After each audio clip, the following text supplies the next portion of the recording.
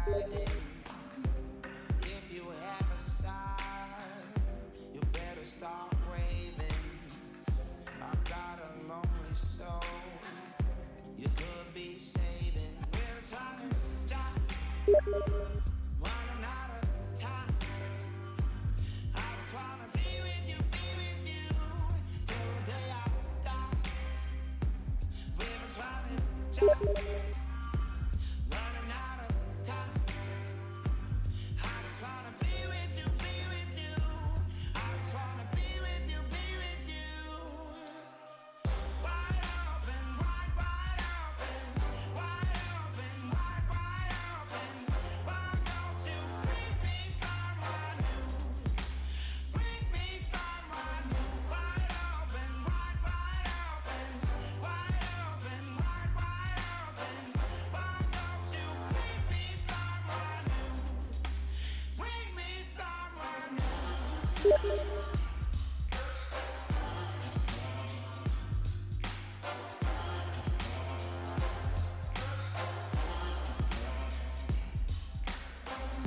The missing piece I'm having trouble finding. The pressure's building up, waiting for my diamond.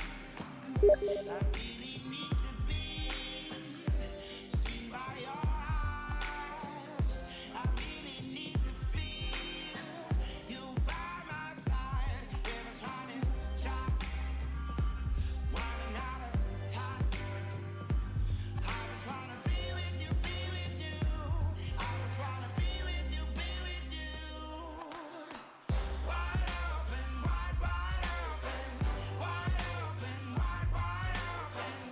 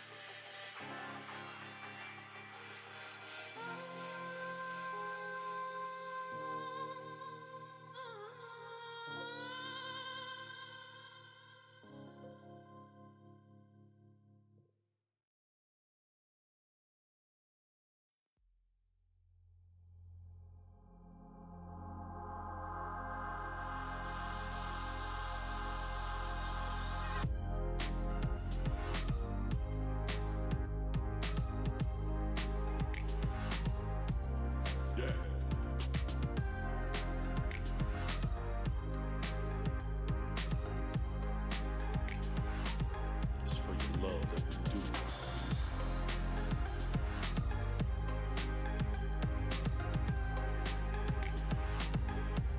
Yeah, we do it for you. For your love, so much you and you have no clue. Everything that the real man do, we do it for you.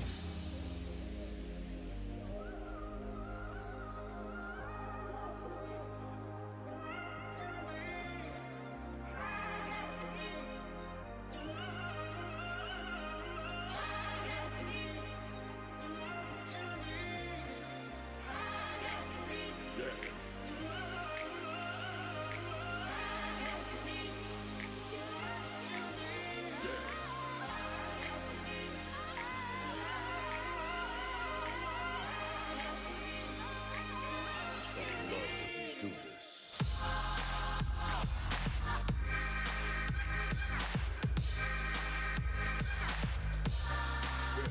We do it for you.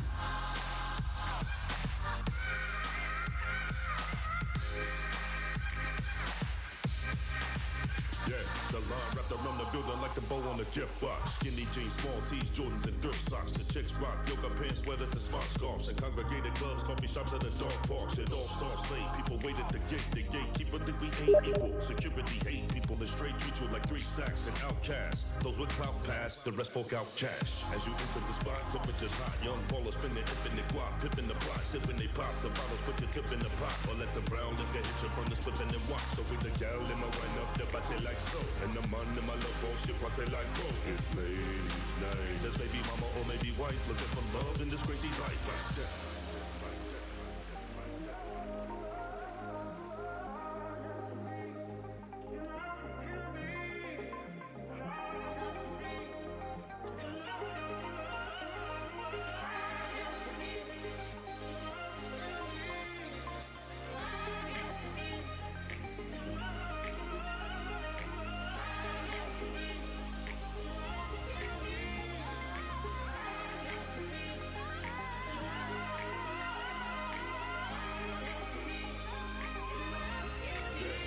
We do it for you.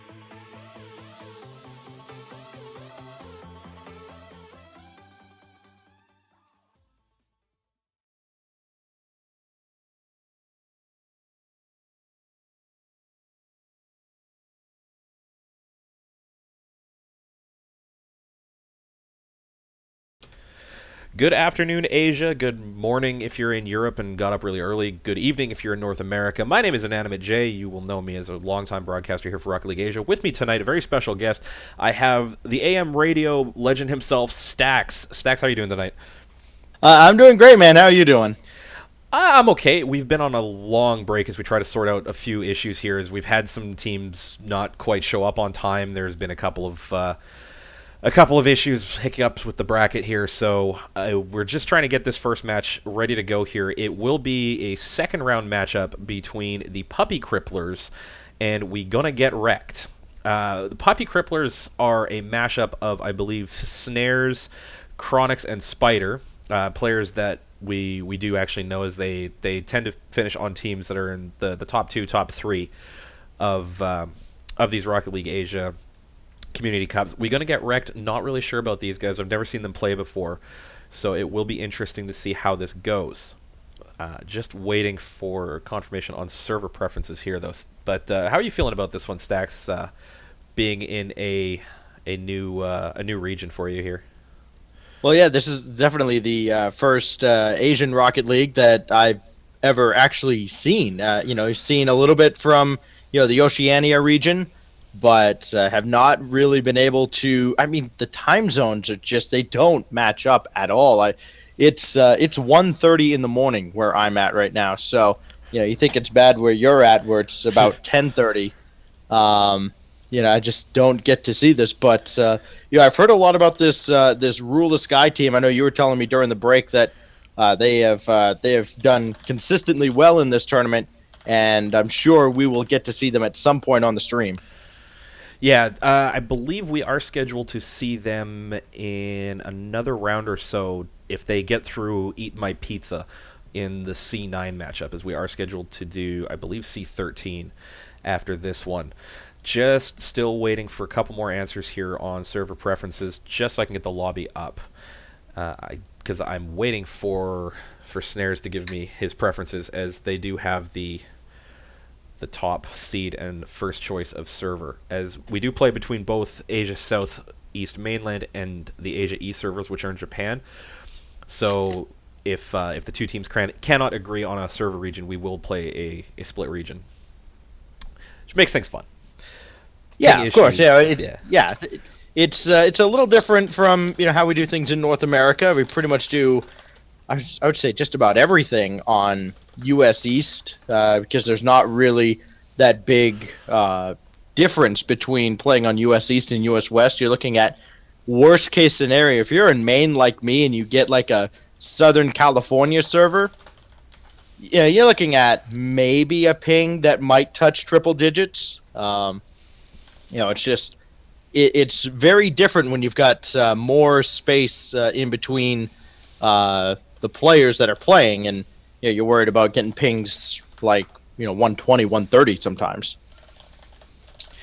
Yeah, as I just have now the server preferences, we will be playing this one on Asia East, as I have been told that is an agreement between the two teams here.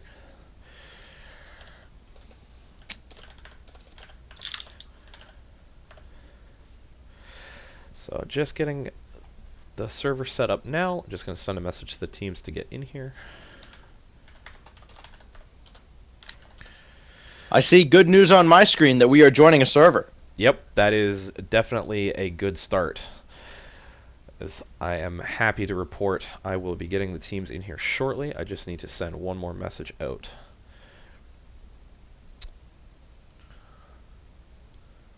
Puppy Crippler. What a name. I still can't get over that name. Puppy Cripplers.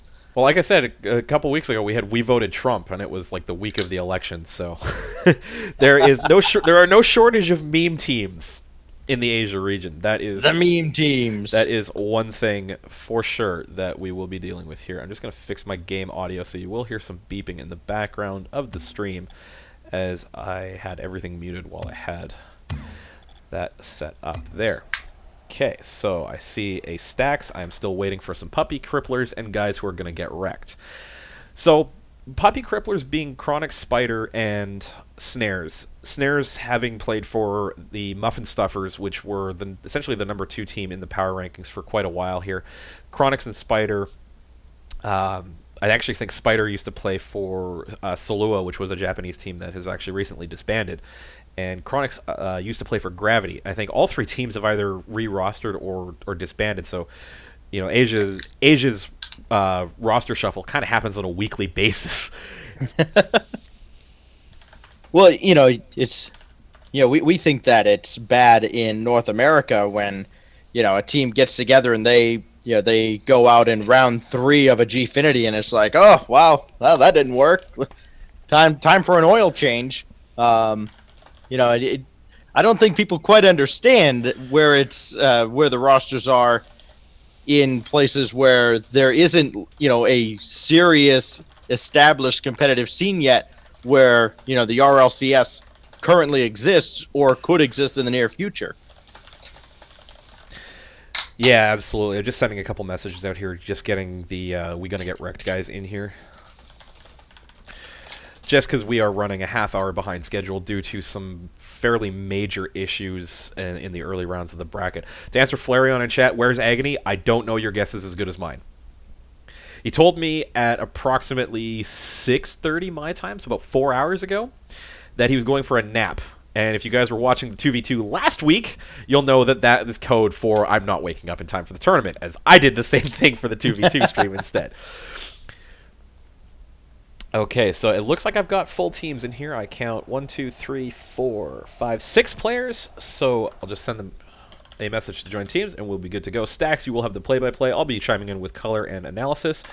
So as soon as they are in, we're going to get on the road.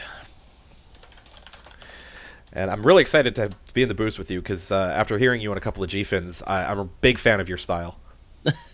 Well, thank you. I'll try not to disappoint.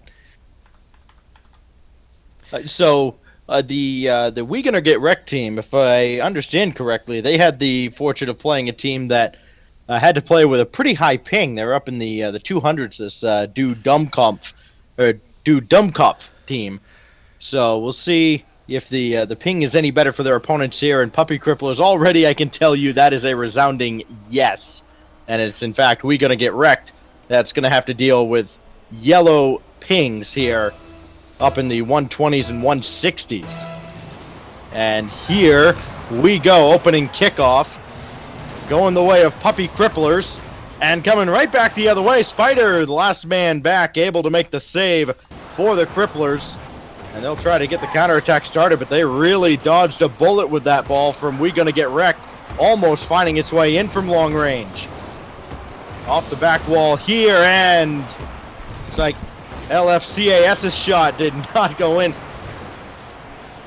How do you even say this name? What is this, just Cass? Azur CL, Lakes, and I'm just going to call him Cass from now on. Yeah, we're going to go with Cass on this one. Here goes Azure, though, looking for a high drive. That's going to be well wide, though, and Spider's there to clear that away. And bringing this up will be Spider.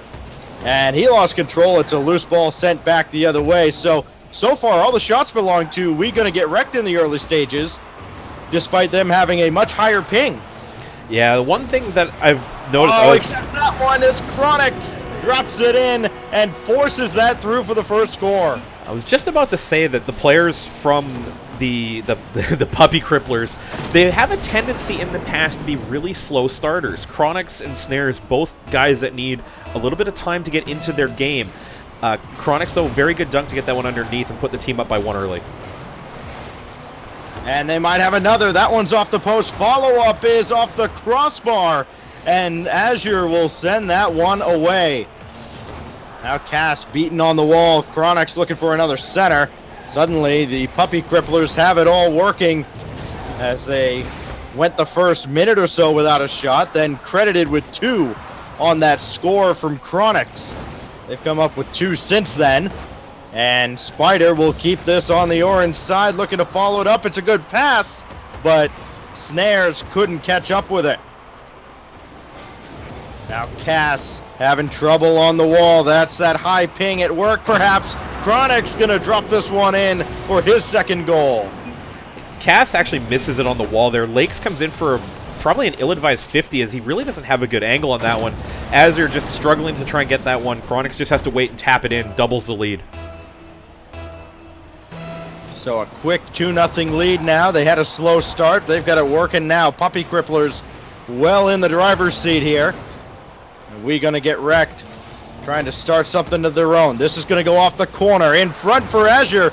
But he was contested, I believe, by Chronix. And regardless, not able to get one on target. Spider got in the way of that clear, but still able to send one downfield right at Azure Seal. And it's another shot for Puppy Cripplers, who really have dominated the last minute and a half or so here in Game 1. Yeah, it's been a lot of zonal control. They've got the 2 goals, but it's still a lot of back and forth. Is we going to get wrecked, or just kind of giving easy balls for them to clear? As that's a good pinch downfield. Snare's in a good spot to recover. But we going to get wrecked, are probably going to have to try and get a little bit more control of the ball, because as I say that, oh, what a play! I got to And bottle now my hitting Caster's it, Curse. Chronix. Yeah, I got to bottle my Caster's Curse here. It's a good pop by Chronix. Snares just drops that down. Actually gets a little bit lucky. Wins the 50-50. Good bicycle kick right across the far side of the goal. Really tough to get that angle off the Octane. But it's good for the 3-0 lead here. So Chronix, fitting enough, a hat trick for him. Really 3 shots. He got credited for 2 on the dunk that ended up going in for the first score. So very efficient offense for Puppy Cripplers, and Chronix in particular. All of his goals have been scored in, high quality scoring opportunities. He's trying to set one up here, but it's sent away by Cass. Now the key for We Gonna Get Wrecked, if they're gonna get back into this game, probably need more passing out of the defensive zone. They're trying that dump and chase strategy that we see in North America very often. And that works against other North American teams, but then you end up against a European team, for example, or just a higher tier team, and suddenly it just doesn't work. This one brought in, and Cass couldn't get that off of Chronix in front, and it will go away, and another clear for Puppy Cripplers. Yeah, just a trick to the dump and chase strategy. It's one that can work against a lot of regions, but it requires reading your opponent's play and dumping the ball into spots where the only play that they have is a weak ball back to about the midfield line. And then it's your second play in that's the one that brings the real quality. The unfortunate thing for We Gonna Get Wrecked here is they're just dropping the ball into really easy places for the Puppy Cripplers to get good quality clears back downfield and over the midfield press. Down to 45 seconds, and the door is closing on them. That one off the crossbar from Snares. And another big clear from Azure will get them downfield, moving in the right direction. But they need to stay down there. They need little short of a miracle at this point here in Game 1. Remember, it's a best of 3 until we get to the upper and lower bracket finals. And, of course, the grand finals, all a best of 5. So important for Puppy Cripplers to get out to a strong start, as they have. They are closing in on a 1-0 series lead, looking to make short work of We Gonna Get Wrecked. The final seconds ticking off here, and I think both teams are content to just move on into Game 2. Finally, the first demo of the entire game comes out in the final seconds, and Puppy Cripplers take Game 1. It's really good play by the Puppy Cripplers here. I was, in the process of saying that they're kind of slow starters, as We Gonna Get Wrecked had the bulk of offense, and I'm pretty sure Chronix heard me and said, nah, man, we're going to go this way, and dunks in that first goal right on the 1 minute played mark. We Gonna Get Wrecked, I don't think they played a bad game, just 3 really well hit goals by Chronix, and the real difference as well. But a lot of saves from the Puppy Cripplers too. 5 saves. That's all of the shots by We Gonna Get Wrecked were actually blocked on that one. Yeah, not many second chance opportunities as well. You see a lot of goals scored on those second chance tries. Nothing there. Good saves and even better clears. The key for Puppy Cripplers, who probably, I would guess, 70-30 possession percentage there in that first game. It really did look like the ball was on the orange side of the field much longer than the blue side. That's going to need to change for We Gonna Get Wrecked. Game 2 could be their last here in the upper bracket. And Cass is going to have to play some early defense. Another shot from Snares. That one's going to be sent high. And a loose ball in front that Cass was the only one who happened to be nearby. Off the back wall here, Cass couldn't get the second touch to follow it up. And here goes Puppy Cripplers. Good centering pass from Chronix. He found Spider on an empty net. And the play that really set this one up is Cass was in deep, had no boost, was trying to just chip it off the boards.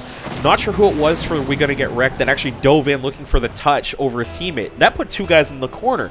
That left the one guy back on defense completely helpless as Chronix just put the ball long for Spider, who had no opposition in net to tap in. So Chronix has scored 3 goals, assisted on another, so 100% goal participation in this series.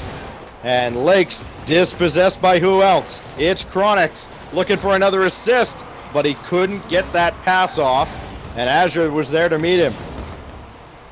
Now Cass trying to battle with Chronix, and it seems like for just about everybody so far, that's been a losing proposition. Lakes will clear, but only as far as Spider. And again, this ball staying on the orange side. Eventually, this boost is going to break down for them if they can't get a big clear and some possession on the other side of the field. Another centering pass sent away by Azure. Now Lakes will pop this away, and they're finally able to at least get some boost and take a sigh of relief here. Yeah, I mean, they finally cleared their lines, but it's just right back in their zone.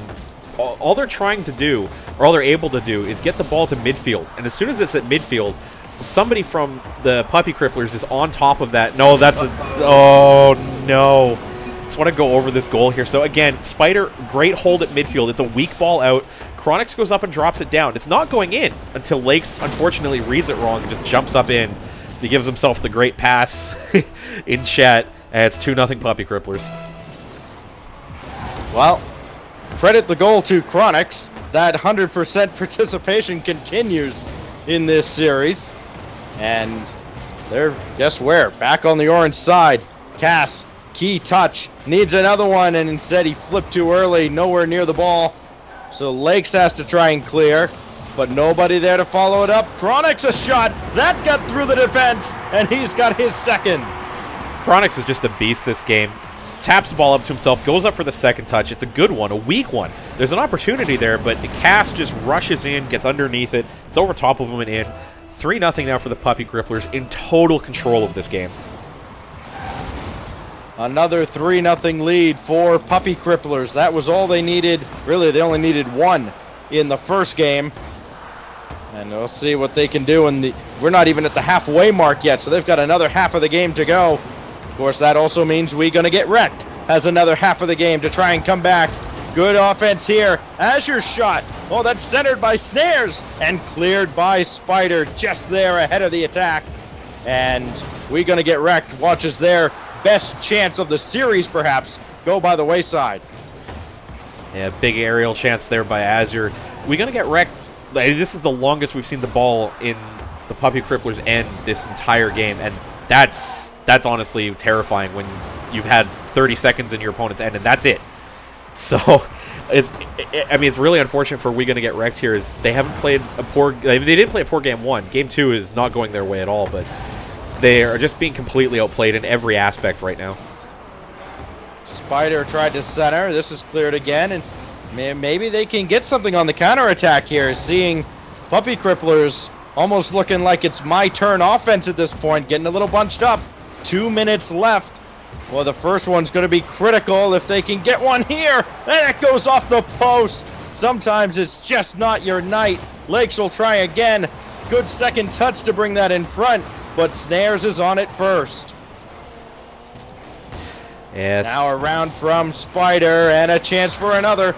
Sent away again. The defense much better from We Gonna Get Wrecked, but they still find themselves on the business end of a 3-0 scoreline. Yeah, I apologize for dropping the cues sometimes here and just getting used to working with you in the boost here. Chronix is going to drop that in. Oh, big save by Cass. This has been all Puppy Cripplers this entire game. Every time that We Gonna Get Wrecked even tries to get the ball out, they can't even figure out who wants to take that one. Yeah, nobody wants it at all at this point, but somebody's got to take it. They've only got a minute left before they get relegated to the loser's bracket. And Chronix will just waste some time here for Puppy Cripplers, looking for one final goal. They're going to get it from Snares. Well, this ruins Chronix' 100% goal participation directly, but that play is all him. The air flick down to Spider, Snares with the third rotation, follows that up, puts it in the bottom corner. It's a good 1-2-3 play, and very much full value for the 4-0 lead. They have looked very impressive on their way along the upper bracket. And now Snares, maybe they'll get one more by the time this is all over, because they're going to have plenty of zone time. Spider going to try to dribble this in. He got a great pass and caught it and walked it home. Cass just unfortunately rolling that up off the roof of the breakout. Spider, great catch on that ball. A lot of players who try and rush that in, not Spider. Cool as you like, catches it, puts it in near side. 5-0 Puppy Cripplers. Well, outstanding performance from them here in the second round of the upper bracket. And they are looking like they might pitch a shutout here in this second round match. 3-0 and 5-0 and counting right now in game 2. This one's going to bounce in. They might get a 6th. Instead, it's cleared away by Cass. Here goes Chronix. And one of his rare mistakes, not able to catch up with that ball. Final seconds, chance for We Gonna Get Wrecked to break the shutout. Not going to happen. Snares with the save. The third of the game for the Cripplers, and that will do it. A sweep in this best of 3 in round 2. Yeah, good games by the Puppy Cripplers. Chronix just on fire today. 10 shots coming out of the Puppy Cripplers in that game. Half of them going in, another 40% of them being saved. You know, We Gonna Get Wrecked, not out of this one. Double elimination tournament. They still have an opportunity in the lower bracket. But they're going to have to sort themselves out a little bit, I think, because they were at 6s and 7s for quite a lot of that game there, unfortunately. And I think it really kind of cost them in the end. Well, they were true to their name. I think they might have had a feeling coming in that they were going to be up against a challenge. Of course, Puppy Cripplers, one of the higher-seeded teams in the tournament, getting a bye. And, well, they have held seed here. We'll have a 2-3 matchup. Actually, all 4 top seeds advancing into the third round along the upper bracket. Should be a tremendous finish up top. Yeah, it's the upper part of the bracket, and we will actually be going to Rule This Guy next. We're just going to throw it over to a quick break as I need to restart a couple things on my end. Not the full stream, thankfully, but I am having some issues with my Rocket League, so we are going to throw it over to about a 5-minute break here as I just get the break screen set up there. But Stacks, how are you feeling after that one? I mean, that was probably a really good example, at least, of some of the teams we have up here. But definitely you're in for a treat coming up next because for people who haven't seen Rule the Sky before, it's a different class altogether. Well, hey, I'm a fan of Chronix already because he was. I know the term playmaker has a much different term in Rocket League. It means somebody who actually gets assists, but I mean he was making plays, whether it was individually scoring goals or, of course, setting up his team. Whether he got the primary or secondary assist, and also making plays defensively as well. It really looked like he was kind of the cog that turned the engine for, or turned the gears for Puppy Cripplers. And I'm looking forward to seeing more of him, hopefully, at some point in this tournament. Yeah, so we are going to throw it over to a quick break here. I just want to get Rocket League restarted, sort out the lobby. So we'll be back in about 4.5 minutes' time. You're watching Rocket League Asia Community Cup number 6 with an Anime J and Stacks RL in the booth. Stay with us. We'll be right back.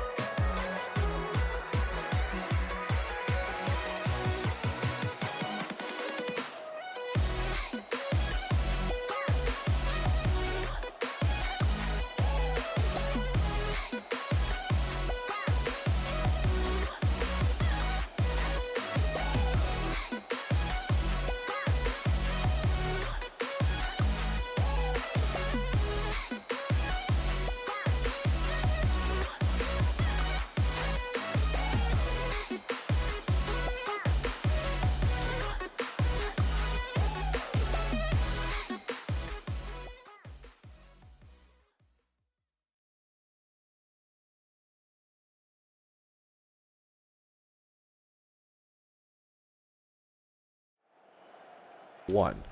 And we are back with Rocket League Asia Community Cup number 6. My name is Inanimate J. I'm in the booth, joined in the booth, by Stacks. Coming up next, we have an upper bracket semifinal at C13 on your bracket if you're following along at home.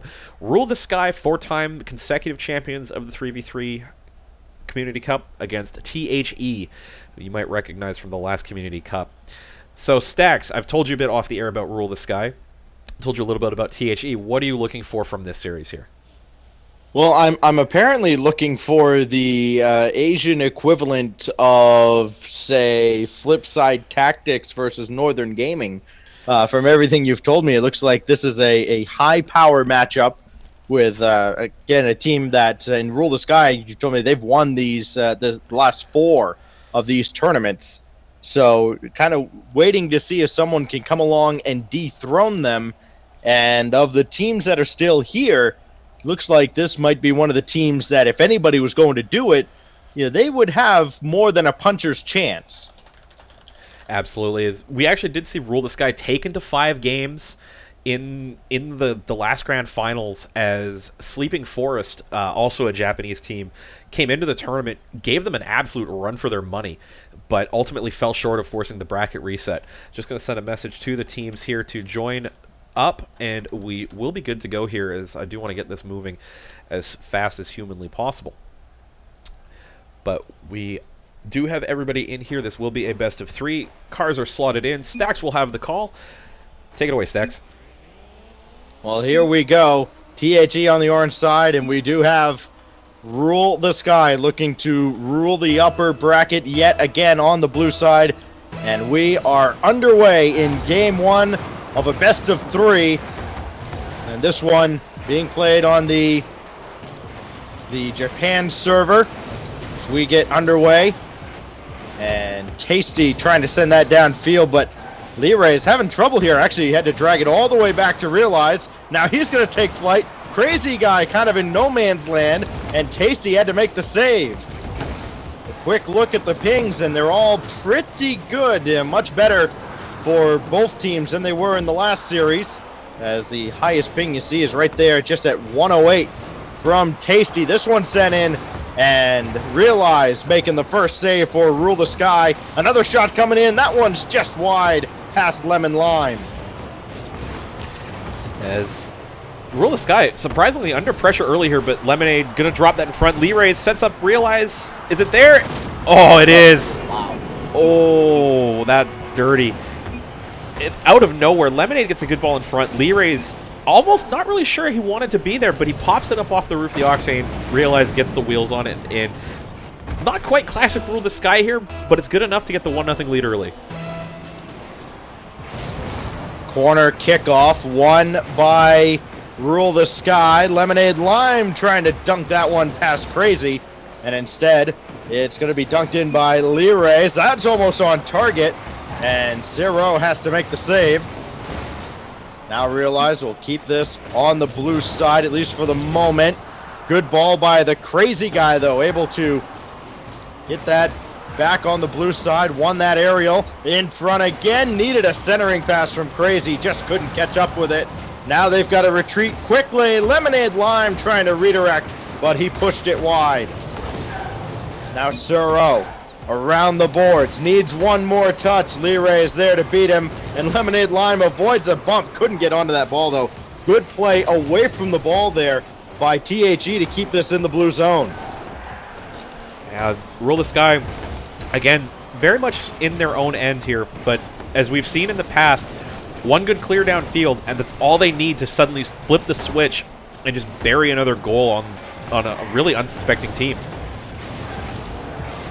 Lee Just Ray like that. Right through the defense. They were there at the goal line. Couldn't meet the ball in time. It's 2-0 Rule the Sky. Like I said, out of nowhere, Lemonade just drops that in front. Lee Ray's had both players from TNG on the line. They're just too far back. They can't close the door, and it finds a way over the line and in. Now Rule the Sky looking to snowball it, but they're going to have to play defense first.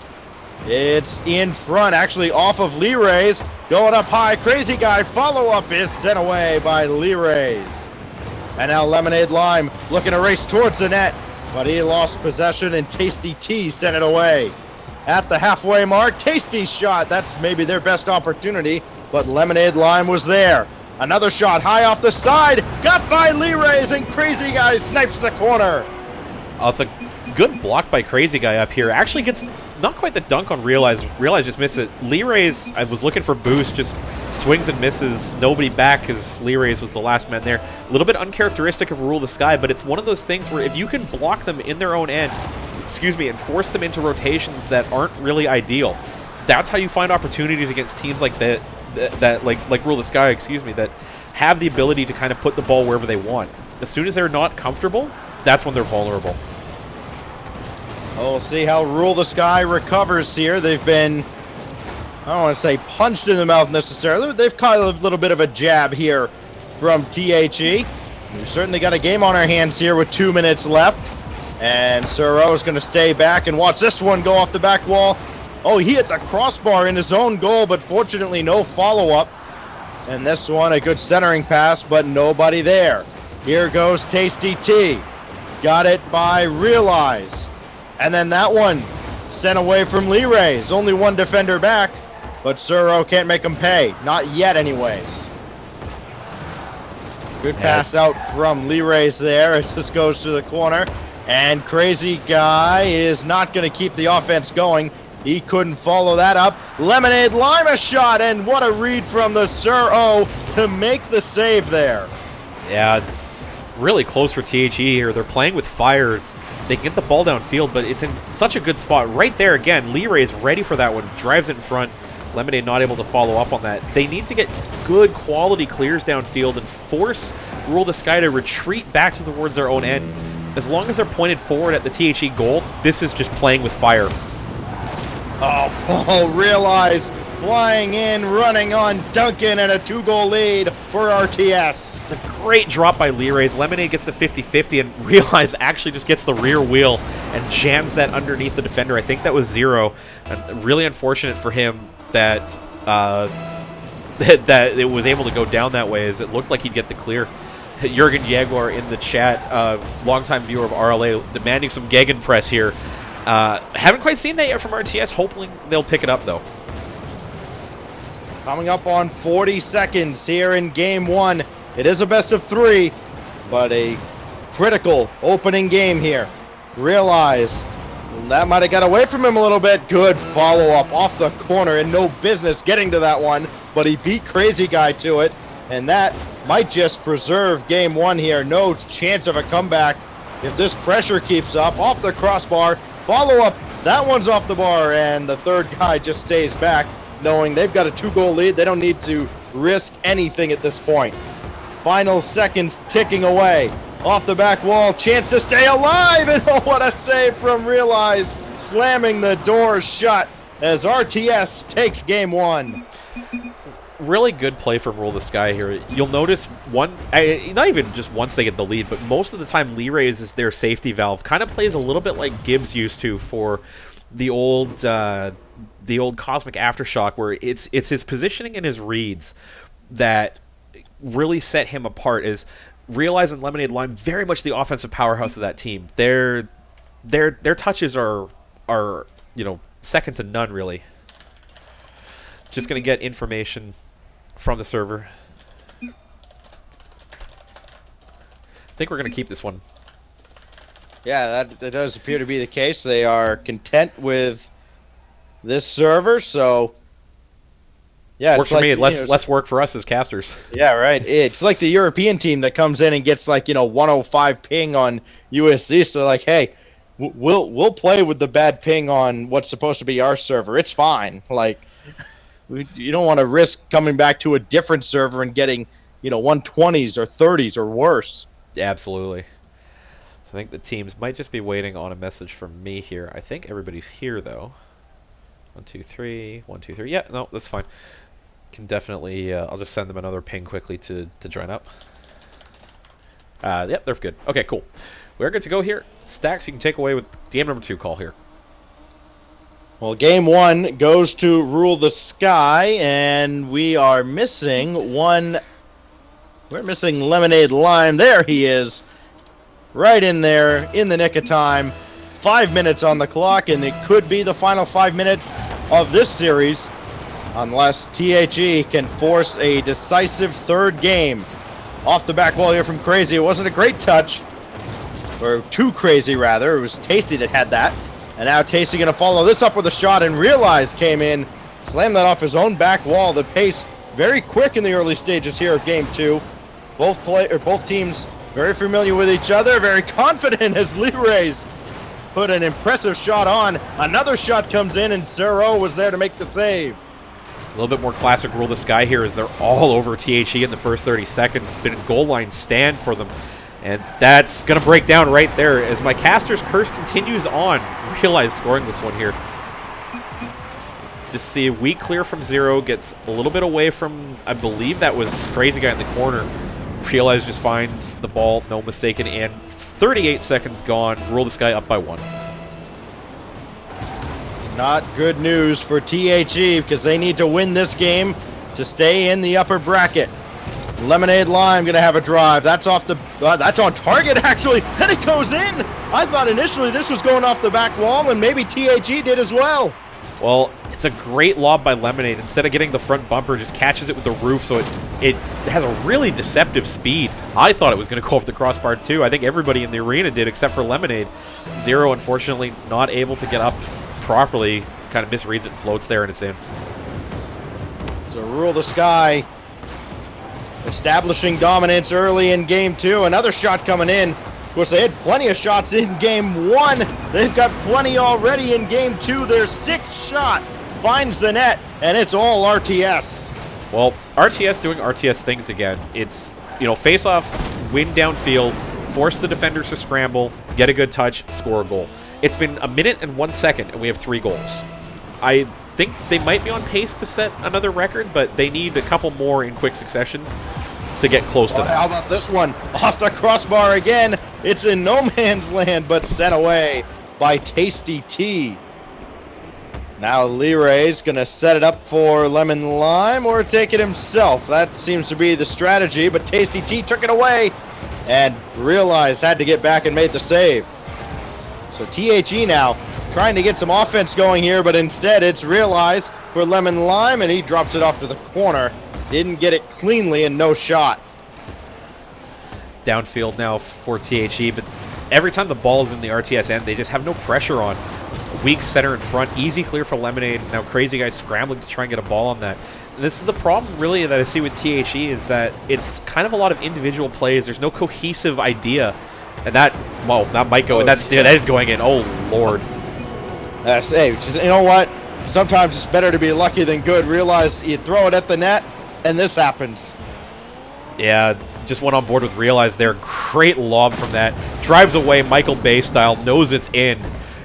Zero in the chat. Hello, ball, where did you go? I don't think anybody in the arena knew where that one was going. A weird kickoff win for RTS here. They're back on the attack already. 4 goals. Much closer game 1 than what we're seeing here in game 2. And Realize is back on the attack. THE, you wonder if at any point they reach the point where they're defeated early and they are almost going through the motions at this point. They might have already accepted their fate, but here goes Crazy Guy and can't get by Leroy's. But everybody misses this one. A chance now for THE. It's Tasty bringing it in. Leroy's is there for another big clear off the back wall. Now back down from Zero. And Leroy's going to take this one. And he's through the defense. And boy, you constantly see THE. They've got their back to the ball as they're racing back to the orange goal. Makes it very difficult to defend because you're in situations like this. And this one's an own goal. Credited to Realize and a hat trick. Yeah, it's the one problem you get when you play a team like Rule the Sky that have great midfield presence and you don't get the ball downfield. They find themselves in great positions to put the ball back in the second after you hit it. And as soon as you do that, you're having to scramble back. It's really hard to defend, and they just have every opportunity in the world to score on you. Leroy's going to dribble. He's got Lemonade Lime with him. Doesn't need him. That's 6 goals for RTS. They're pouring it on. Good it's a good kill kickoff by Realize there. Lee Rays picks up the dribble, scoops it right over top of Crazy Guy. Zero can't react to that one, and it's in. 6-0 Rule the Sky here. They still have 2 minutes to score more here, and it's an emphatic win at this point. Yeah, it's really a choice at this point if they want to score more. It's sent away from Tasty. And Lemonade Lime looking for Lee Rays. He found him. Did he find the net? No, it's saved by Tasty. Follow up from Realize. They're 7 and counting. Let's go on board with Realize here as he's watching downfield. Lee Rays pops it in front. All he has to do is just wait for that one.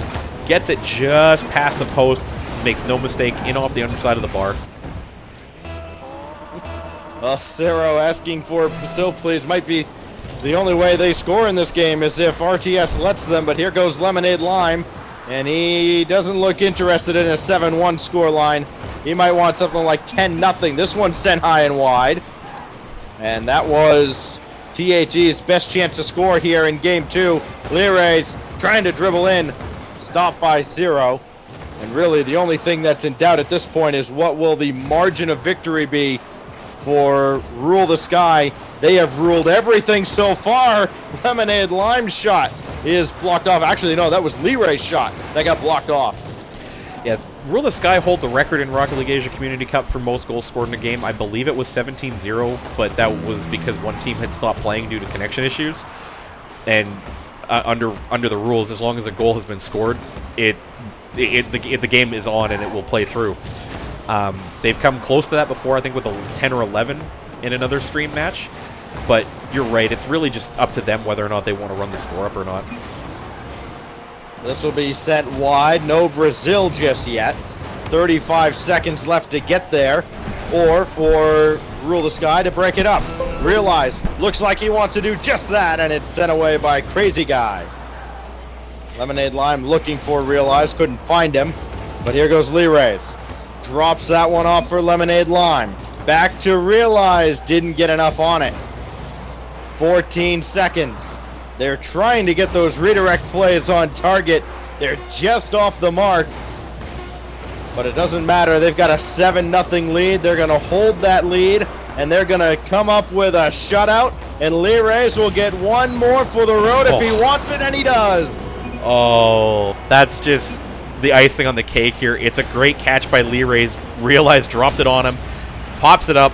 Air dribble to make sure the 0 seconds count. And 8-0 final here for Rule the Sky. Well, they were as advertised here in this series. An impressive shot count in Game 1 in a much closer game. They had to play a lot of defense, but here they didn't have to play much. They had 16 shots. That was just ruthless from RTS, the #1 seed. I believe the chat is calling it savage, and I would be remiss to disagree, as there is no other description for what that was. That was an absolute savaging at the hands of a team that has been constant for a couple of months here. And in a region where there are a number of pickup teams, it's really, really hard to challenge the teams that have that understanding with each other and the ability to be able to make plays off of one another the same way that Rule the Sky do. Well, if you are the Bogio team or Puppy Cripplers, if you watched any part of that or even heard any part of that during your match, yikes. That's what you got to look forward to if you come away with a win. The thing about most of the players on those teams is they've played against that team before. It's not like, despite having a pickup roster, that they're unaware of what they're going into. They know the players of Rule the Sky. Everybody in the region knows the players of Rule the Sky. So it's not really a question of unknown quantities. It's just a matter of being able to play together as a team and make the plays happen that you need to make sure that you minimize the amount of pressure coming in from Rule the Sky at midfield, because that's really the big thing against a team like that, is to get them out of their comfort zone and make them make mistakes. So Rule the Sky moves on into the upper bracket final, so that will end up being a best of 5 against the winner of the 2-3 matchup between Bogio and Puppy Cripplers. That name is fantastic. I'm never gonna get over that name. And doesn't look like we have any update on that one. I'm assuming that they were playing and not being held for a stream. No, that one should be good to go. And just... Yeah, sorry, I'm just getting server preferences for the next one. I'm going to throw it over to a quick 5-minute break here, just to make sure I get everything sorted out and I'm not stalling for time here on stream, as it's super awkward and I can only do that for so long. So on that note, I'm going to quickly set up these overlays. Stacks, give me like 4 seconds of stall. My apologies. 4 seconds to stall. All right, here we go. So we're going to stall for about 4 seconds for Inanimate J, but it's going to be a really, really slow 4 seconds. It's going to be the slowest 4 seconds you have ever seen in your life. But I'll tell you what, these 4 seconds, we've got great seconds here. They're going to be amazing seconds. They're wonderful seconds. You're going to love our seconds here. All right, Rocket League Asia. All right. Perfect timing. Okay. So on that note, I am Inanimate J. You can follow me on Twitter at Inanimate J. He is at StacksRL on Twitter. We are currently casting the Rocket League Asia Community Cup number 3, going into a 4-minute break here. We'll have a lower bracket game between We Gonna Get Wrecked and Disqualified coming right up. Stay with us.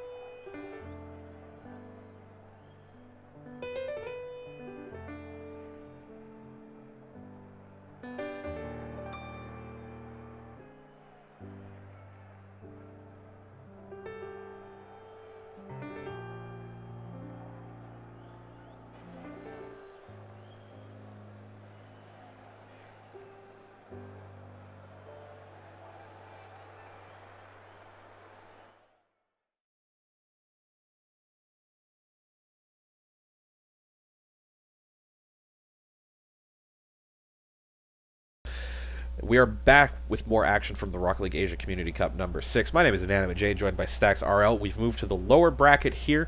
We Gonna Get Wrecked, who we saw earlier in the second round against the Puppy Cripplers, playing against Disqualified, who are on a slightly different roster tonight, as I don't really recognize everybody here. But Stax, having seen We Gonna Get Wrecked here, what do you think they need to do differently in this lower bracket now, facing elimination? Well, they've got to understand that, they do have a game or a match on stream under their belts already. So, you're playing in front of your peers. It's not playing in front of, hundreds and hundreds of people, or even thousands like you would, say, in the RLCS, but it is still playing in front of your peers. There is a lot of pressure there. They've got to overcome that now and put 2 solid games together, 3 solid games together, perhaps, to stay alive here in this tournament. Otherwise, their tournament will be over. Absolutely. Just sent the message to the teams to join up, so hopefully they receive that as soon as possible here, as we are looking to get this underway. And just looking at the chat here, Troubles, who is actually 0 from the last match, asking Realize how he's so fast, and it's I'm young Kappa. And game sound is awkward here, but we are good to go, I think. So I'm just going to fix that. Yeah, awkwardly. the players have joined up. We're underway. It's not a good ping for Alucard, but for everybody else, well, it's about equal, all things considered, here as we get underway. And remember, this will also be a best of 3 down in the lower bracket. It is an elimination matchup, and Alucard going to send this one downfield. He's got the highest of them all, but he's going to be the one coming up with the first centering pass of the game, and it goes through everybody, but Lakes will be the one that clears it away. And now Azure downfield on target, sent away by Adik, and that's going to be Azure sending this over to the corner, easily sent away by Alucard. So they go back and forth early, and not a lot of quality opportunities. The best chance came from Alucard's centering pass, but nobody was there for it. This one in front, and Lakes almost put that in. He was right there on the doorstep. Yeah, close here for We Gonna Get Wrecked, as they getting a bit more of the pressure here against Disqualified, but Disqualified might just be taking their time to settle in and get used to the ping. They are an Asia Central team, and we will be changing servers after this one, as it will be a 1-1-1 series, Japan, Asia, Japan. But hopefully they can get by the ping, as a lot of the players in Asia get used to playing with these kind of pings just to make sure they can get matches, but sometimes just not quite ready for it. Big clear downfield from Alucard. He'll follow it up himself. 236 ping and a big first goal for DQ. Alucard, good bump on Azure there, and double whiff from both Cass and Lakes. Alucard, even with the ping, doesn't even really need to do much. Just make sure he puts it on frame. He does. Disqualified have the first goal. Lakes couldn't get the second touch on that one. And it's going to be Cass bringing this in. He'll follow it up himself. Lakes was also up there, but it's going to be sent away to the corner. Now Azure trying to follow this up himself, and Alucard makes the save. Now it's Kenny clearing this away. Dangerous ball, though, in the orange zone. Fortunate was Disqualified not to have given up an equalizer there.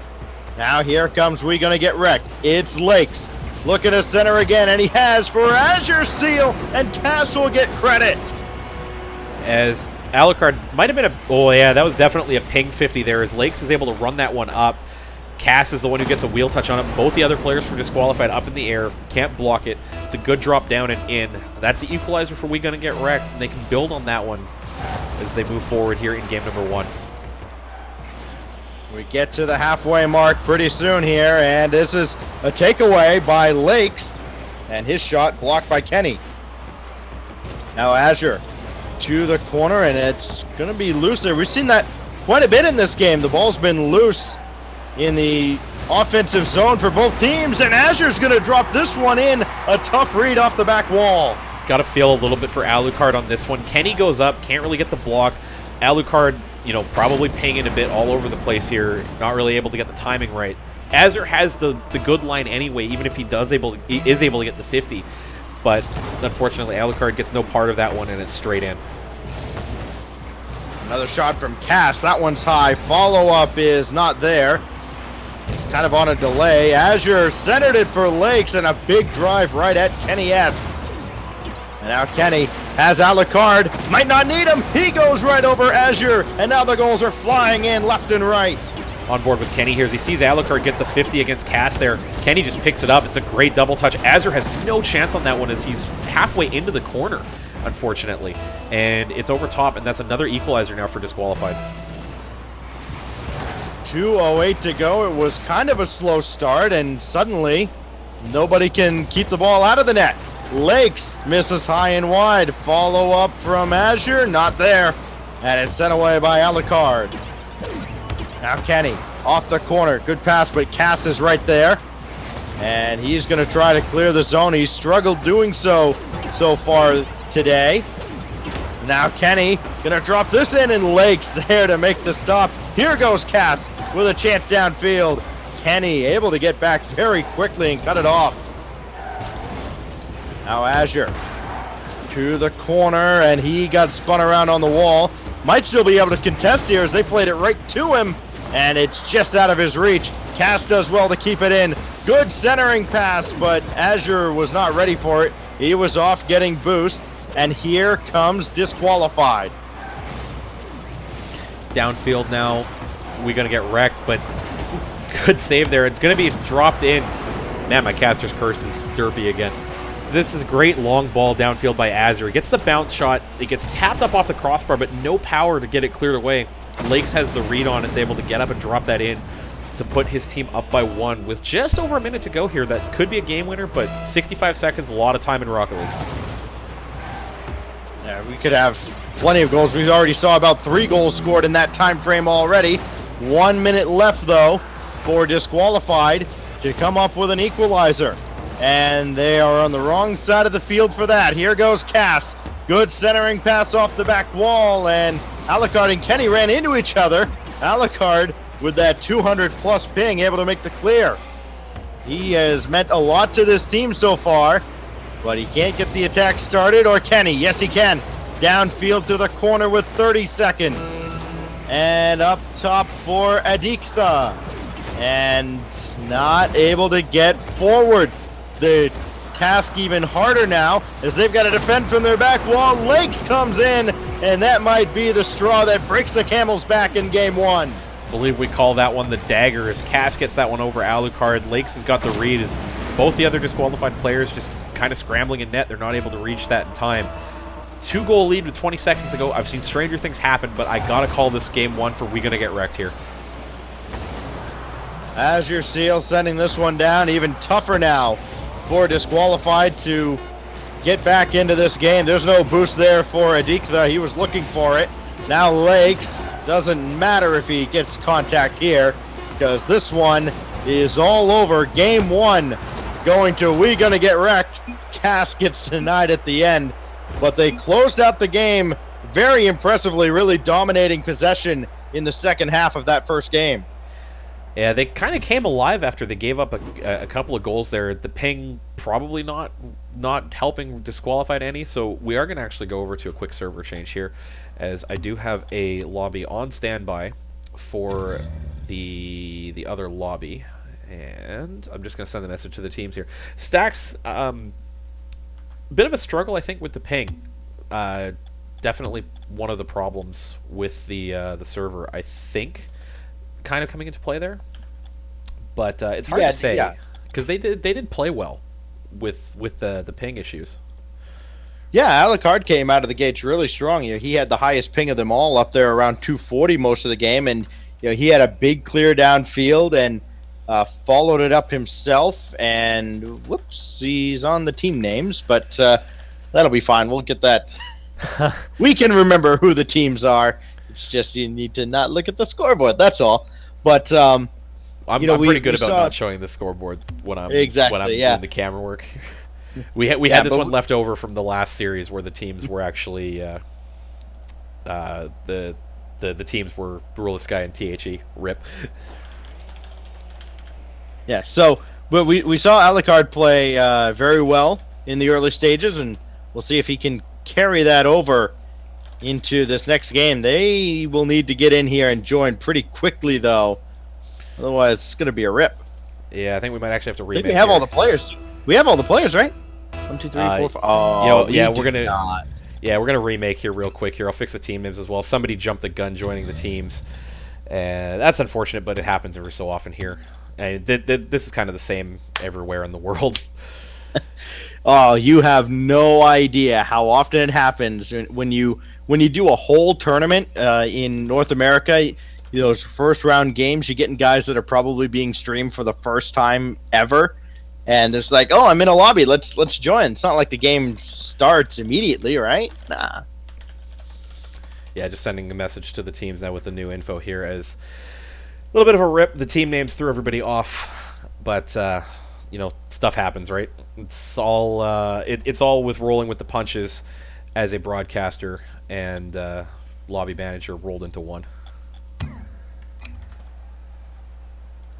Yeah, so the real unfortunate thing is that server was really good, and now that server is gone.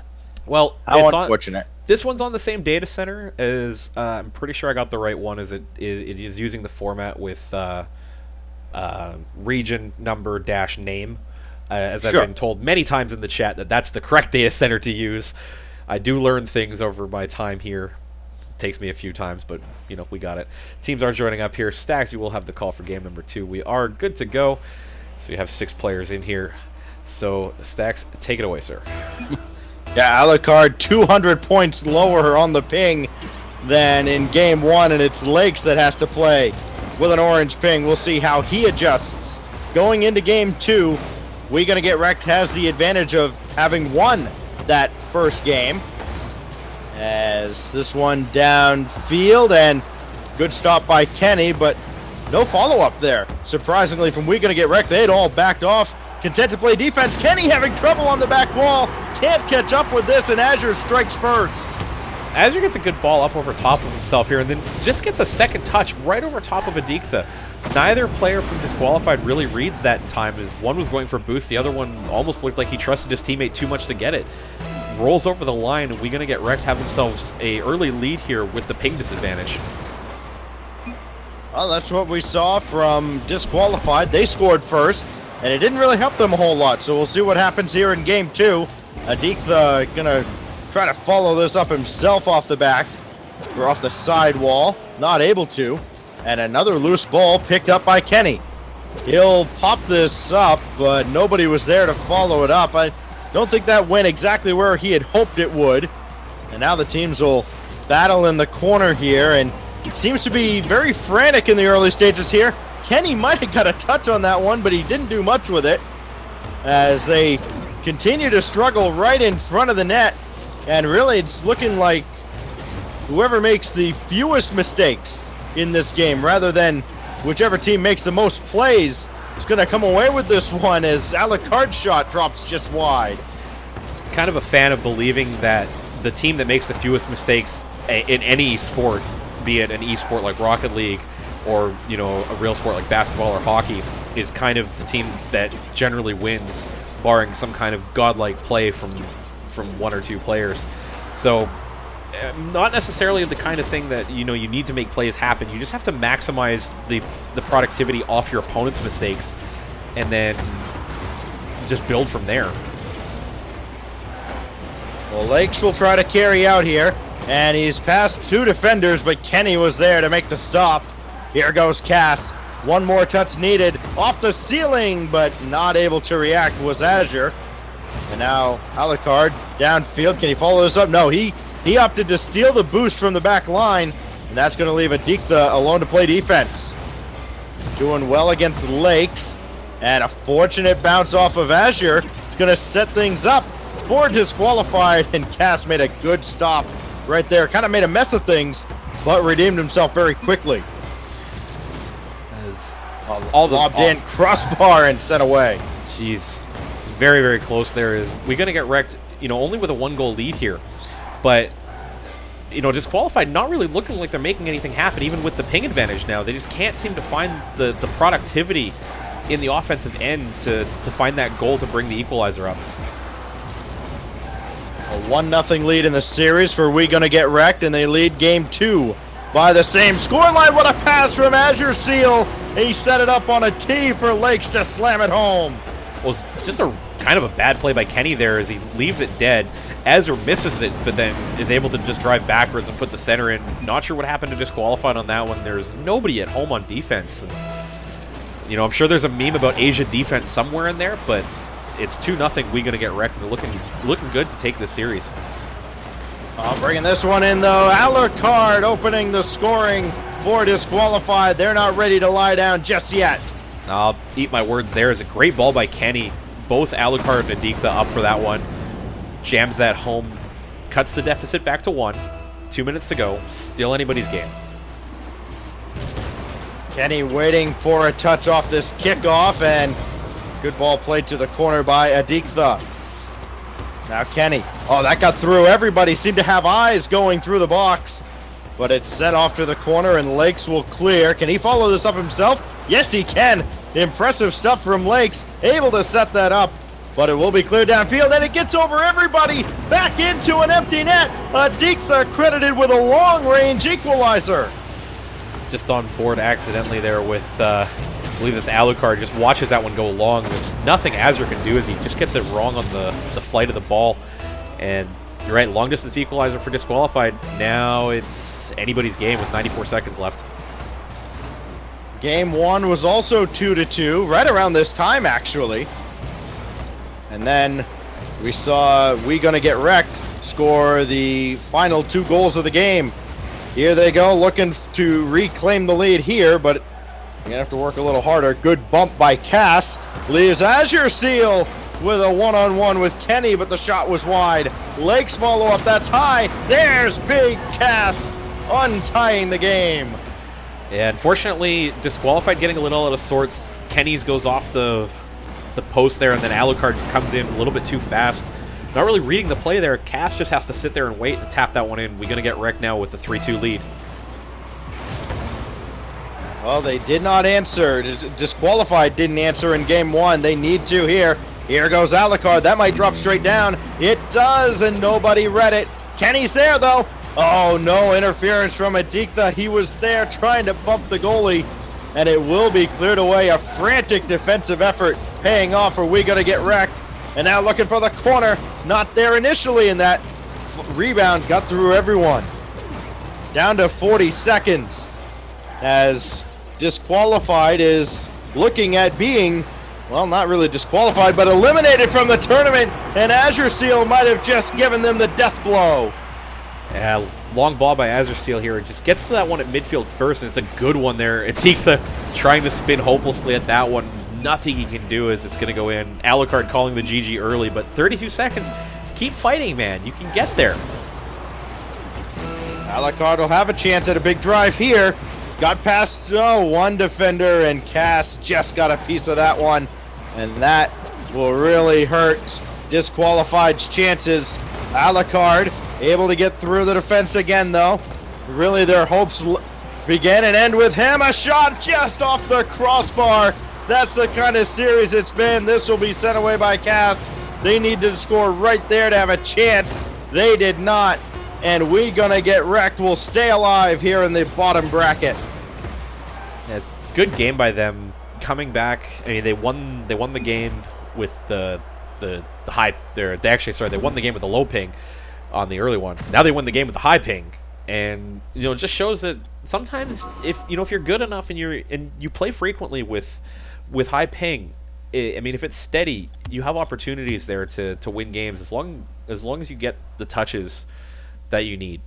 And they did that. They made sure that they made every opportunity they had count. And unfortunately for Disqualified, that will be the end of them here, as they are unable to come back and force a game number 3 here in the lower bracket. Yeah, so We're Gonna Get Wrecked. You wonder if maybe they were a little nervous about being streamed again, but they overcame that and overcame some substandard ping here in this second game, and they looked very good. They didn't look like there was any difference from game 1 to game 2. They played very consistently, and they will move on to take on TAG. Yeah, it's just gonna sort out the next match here. I believe we're just trying to confirm rosters, so I'm gonna throw it over to a break. Just make sure I confer with Savin and understand what's going on here before we go ahead and start the match up. So I'm just gonna start up a timer here and give ourselves a good number of minutes as I accidentally backspace too many times. And you know, it's tough being the streamer as well as the caster here, because you have to talk while trying to juggle things. But I'm looking forward to this. We get to see Bogio, as they have fallen out of the upper bracket. They did lose to the Puppy Cripplers, and they will be facing off against Dudumkov, which I'm sure Jurgen in the chat will be proud of seeing a German team name at least in the roster here. Is we do love our Jurgen Klopp imitator. Actually, he might actually be the real one. I wouldn't be surprised if it was the real one. Well, hey, I'm just excited that we've got easy names to pronounce. You look at the roster; it's Questos, Axeman, and Waffles, or I believe we have Waffles in the Twitch chat as well. Maple Waffles on that team. That's easy. You keep it that easy, and we're fine. You start throwing in weird characters and you get like 6 consonants all together, like some casters maybe named Sferniday. Then it gets a little difficult. The Sferniday shout out, I love it. All right, we're gonna go over to break here. My name is Inanimate J. He is at StacksRL. You can follow us both on Twitter if you haven't already. Do so. We appreciate that. This is Rocket League Asia Community Cup number 3 coming up next. Another lower bracket game. Bogio versus Dudumkov. Stay with us.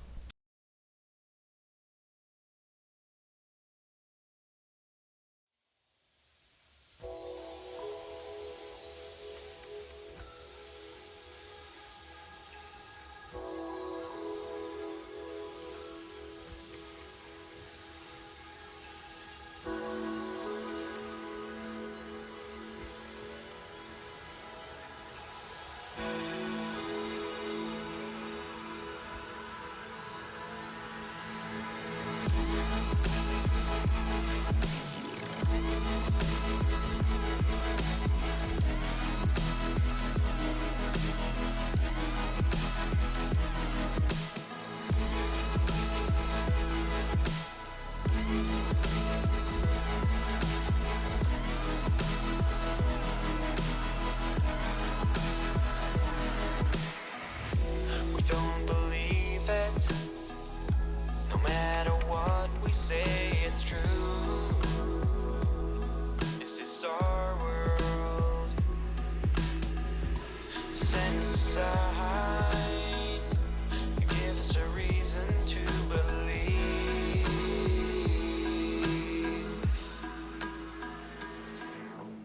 We don't believe it. No matter what we say, it's true. It's true. We don't believe it. No matter what we say, it's true. This is our world. We don't believe it. We don't know where we are.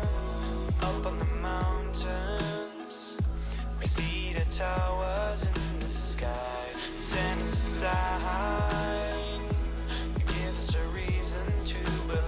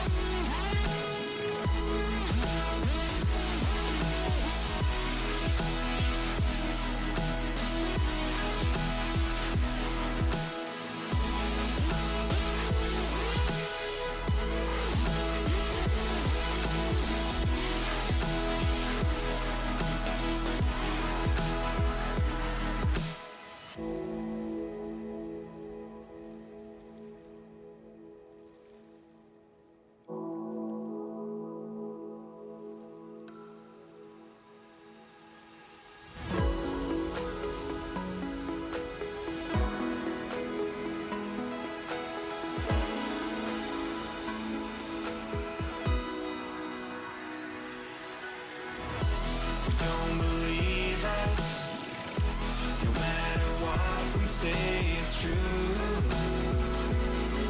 It's true. We don't believe us. No matter what we say, it's true. 'Cause it's our world. We don't believe us. No matter what we say, it's true. It's true. We don't believe us. No matter what we say, it's true. 'Cause it's our world.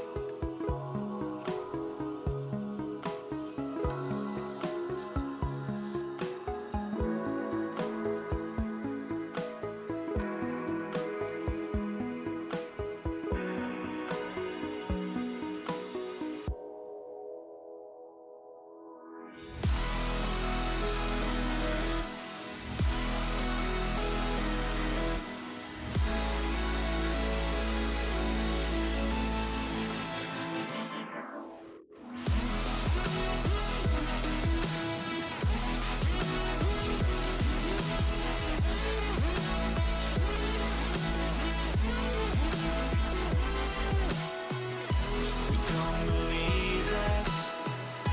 No matter what we say, it's true.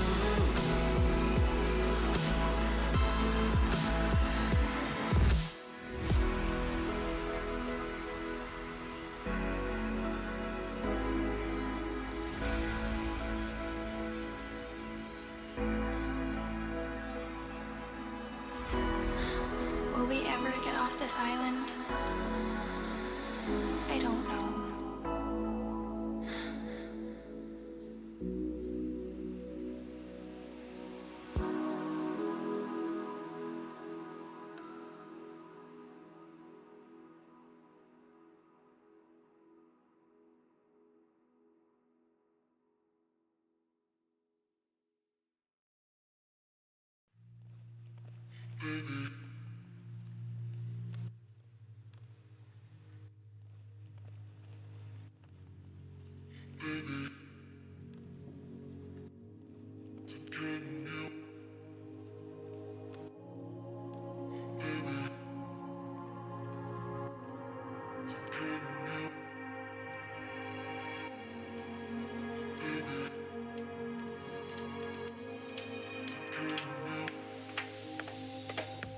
Pull me close and you say you'll never run away.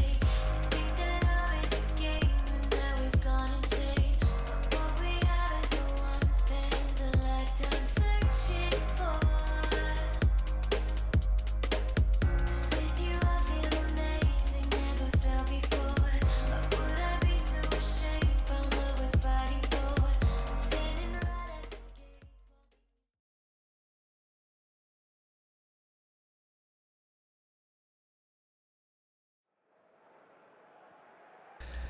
We are back with the Rocket League Asia Community Cup number 6. I am at InanimateJ on Twitter. He is at StaxRL. We have a lower bracket semifinal coming up for you between Bogio and Dudumkov.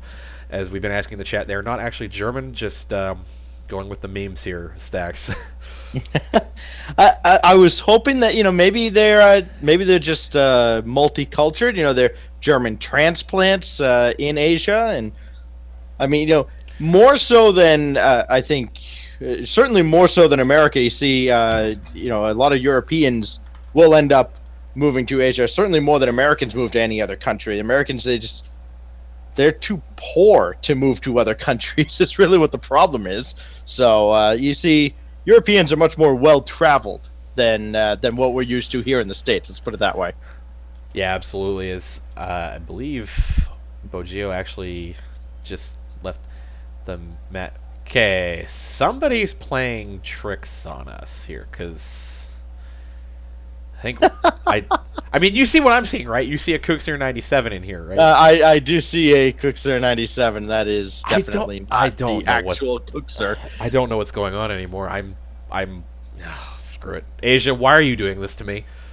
You guys hate me this much as a caster that you need to do this to me every time I cast this tournament? Oh, Lord. Well, This user has also played as Questos LFT, Lee Rays, Stage 1 in Anime J, Questos. Oh, Lord. Good God, what is going on? Okay, so I'm just going to quickly get these teams in here. We're going to go... We're just going to go with it. At least we don't have to server change. I'll take that as a small positive out of this one. But yeah, man. Okay, I'm just gonna put this out here to everybody here. If you want to get taken seriously as a region, please stop memeing this hard in the one tournament that gets broadcast in your region. Like, I get it. It's fun to have fun like this, but at some point you're gonna have to start taking it seriously, because things do have to change at some point. But here we go, game number 1 of a lower bracket semi here. Stacks with the call, take it away. Yeah, we are underway in game number 1. If you are just tuning in, that is not Kuxer, that is Pi who's going to score, or excuse me, P1 who's going to score first. Well, actually, it's actually PS'd. I'll just bring up it to is. speed on that one. It is PS'd. Wow, that's a slipstream on, I believe, a hot shot for ALX. That's new. I haven't seen that one. Well, it is a 1-0 lead for Bogio in game 1. This is another best of 3, and it's another lower bracket matchup. So the winner stays alive. The loser has played their final match of this tournament. This one downfield, big demo from Rhythmia on Waffles, and that will end that attack. That Kuxer that you see there, or Kuxer, is actually Questos, a member of Team Dudumpkov. Is Waffles actually played this off his own back corner and had to jump in front of the shot from ALX. I mean, it's been all pressure from Bogio early. Is Dudumpkov trying to find a way out. It's a good shot by Waffles there, but unfortunately, they're just not finding any consistent pressure here. It's the most that they've had now, and they need to find a way to change that if they want to get the equalizer here early. So Waffles gets that away from Rhythmia, and it's Questos looking to center this for Axeman. Instead, his possession's taken away by Piest. Piest looking for the centering pass. That one's broken up. Here goes Axeman through the air, and ALX is there to make the initial save. Piest to clear. A good opportunity for Dudumpkov, but it ultimately goes by the wayside. Now Piest high above for the shot, and that one's blocked off by Waffles. Soft shot in from ALX, and that one's sent away as well. The big cluster in the corner there as everybody's trying to figure out a way to get that one cleared. Finally, the Dudumpkov players clear their lines, but I mean, I've never seen 6 players in a competitive match in one corner there, and all it takes is one player to be waiting out away and the ball to get loose, and can be down either way. So, I'd like to see the teams tighten this up. It's only a 1-0 game, no reason to get off the tilt train this early, but we'll see what happens here. Yeah, PS playing apparently right on top of the server, enjoying the best ping that you're going to see in this tournament, as Questos will try to take this out of the zone, and instead he comes up empty. Here goes PS, looking to dribble in with that Octane, and he's put it in front. Axeman, I think, got a piece of that. Either that or some really good fortune. Here goes Questos to tie the game, and he scores. Well, I mean, it's as close as you can get for Bogio here. Rhythmia, though, not in the right spot for that one. Just gets caught at midfield, and really no man's land there as Waffles gets the ball off the sidebar. Questos follows it up, puts that one in. There's the equalizer for Dudumpkov, just past the halftime marker. And we have ourselves a 1-1 game. Axeman wins the kickoff, but doesn't keep possession. Did everything he could to keep that in the zone, though. But Questos will get beaten by ALX. Off the corner in front, Rhythmia's shot goes high. And no follow-up coming from his Bogio teammates. This one will be popped away by Axeman. Good contest by Questos. Rhythmia coming in. Could not catch up with that one, though. And PS somehow comes away with that ball, but not able to jam that home. It goes way off to the corner. Not a great touch from PS, as it leaves Rhythmia to try and make a clear. And right now, this Bogio team, you know, when they get into the offensive zone, they're fine, but defensively, they're struggling to clear the zone. Well, I'd like to point out that apparently Bogio's current roster is the former, I think at least 2/3 of the starting roster of Muffin Stuffers. I'm not sure if Rhythmia was one of their starters or a sub. So Muffin Stuffers were the number 2 team in the region for quite some time, just behind Rule the Sky. So it's interesting to see how different they are now, as they haven't been playing together as a roster for the last couple of weeks. You can see that they're just not quite on the same page on a lot of these plays. This is a matchup between the 2nd and 11th seeded teams in the tournament. That one got away, and Axeman's going to score on an empty net. Disaster strikes for Bogio. The Rhythmia again just reads that wrong, jumps underneath it, and then both ALX and PS expecting a play from that one. Unfortunately, nothing comes out. Axeman, Johnny on the spot, drives that one straight through. Yeah, Axeman taking advantage of a rare miscue here from the number 2 seed Bogio. And now they're in the driver's seat in game 1 of what's only a best of 3. Here goes Axeman again, a low drive, and everybody was there for Bogio to send it downfield. But now this Dumpkopf team, they don't have to do anything on the offensive side. They can kind of go into the shell. We'll see if they do. Oh, everybody misses this one, and ALX will slam it home, and it's a brand new game. Yeah, big miss here at the near post for Dumpkopf. PS gets that one over Axeman, and Questos just driving backwards. Unfortunately, no time to react. ALX has the angle, the timing, and makes no mistake on that equalizer with just over half a minute to go. Off the back wall here, this could be trouble, and Waffles was there to interfere with the shot. Otherwise, it would have been a disastrous sequence for Dumpkopf. This one sent in, and just wide off the post. Here goes Waffles. Looking to follow this up is going to be Axeman, and a big clear from Rhythmia. 9 seconds. Block out in front. Rhythmia, follow up again. No, he just missed the mark. Overtime is looming if this one hits the ground. Instead, there's a chance. ALX going up. That goes off to the side, and we go to OT. Well, it's our first overtime of the tournament. I wasn't thinking we were going to get any at the rate we were going. I mean, we've had a tournament where we had 4 consecutive overtimes in a lower bracket final, and that was one for the ages, as Agony will ever tell you if you guys ever cross paths. But anybody's game here is nobody's really been a dominant force. It's really just who makes the fewest mistakes. Because, I mean, I'm pretty sure last mistake is going to be the goal that ends this game. Off the side here, and a drive from Rhythmia is sent away. Another follow-up, though, from PS, and Axeman is there for that one.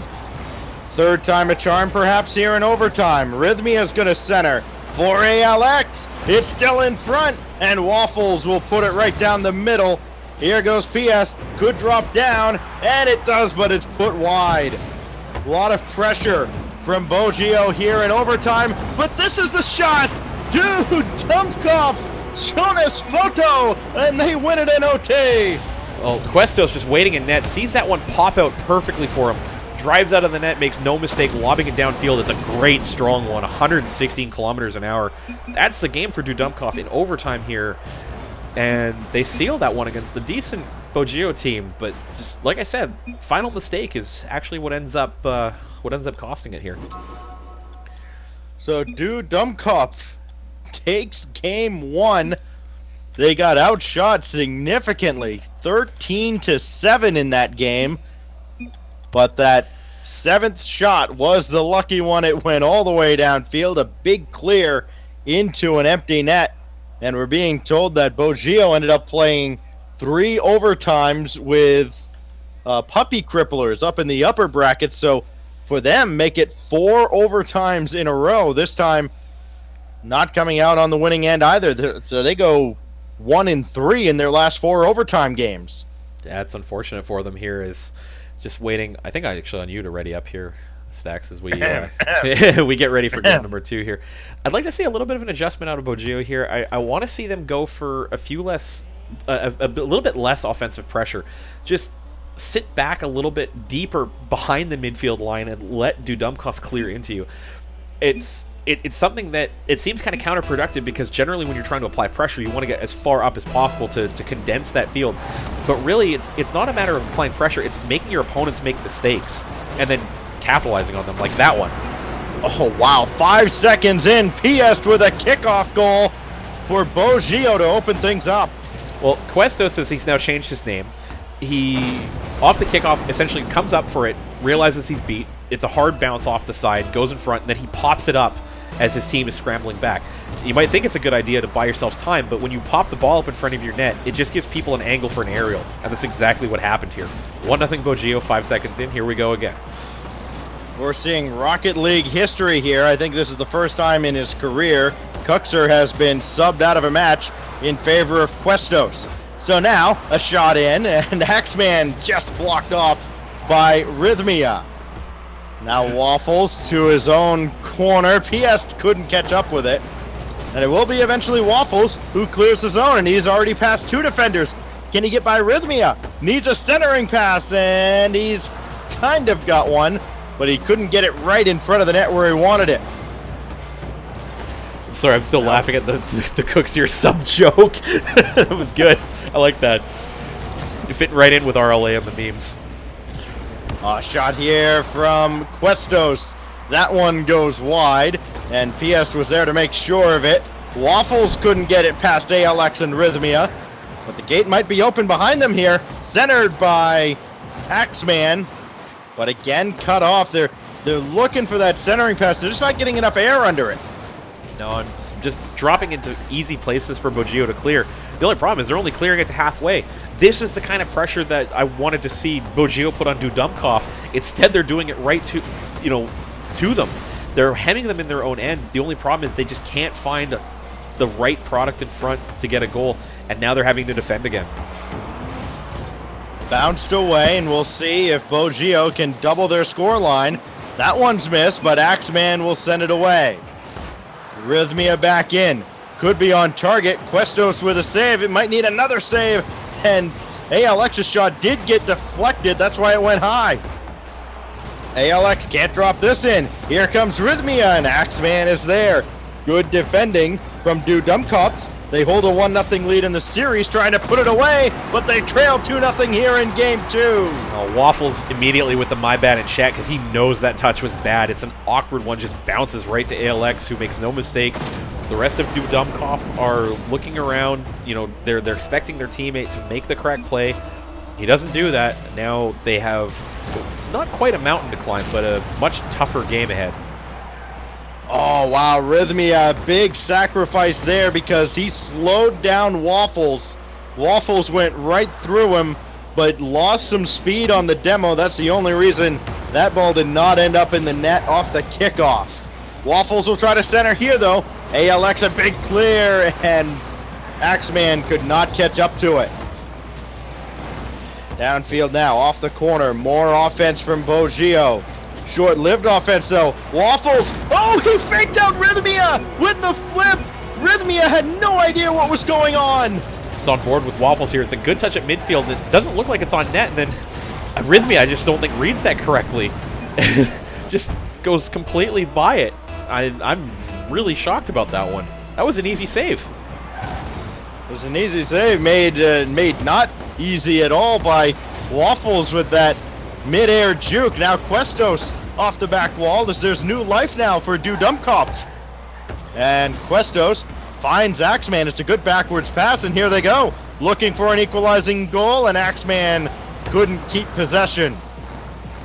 He lost control of that dribble, unfortunately. Yeah. Nobody has control of this one at all. It's going to be Axeman that actually finally touches it. And Questos, soft lob in. Rhythmia redeems himself with his 3rd save. He's the only one who's got an actual save on this Bogeo team here in Game 2. Really, I think it's the only one who's been in net for any periods of time. But, I mean, you're right. It's just a matter of another mistake coming out of Bogeo here, and Dudumkov can be right back in this and force another overtime. You gotta wonder how many overtimes in a row they can play before it just kind of gets to them and they start breaking down further. Waffles can't beat Rhythmia to the ball on the wall, but Axeman is there, made a good read. Thrown in front here, and Fiat, oh, there's a backflip, I think, from Waffles, bar down on the line. PS slams it home. It's a 2-goal lead. Well, it's a good shot by PS, just, catches the underside of the bar, then inside the corner, psionics, please, those physics don't make a ton of sense there. Unfortunately, Dudumkov, they scramble back, but not in any place to get the clear away off the goal line. So PS just follows up and taps in, restoring the 2-goal lead. ALX, beaten by Questos, and PS has to race back and does make a clear. Boy, that would have been huge for Dudumkov to get back into this game. And now they've got to work from their own end again. Waffles, can he come up with another beautiful play? No, he's beaten by ALX. And now PS, one-on-one. Only Questos back to defend, and he does so well enough to keep his team alive in Game 2. We are looking at our first non-sweep on stream here. Looking at our first third game, as we saw Dudumkov take Game 1 in overtime. And now you see Bogio keeping the pressure on with a big lead here in Game 2. Final 10 seconds. Rhythmia center, and there's not going to be enough time for Dudumkov to get downfield for 2 goals. We're going to have a third game in this elimination match downstairs. Well, more Rocket League for our money, right? Definitely getting our full value out of this one here, as the in-game chat is just full of memes. I'm not even going to go into that one here. It's unfortunate for Dudumkov that it had to go that way. As they were playing well, they were carrying not quite the full balance of play, but they were, definitely not out of this one down 2-1. Just an unfortunate feels backflip and then not able to get the clears. PS not fully accurate with the shot, but Rhythmia, they're coming up big with the 3 saves. I think for Bogio, it's kind of the difference in this one is there weren't a ton of shots by Dudumkov. It was the 1 in and then the 3 saves by Rhythmia. Well, the shot advantage belongs to Bogio, 22-11 in this series. But of course, key timely strikes from Dudumkov gave them the win in Game 1. It went to overtime, and I'm sure Bogio is just content to finally win one in the first 5 minutes, as they had played their last 4 games in this tournament, spanning 2 matches in OT. Waiting for the last of the players to load in here for the final game of this lower bracket matchup, the winner to take on THE, who has swept We Gonna Get Wrecked. Now it's going to be Bogio on the attack first, and 1 miss, but PS will get this off the back wall. This is dangerous in front, and a touch from Axeman just disrupted the shot from Rhythmia. Really close there for Dudumkov, playing with fire as 2 players went for 2 players went for the clear off the corner and didn't get anything on that, just fell in front. Oh man, they still can't get this clear. Just can't find the touch, the players of Bogio here. Yeah, Bogio has twice been right on the doorstep, but they have not been able to kick the door down just yet. ALX again through the box, and it's saved by Questos, who happened to be in the right place at the right time. Rhythmia misses here, but PS will keep the attack alive. Back around the boards, and this time cleared by Questos. They didn't let it get in front that time. Now it's ALX, and he can't get it in front. More defense, though, from Dudumkov. It's going to break down sooner or later if they don't clear this and get some zone time on the blue side of the field. Another one in front. ALX looking for Rhythmia, and he's found him. And finally, Bogio breaks through. Let's grab the wrong camera here. Rhythmia is just waiting deep in his own end here. Sees the ball come out, gets on that one, puts it far side on the Dudumkov net. There's no chance there as they've been under so much pressure, losing so much boost to the zone control. And that's the lead for Bogio here.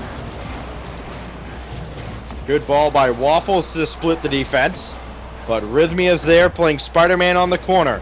Another good center from Waffles. That drops, it hits the ground, and nobody there to play it. So PS takes his time. Can he come up with another play? No, he can't. But it will be kept in the zone. Some more ALX. That one had eyes as it found its way in the net. What was this angle here? Is ALX just drills that one up to himself and then finds this the filthiest angle off the side of that hot shot and in. That is a dirty, dirty goal. Somebody needs a shower. Bogio has scored twice in rapid succession here. And Axeman needs to get things started for Dudumkop as they are facing elimination. The loser of this game is done in the tournament. They cannot let this snowball on them. 3 minutes to right the ship. And PS, I think he came up with a bump there. And that's going to be a 3-goal lead. Not really sure if this was a bump or if this was just a big-time field side flip. Yeah, Questos just drives right by that. ALX with the goal confirmation, the tiniest pixel off the front of the hot shot. I mean, that was really PS goal. Rhythmia asking how heavy he is in the chat because he is getting hard carried right now. PS and ALX doing all the work. Oh, PS couldn't follow that one up. It looked like he had something special up his sleeve. Instead, it remains 3-0 and at least a glimmer of hope for Dudumkop. But right now, they're getting it handed to them by Bogio, a team, the number 2 seed, has awoken here. ALX running it up, and he's got a hat trick. What are you talking about? ALX in the chat, I had no boost. He gets the sickest wheel touch off a hot shot you're ever going to see. Somebody clip that for me, please. That was nuts. 4-0 Bogio here. 10 shots to 0 right now in favor of Bogio. Make it 11. Rhythmia strikes again. Wow. So PS gets a good kill. ALX, oh, that's a really unfortunate touch off of Axeman, as all he can do is flick that up off the roof. Rhythmia, third man on the faceoff, just waits for that and makes no mistake. Dudumkop looking like they're going to have to climb the biggest mountain I've ever seen in a comeback. I mean, it's doable, but man, they need something fast. Like that? This is what they need here, and PS is there to save Questo's shot. Rhythmia with a long clear, looking for PS, and he might find him eventually in the corner, as that one got through everyone. And now they're a little slow getting back. Big drive from Waffles, but PS did get back to make the save. They've got to be careful, though. You don't want to give him 1 or 2 and let him get back into this game. Here goes Waffles, and he's got Questos there with him. Can he find him for a pass? No, PS again. PS has been so good defensively, what little defense they've had to play. Yeah, absolutely. Oh, it's just going to miss wide. Is Dudumkop finally waking up after going down 5-0? It might be a case of too little too late, as they're down to 90 seconds to score 5. But you're right, PS just standing up big at midfield. Rhythmia, you know, kind of getting carried for the first 3 goals, he was talking about in chat. ALX just going off with that hot shot. It might be the most competitive hot shot player you'll ever see in Rocket League, because I've never seen anybody rocking that one in a competitive game. Axeman off the back wall for Dudumkop, but they are quickly running out of time here. As ALX, this is an empty net unless Questos can get there. Rhythmia credited with a hat trick, give ALX playmaker. Well, Questos is wondering how this one happened. It's 107 km/h pitches. Rhythmia just drills that one off the octane, and that angle, psionics physics, Waffles, it's okay, I didn't want to win anyway. Feels bad, man. I know you retired allegedly before the 2v2 last week, and you know, now you're going out in spectacular fashion on stream. But you know, game one wasn't that bad. I mean, you guys took game 1. It was a good game, and you know, then things happened. It just kind of snowballed. Oh, there's a good pass up. Questos just couldn't find it. Oh, and you know, hey, at least they've got good spirits, and you kind of had to know coming in. I mean, they did call themselves You Fool as a team name, so why not, right? So this one is gonna go the way of Bogio, as they will stay alive. They're gonna face the number 4 seed THE, and the question is, can they score a 7th goal here, or will Dudumkop break the shutout? Oh, what a save from PS, just crushing Waffles' dreams. I was hoping to call the Brazil setup there, but no, PS is like, nah, shutout or nothing, bro. I mean, this has been about as a dominating performance from Bogio, which is essentially the Muffin Stuffers roster, as we've seen in a long time. The question is, will they continue this moving forward? Because they're a streaky team. They have times where they look so good, and then they have times where they look really bad. So we'll see if this carries forward into the lower bracket finals, and as well as the grand finals, if they make it that far. But that will do it for Dudumkov, unfortunately, as they had a great run. I mean, that was really good for a team that was generally a pickup out of, I believe, the Discord going into this tournament. Yeah, just the shots were one-sided really in all 3 games, but again, that first game going to overtime looked like it could have been a big momentum shift for Dudumkov, but credit Bogio, the number 2 seed. They came through when it mattered most, and it sets up a matchup between 2 teams that went out of the upper bracket in the 3rd round. THE lost to Rule the Sky. Bogio fell to Puppy Cripplers, and they will meet up next on the lower bracket. I still love that name. That name cracks me up so. Puppy Cripplers. Oh Lord, What a name! As I am just trying to set up the sponsor logo. Apparently, we did have the prize pool sponsored tonight by Bave.sg. I'm not actually sure what that website is. Somebody in the chat will have to entertain me on that one. I'm going to throw it over to a break here, just setting up my timer, as we will be getting ready for the next lower bracket game, which will be THE facing off against the winners of this previous match, Bogio. Stacks, you want to just give me a 30-second stall for me, just so I can set up my overlays properly? And sure. I mean, I feel bad for the upper bracket because we are holding them up a little bit here, but I think it's going to be for the best here as we get to see a little bit more of the lower bracket and see teams playing for their tournament lives here, rather than teams in the upper bracket then have to jump back down. It gives a good kind of continuity for the right. I mean, anytime you end up in a double elimination bracket like this, you're going to have a long delay if you're in the upper bracket or if you get to the grand finals. The only question is, do you want to have the delay early or do you want to have it late? And in this case, you're going to get that delay early, but that gives you time to watch, your other opponents, and also gives you some time to, play some scrims, maybe play a little bit of ranked, play some unranked, play whatever you want to do to stay sharp as you get ready for the upper bracket finals. And then from there, it's just match after match after that. You get to the grand finals, you only have to watch 2 matches, and then you get right back in. So there is a delay, but as you get accustomed to competitive Rocket League, you get used to that, and the focus becomes staying sharp at all times, and that's what it's certainly team in Rule the Sky is very familiar with. Yeah, I'm looking forward to getting back to Rule the Sky to see how they handled the Puppy Cripplers here. As I don't know if I want to believe Twitch chat, but if I am believing Twitch chat here, then I'm going to set some people on fire. But I am going to throw it over to a break here, and if Twitch chat is correct, then I'm going to have some words for some people here. You're watching Rocket League Asia Community Cup number 6. You can follow us on Twitter @NAMJ @StacksRL. We'll be back shortly with the first of the 2 lower bracket semifinals, THE versus Bogio. Stay with us.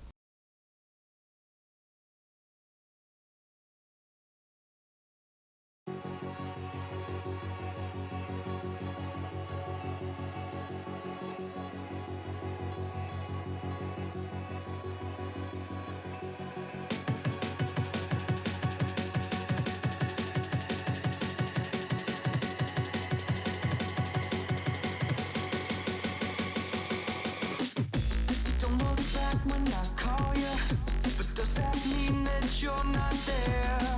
Go back to when I saw you, a beautiful time in a deadly year. You think I'm stupid, but I get it now. How long can we make this go? Just hurry up and spit it out, baby, 'cause I got to know.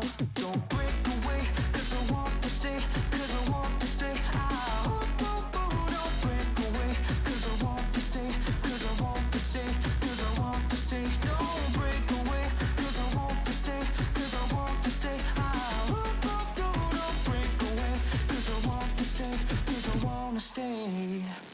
let it consume me, I let it control me.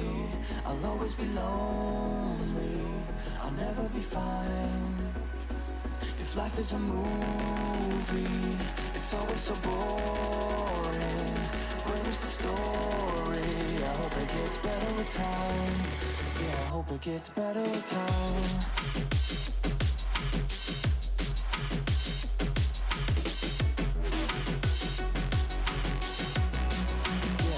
It's better with time.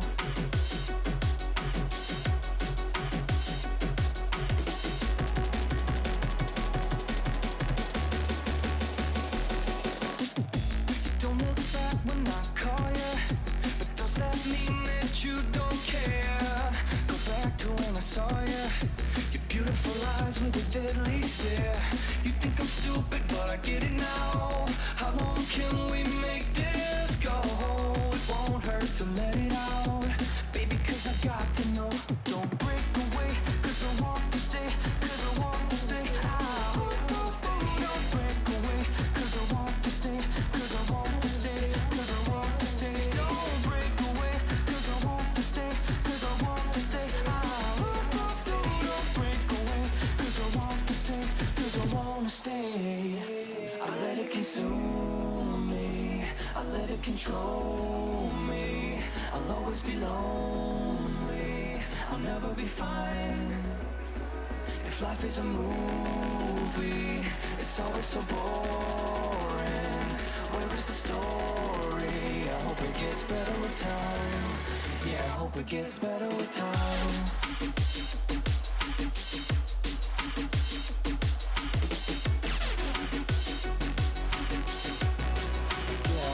It's better with time.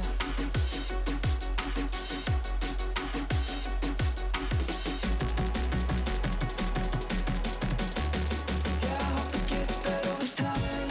I hope it gets better with time. I hope it gets better with time. I hope it gets better with time. Time. Yeah, I hope it gets better with time. I hope it gets better with time.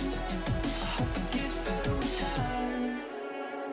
I let it consume me, I let it control me. I'll always be lonely, I'll never be fine.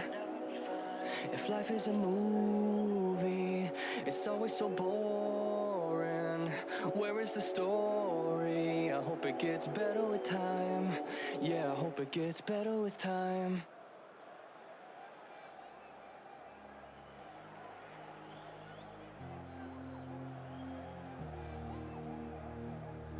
Do we go left? I see no signs. Do we go right? Can't decide. Do we turn back? Do we turn back? It's in your face. First up to mine. What did the day end up in time? How do we fall? How did we fall?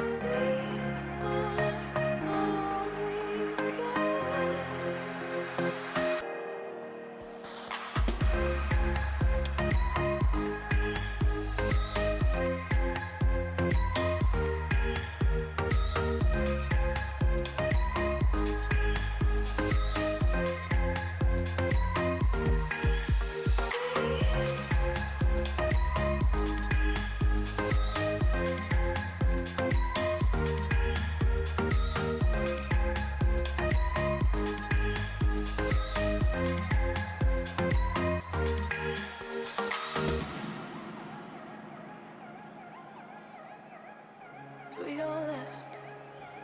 I see no signs. Do we go right?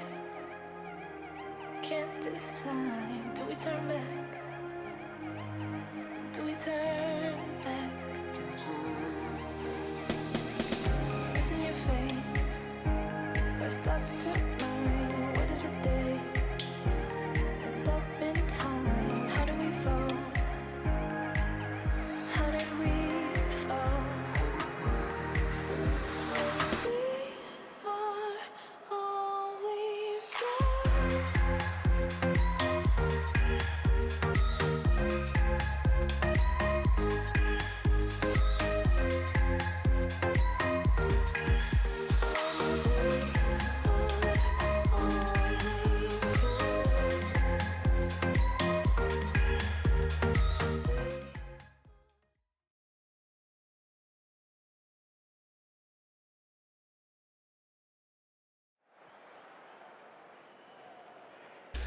We are back again with Rocket League Asia Community Cup number 6. I am Inanimate J, joined in the booth by Stax. So we are setting up the first of 2 lower bracket semifinals, THE versus Bogio. Stax, we saw Bogio coming out strong. You know, I think that was, a 6-0 game there at the end? Yes, they ran it up to 6, and really they had chances to make it 8 or 9, but really they could have made that game pretty much whatever they wanted in Game 3. Absolutely agree with you here. And THE, we saw a little bit earlier in the tournament. I think they were a sacrificial offering for Rule the Sky in the upper bracket semis. You know, it's unfortunate, but I will give Zero a little bit of grilling here, as they did struggle a bit in that game, as Rule the Sky did Rule the Sky things. Looks like everybody is back from the toilet, which was why I was stalling for time. Just going to send a message to the teams here. Stax, what are you looking for out of this one? It is, again, a best of 3, so you know, not a lot of room for error for these teams. Well, yeah, I mean, we're looking at teams that did lose to the 2 upper bracket finalists right now, with Puppy Cripplers taking down Bogio, and Rule the Sky, of course, just running it up on THE for the most part. I want to see how THE deals with a little bit of a layoff, though. Bogio's coming in with a lot of momentum, coming up with games 2 and 3 in their last match, and we'll see if that continues. Of course, a little potty break might cool someone down a little bit. We'll see. Tasty T with an early ball off the back wall. We are underway. As you mentioned, another best of 3 before we get to the best of 5 portion of the lower bracket. And a good ball down to the corner is going to center things by Piest, and ALX blocked off by Suro.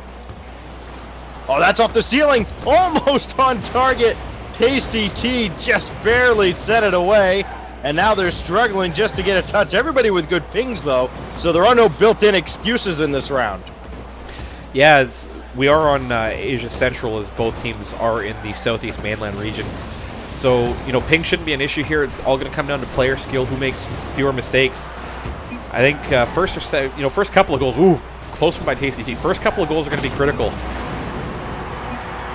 Well, there's the first one from Tasty T. Followed up his own shot off the crossbar. Yeah, it just falls in the right spot for that one. As Psyonix pleases, the post physics I think came out to play a little bit there. Well, whatever the case may be, it's a 1-0 lead for THE early in Game 1. And they are looking for more. Crazy off the corner, and Rhythmia did well to keep that out of the middle. Another good touch there. Good control in the air from Rhythmia, but they can't follow this up. And now it will be Piest that clears this away. He's got ALX waiting, and said ALX is going to be the one that centers. And a good touch from Piest to keep that in the zone. But it will ultimately be cleared away. Maybe. They're struggling right now, though. The THE, they're not getting that good big clear, or not making a good pass to clear the zone. Credit Bogio. They're really all over them on the attack, trying to level this game. Yeah, unfortunately there the midfield breaks down as Rhythmia dropped very deep onto his goal line, letting ALX and PS run the 1-2 offense, and just gets away from them here. Gets away from them there, as they're now having to defend from the back foot instead of from the front foot, pushing THE into their end. Rhythmia is going to get the clear here. We'll see if they can get away with anything, though. Oh, they can! Oh, ALX! A well-calculated dunkaroo, and we are tied. Rhythmia going to get on board. Just sees ALX dunk that one in. Hotshot is OP right now, apparently. ALX with a number of goals, a number of good goals with that hotshot. And it might be starting a new trend in competitive Rocket League. We'll see. ALX, a man after my own heart, rocking the hotshot. Gotta love a man that's not afraid to bring the hotshot to a tournament. This one is going to be brought in by Crazy Guy for THE. Good centering pass from Tasty T, but it is going to be cleared away by Rhythmia, and they've got a chance on the counter. Good ball from Tasty T, going way up proactively to prevent the shot. Oh, but this could be disaster from Rungway Suro. It was sent the wrong way, but no danger yet. I don't think either of these teams exactly know which way they're supposed to be going. Well, Zero loves to change his name pretty much every game just to throw off casters, and that's why we like to roast him as casters in the booth, because he can't keep himself straight. But I mean, I think there was one game a few weeks ago, I think it was Community Cup number 3, where we got him on stream early on, and he made like 3 or 4 major whiffs, and definitely the king of the wrong way flip. A minute 30 to go. It's a tie game here in game 1. PS off the ceiling. That's a good centering pass. And Crazy Guy slams that off the back wall to prevent any scoring opportunity. And now it's Suro looking for Crazy Guy. Did not find him though. The attack stays alive though, courtesy of Tasty T. Now PS. Another clear. That's just going to buy his teammates time to get some boost and recover, but they got to spread out. Rhythmia another clear downfield, and now they're on the attack with a minute to go. Every mistake becomes so critical now. Everything is magnified at this point, especially in the lower bracket. There's no safety net for these teams. You lose this match, it's over. Absolutely. It's a little bit of back and forth, cavalier, devil may care attitudes coming out of both teams. It's just kind of big shots going back and forth as I knock some stuff off my desk, unfortunately. Hopefully my mic didn't pick that up. We'll see what happens now. There's only 30 seconds left here. Next goal wins. If it's not in regulation, it will be for sure in overtime. 20 seconds. It's cleared by Rhythmia. Kept in by Suro though. And now it's clear after clear for the final few seconds, waiting for someone to make a mistake or a big play. Is it PS? No, it's Tasty T bringing it away. 7 seconds. Suro with a good touch past 1. 3 seconds. High off the back wall. That's where they need it. There's still time, but the shot goes wide, and we go to OT. It's a good pressure by THE there at the end as they came back out. They had the opportunity to put in the 0-second goal and just win it there right at the death, but fortunately, Tasty T, I believe that was with the final touch, just putting it well wide, and we go to sudden death. Off the back wall there. Big demo from Tasty T on PS. That should make things easier, as THE will get this at least away from the middle for a moment. That goes through everybody though. Crazy Guy with a desperate flip. It was Suro that cleared. And now ALX will keep it back in. They're really using that side wall, trying to bank the ball in. Both teams actually trying to get that bank pass to try and throw off the defense. It has not worked though, just 1 goal apiece and not many great scoring opportunities.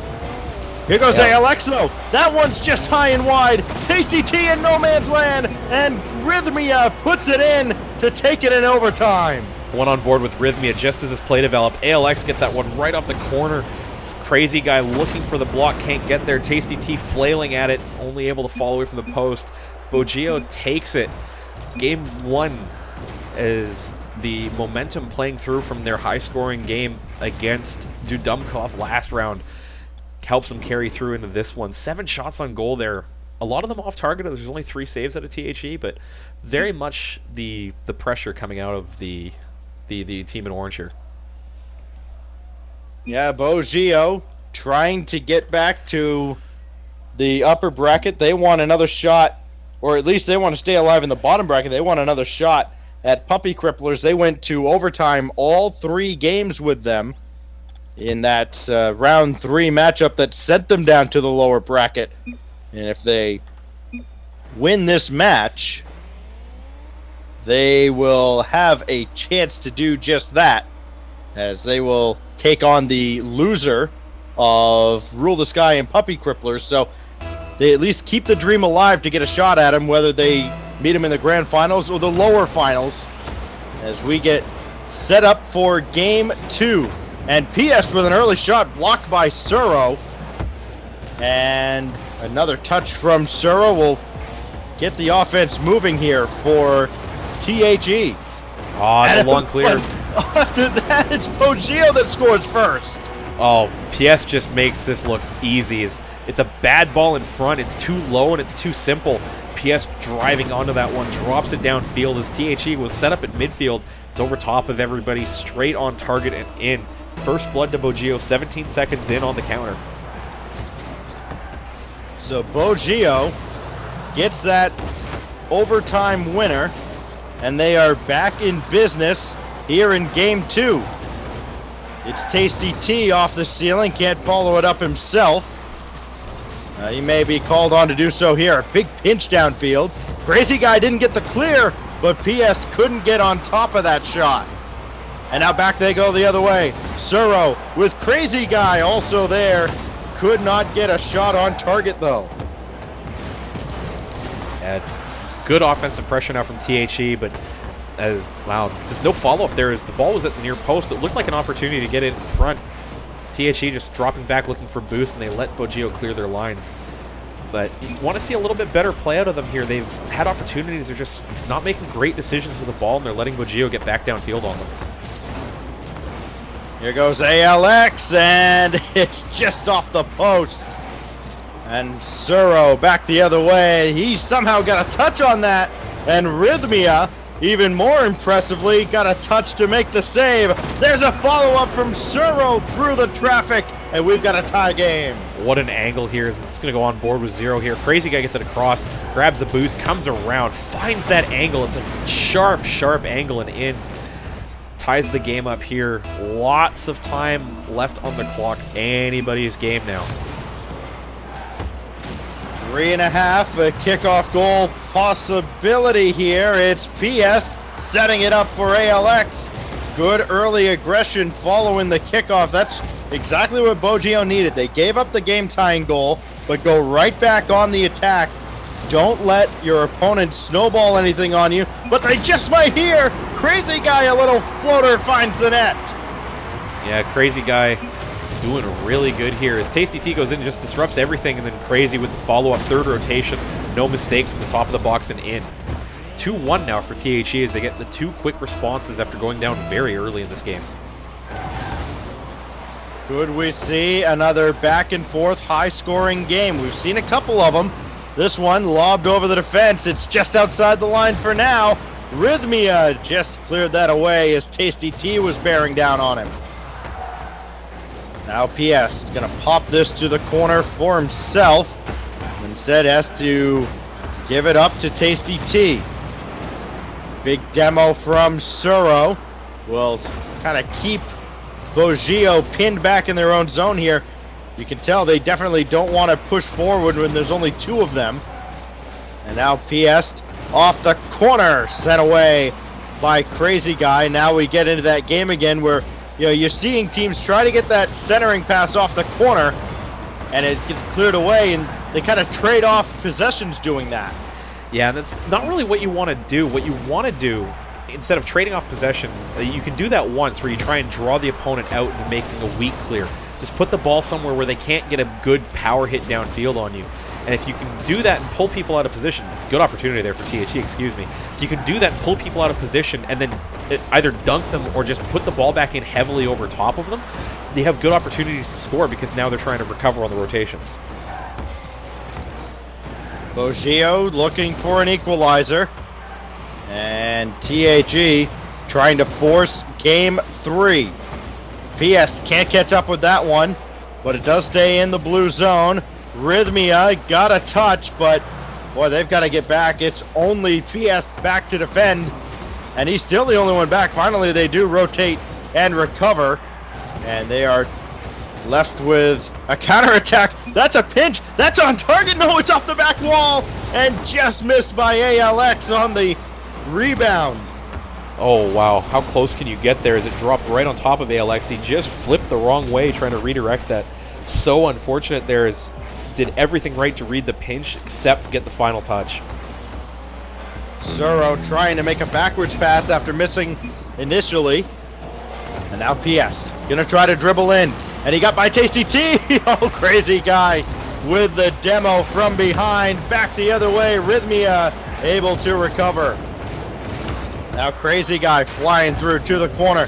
40 seconds left. PS, it's a 2-on-1 opportunity, and Suro did well to get a back wall touch there as PS gets blown up again. Wow, just that guy is eating demo after demo here.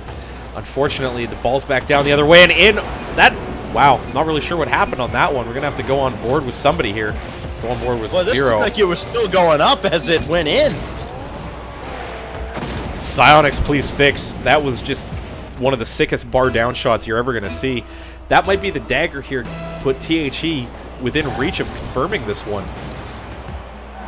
Yeah, THE trying to force game 3. And Aw. Crazy Guy right between the eyes. And that will certainly do it in game 2. It's a fast face-off goal. He goes for the far boost and just comes across, gets upside down, then does the front, or I think it was actually the underflip to get the roof of the Octane on. Great power on that shot, drills it, no mistake. Bogio up against it now, looking at a game 3 after taking game 1 quite handily. Yeah, Bogio was riding a big momentum, or a big momentum train going into this match, especially with the overtime winner, but now they're going to find themselves in a third consecutive game 3 as the ball touches down here. THE storms back to level the series. It's a good performance out of THE here, especially, you know, recovering from the early goal against. But you can just see the shots on goal tell the story on this one. 9 shots on goal, 6 of them from Zero, as he finally breaks his own curse, you know, as he is cursing quite profusely in the chat here. Bogio, unfortunately, just hemmed in their own end. Rhythmia coming up big again, sitting on the goal line there with the 3 saves credited to Bogio. But it's really just kind of a matter of not quite getting the touches in the offensive end that they needed. They had opportunities, they just couldn't finish them. Yeah, so this matchup of what might have been had some upsets occurred up in the upper bracket now comes down to one final game. Game 3 between Bogio and THE is underway. And it's ALX with kind of a pirouette kickoff. And it cost him initially, but PS did find his way into the offensive zone. Here goes ALX through the defenders. Can that kick off the corner? It didn't get the angle he wanted, but they still got a chance. PS shot goes wide. Now ALX, another centering pass. Sent away, but not cleared from the zone. Rhythmia climbing the ladder and couldn't center. Wow, I mean, Bogio have been coming out of the gates here like they want to win this one. Kind of think that, you know, losing that game to THE woke them up a bit. They've been all kinds of pressure and just not able to find that final rotation to just get there. It's like they're just a step away from where they need to be to really hem THE in their own end. Now they got to build out of the back again as the ball came back their way. ALX got the full boost, won the race, and beat the defender. A perfectly placed shot to open the scoring. Just go back on board with him here. Just gets the boost in front and then finds a really dirty angle. Crazy Guy, unfortunately, came out a little too fast. If he'd have sat at the back post, he would have had a better opportunity to come across. He drifted to the middle of the net thinking that he had an opportunity to challenge that. He did, got caught for it. Bogio up 1-0. But stuffed in by Tasty T. A little bank shot to tie the game quickly. Well, instant response here, as I got the wrong camera angles. Tasty T just getting the dunk on ALX. ALX going from hero to GOAT in a matter of seconds, as just not able to get the right touch off the face-off, and we're back on level terms. 65 seconds gone by, and certainly we've decided nothing. Brand new game. Here goes Tasty T, stuffed by PS. And, well, a lot of cars all in the same area. Cardinal sin of team play. And a shot from Crazy Guy just hit the post. Good ball set to the corner here. Follow up from PS. And again, 2 guys went for the same ball. That's back the other way. They're not going to pay the price for it just yet, though. ALX got back. Bogio look like they're suddenly scrambling after giving up that quick equalizer. They're all over the place. Nobody's finding a good touch to bring the ball outfield. They're just slamming the ball into their own corner off the sideboards, and it's just recentering for THE to put more shots on goal. Downfield here, and that got by Suro, but Crazy Guy cleared. And no touch there. It's going to be bombed away by Tasty T. Crazy Guy looking for a touch off that side wall. Would have been an impressive shot if he connected, but he did not. We are about to reach the halfway mark, and it's a sloppy third game. It's a third game that's led by Bogio. ALX scores again. Well, ALX just waiting in the backfield here. It sees PS and Rhythmia just kind of bail out on this one. Then also sees both Crazy Guy and Zero out of position. Drives into that one, makes no mistake. Underneath the bar, Bogio with the lead. And a kickoff win from ALX. He has meant everything so far to this Bogio team. He has also got the one save dropped in front here, but that'll be cleared by Tasty J. Tasty not able to beat ALX, who is again Johnny on the spot. Oh, but this Bogio team, somebody needs to race back, and it's going to be PS defending against Zero. Crazy Guy runs on Duncan. Well, I think only the Americans in the chat will get that one, as that is the Dunkin' Donuts motto there, but that is a monster dunk. Also, Clown Baby catching you with the Tasty J in the chat. I was going to say something, but I was laughing too hard behind my microphone. We are tied at 2 apiece. It is quite the series that these two teams have put together. ALX almost put another one in. Instead, Crazy Guy will clear, and back and forth they go again with 2 minutes left. Rhythmia played it out right to Suro, and it goes right to Suro again. Dropped in by Crazy Guy, and again they're just trading off goals. This one to THE. Yeah, just on board with Rhythmia here real quick. Just a really awkward touch off the boards. No power to get away, and just drops perfectly for the THE follow-up. Crazy Guy the one to benefit from that mistake. THE now with the advantage. All right, can they keep this up for the next minute plus here? We'll find out. Crazy Guy through the defense, and it's only PS to defend, and he does. Suro just avoided a bump from Rhythmia. Crazy Guy did not. Back the other way. What a save from Tasty T! That is, I'm at a loss for words there. It's difficult enough to make a save off the back wall when you're trying to, come across the net, but to get it at the speed that shot was coming from ALX is nothing short of phenomenal. That might be a game-winning save right there. Time will tell. It's a minute 10 to go. This one thrown across. It remains a 1-goal lead for THE, but they are clinging to it desperately right now. Crazy Guy. Oh, that went right to Rhythmia, and Tasty didn't really get a lot of it. And PS, oh, it's still in front. Rhythmia, empty net, and ALX, no, PS will get credit for it. ALX was there as well. Regardless, it's a brand new game. Yeah, PS does well, grabs the far boost and comes around. ALX probably had the stronger shot, and unfortunately, PS is the one who gets the really weak touch on it. Doesn't matter, it's enough to go in. 49 seconds left. This is just wild here. We could be looking at an overtime to decide who moves on. The winner goes on to the lower bracket finals. They'll take on the loser between Rule the Sky and Puppy Cripplers. It's off the post, and a follow-up from Tasty T, and they're scoring in bunches again. Wow, this game really has everything here. Another good rotation from Tasty T. All of the Bogio players get stuck at the near post, and nobody gets a touch on the ball. Falls out to midfield. Tasty T benefits from that, jams it in. That's advantage back to THE late. Bogio have had to work for every goal they've scored this game. Do they have it in them to get one more with 30 seconds to go? ALX looking for another center, couldn't find it. PS found Crazy Guy, but it's got to be Suro to clear, as that one was left in a dangerous spot. 17 seconds. Crazy Guy just got a touch. There it comes though, and another save made. PS, no, it's going to be ALX. Everybody misses here. 5 seconds left. They need some amount of composure, as they're going to need to work from their own back line. That's not going to happen. THE hangs on and wins a shootout in Game 3. Shootout is right, Stacks. That was, I think, 3 goals in a minute. 2 of them for THE. The one in the middle for Bogio. THE completing the reverse sweep as they lost Game 1 to Bogio. taking 2 games to move on to the best of 5 lower finals.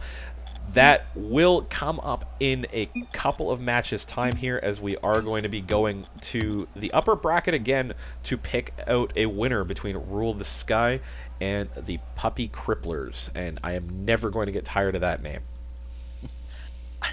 Well, hey, I think I wouldn't get too attached to it, because what we've seen from Rule the Sky so far, unless they experience some serious rocket rust, I would have to imagine they would be a heavy favorite here. Almost every match turns into a David versus Goliath affair based on what we've seen from the number 1 seed. Yeah, I totally agree with you here. Is just quickly setting up my break timers here. I'm going to throw it back over to break. I am Inanimate J at Inanimate J on Twitter. He is at StacksRL on Twitter. You can throw us a follow. We appreciate all the support. If you haven't already, throw the league a follow. You can see our social media links at the bottom there. You're watching Rocket League Asia Community Cup number 6 coming up next. Upper bracket finals, best of 5 between Rule the Sky and Puppy Cripplers. Stay with us. We'll be right back.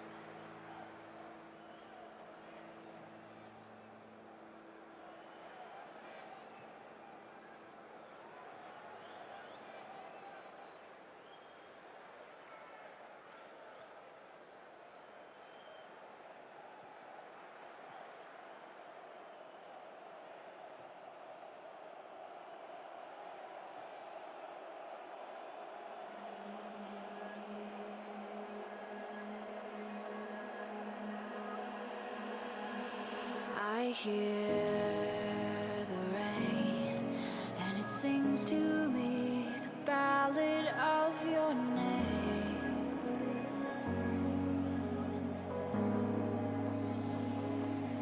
I'm listening, and the voices echo in my dreams again.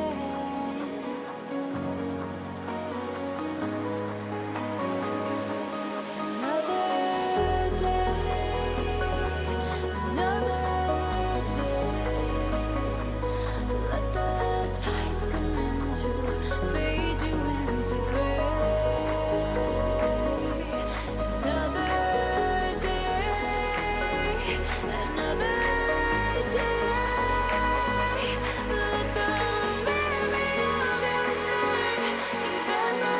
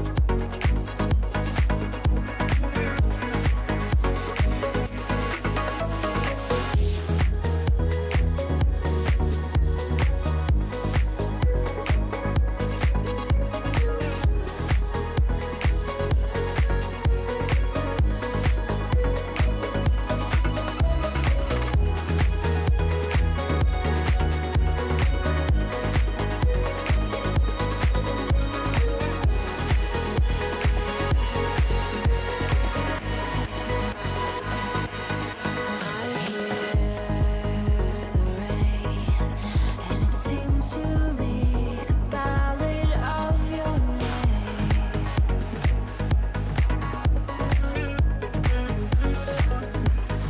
I'm listening, voices echo in my dreams again.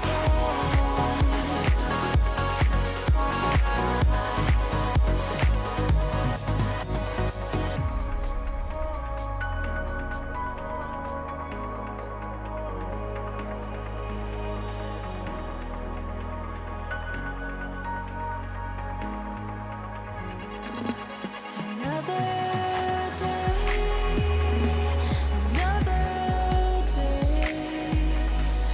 let the tides come into, fade you into gray.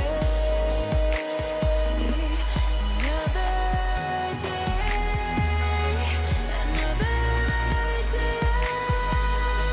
let the memory of your name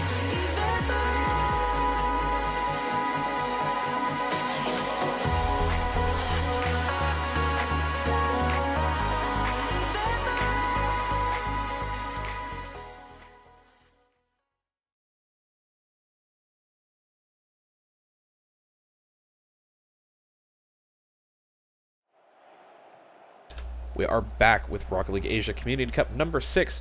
My name is Inanimate Jade, joined in the booth by Stax.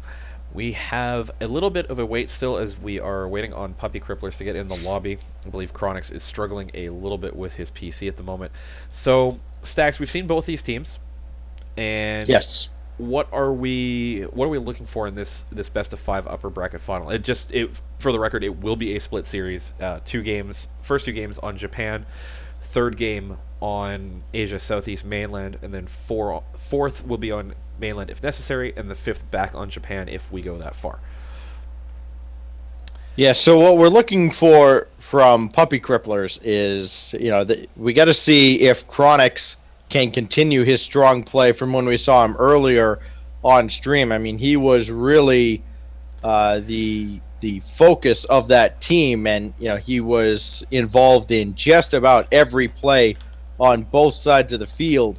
So for Rule the Sky, if they're able to neutralize the effect that Chronix has on the game, they're going to be, I mean, they already have the advantage of being, the prohibitive favorite here, but if they can neutralize Chronix, it gets even easier for them. Well, to be honest, I've never really seen a team have I've never seen Rule the Sky really have a ton of trouble containing anybody, except for maybe last Community Cup's Grand Finals, where Sleeping Forest actually took games 1 and 2 off them in very quick fashion, and then unfortunately fell to the reverse sweep as Rule the Sky finally got their feet under them, so to speak. Still waiting for Chronix to get himself figured out, and in here, I'm not sure where the rest of his team is. They might just be waiting to join as party, but I am all over Discord trying to make sure that this is going to get underway here. But Rule the Sky, still the strongest team in the region by a long shot here, but would really like to see more of the Japanese teams in these ones. Not really sure where they're at, as the last Community Cup was probably the closest Grand Finals we've ever seen, and unfortunately, not really seeing the same kind of push for Rule the Sky to really bring their A game. Yeah, that's what we've seen also on the North American side. Is you see some teams that are actually really, really good in other regions, and even in other countries. I mean, there are some Mexican teams, and also, there's a Brazilian team in South America that does exceptionally well playing on North American servers coming in, and there are Oceania players that play really well, even on U.S. East, not just West, U.S. East. So you'd love to see the competitive scene expand, and have more players kind of join tournaments. I mean, the difference between Japan and the, as we call it, Central Asia server can't be that different, as far as ping goes. So, I mean, you got to be looking at the difference between maybe playing on Europe and U.S. East for some of the North American guys. So, we'd definitely love to see. Sorry, what was that? Sorry to interrupt. I will say this for the ping. I regularly play in. I regularly play in Asia East, which is the Japanese servers, and that's like playing for US East as a US West player. I've played on Asia mainland, and that's a bigger jump. That's like a 200 kind of deal, as it is kind of a big jump because there's just this weird bit of network architecture between Japan and the rest of Asia that leads to these big ping spikes between the two regions, and it's definitely why we have these split server kind of series. But like you're right, the South American teams, they'll come up north into North America. They play quite well up here. I've definitely seen a lot of cross region stuff. I know House Party Premier Esports as well have done a couple of series where they've had some of the the better Oceania and South American teams mixing it up with some of the good teams out of North America as well. So 2 of 3 members of the Puppy Cripplers are in here, still waiting on Chronix. I see him. There we go. Okay, so just going to quickly send a message to the teams. We are finally good to go here to start up here, as we have been waiting quite a while for technical issues to get resolved. So Stacks, looking forward to this one. I will leave the call to you, as I've sent the message to the teams. Hopefully this one is a little bit closer than some of the games we've seen from Rule the Sky. Yeah, definitely looking to see if Puppy Cripplers can give them a game. We've seen one close game already played by Rule the Sky, and then they came back and dominated the second game that we saw on stream. This one's a best of 5, so keep that in mind. It is not just 2 and done, perhaps. And the first attack looks like it will belong to Rule of Sky. They're going to bank this one out. No, brought back in by Spider. And Chronix can't really find anybody to pass to there. It's more just a touch to prevent that ball from going into his own zone. Here goes Chronix, needing to make it clear there, and we'll see exactly what kind of role Chronix plays in this series, and if Spider and Snares are able to kind of take some of the load off his shoulders. Lemon Lime a shot right down the middle, and there's Spider making a big save, and a second one as well, following up on the shot from Lemonade Lime.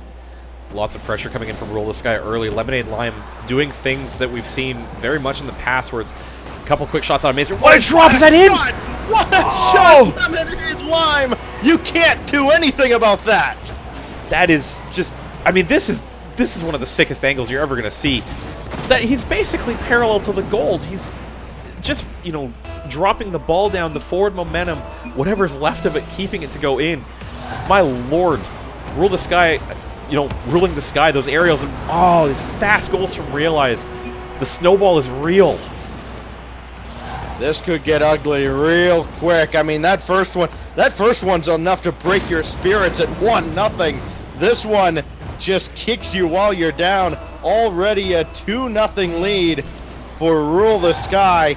And they are proving why they are the alpha here in this tournament. Lee-Rays, is he really going to pull this off? No, it's a save from Snares, because Lee-Rays just ran out of boost.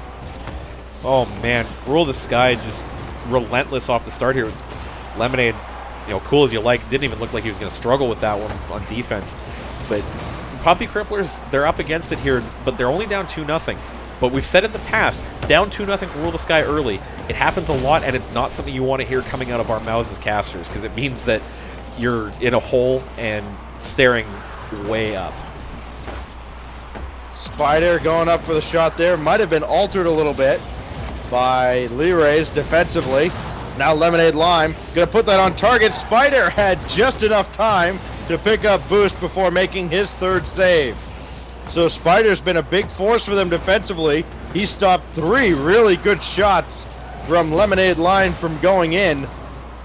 But even that is not enough, as the scoreline still reads 2-0 RTS. Here goes Spider. He's going to try to set up a play, and Realize is right there to take it away. Here he goes, looking for a centering pass, too much on it, and it goes harmlessly to the corner. Lemonade Lime off of Spider. Oh, what a shot! Lee-Rays pulled the string on him and put that one behind the defenders. It's a good ball across by Lemonade. Spider gets the clear, but it's not far enough. Lee-Rays just following up in his usual third rotation there, jams that one past Chronix, as all he can do is flip away from it. 3-0 at right about halftime. And Realize is going to try to get it started again for RTS. And he found Lee-Rays. Great pass. Nice shot. Good night. Well, halftime in this game, and it's just a great ball downfield from Realize to Lee-Rays. Chronix flipping at that one, trying his best to flip that one up off the crossbar. It's not going to happen. Halfway through this game, Rule the Sky up 4. If I'm Puppy Cripplers right now, I'm just looking for 1 or 2 to keep my spirits up and move on to game 2, because, well, there it is. Well, yeah, there's Snares putting one in from the side wall. Maybe they're not done here in game 1. Well, maybe not done yet. It's a good face-off there by Snares. He's reading it well, just gets it past. I believe that was Lemonade on the wall. And they have a lifeline. It's still a slim one, as they're down 3 still, but it's something. It's better than nothing, I guess, if you want to put it that way. They do have a non-zero number of goals here in game 1. Lemonade Lime, bank pass, and it's just popped up by Snares. Spider with a good clear. Again, Spider's been a big part of this one, and this is on an empty net. A long shot just hit the post. Chronix couldn't follow it up, but there is some life now, definitely, for Puppy Cripplers here. They've got 2 minutes, and they're getting some zone time on the blue side. They might have solved the puzzle, perhaps, as it looks like RTS has really gotten a little sloppy defensively, leaving the back door open. They might just be baiting them into it, as they know they're up 3-0, or there's not 3-0, but 3 goals, excuse me. And a bit of a miss from Realize there. I just don't feel like they're out of control of this game. You see Lemonade set up a great shot by Lee-Rays there.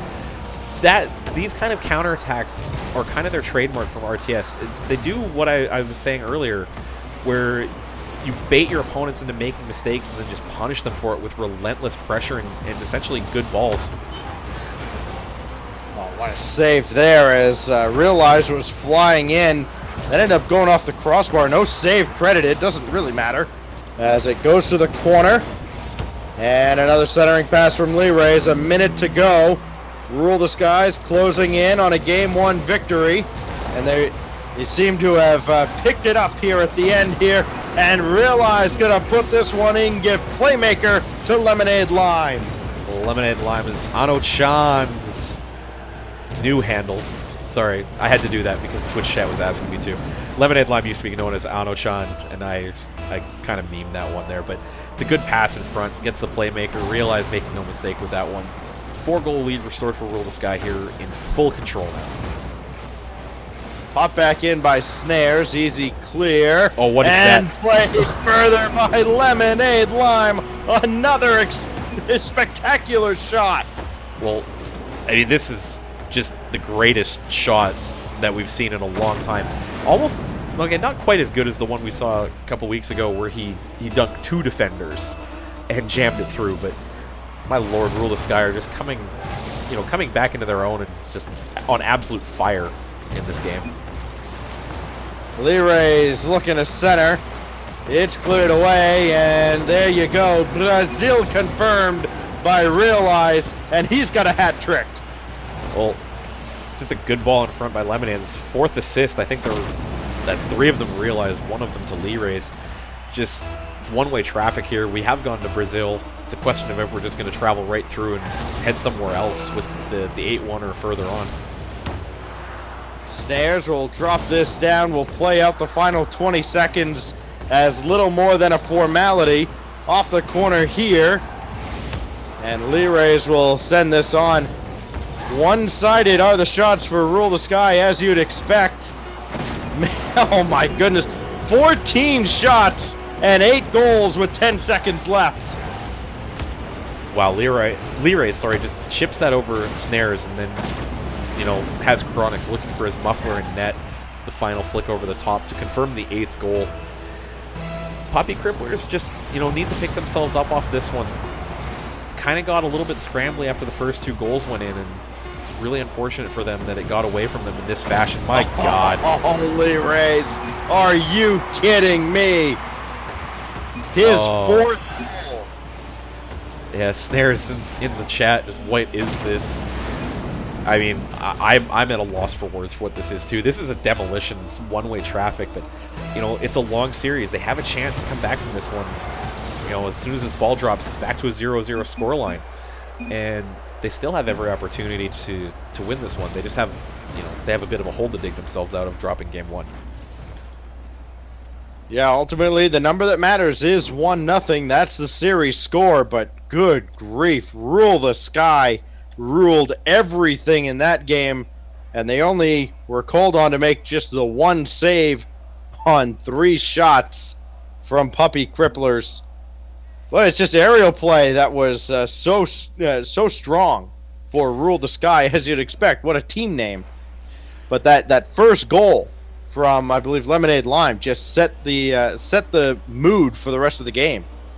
Yeah, I mean, there was 9 goals for Rule the Sky. I actually kind of forgot who scored the first one there. It was either Realize or Lemonade off the kickoff early, but you're right. Just it set the tone for that one. It's things we've seen Rule the Sky do in the past. They get up early and they snowball on you. So it'll be really interesting to see how Puppy Cripplers respond to that one. If they can keep the goals out early, and it looks like, oh, sorry, I spoke too soon. It looked like it was going in. Snares a big save. But if they can keep the momentum not necessarily in their favor, but just balanced, they might have a chance on this one. But if they let it tilt in towards their end, I think it's going to be another one-sided game. Oh, there's a save from Snares. He's made a couple already. And a big clear from Spider. Finds Snares. Oh, what a play!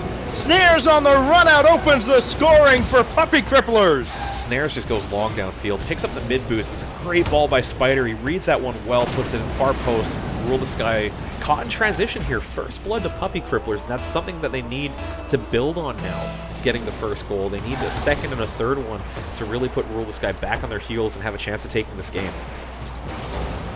Popped up by Chronix. Spider couldn't put one on target, though. Lemonade Lime was up to meet him.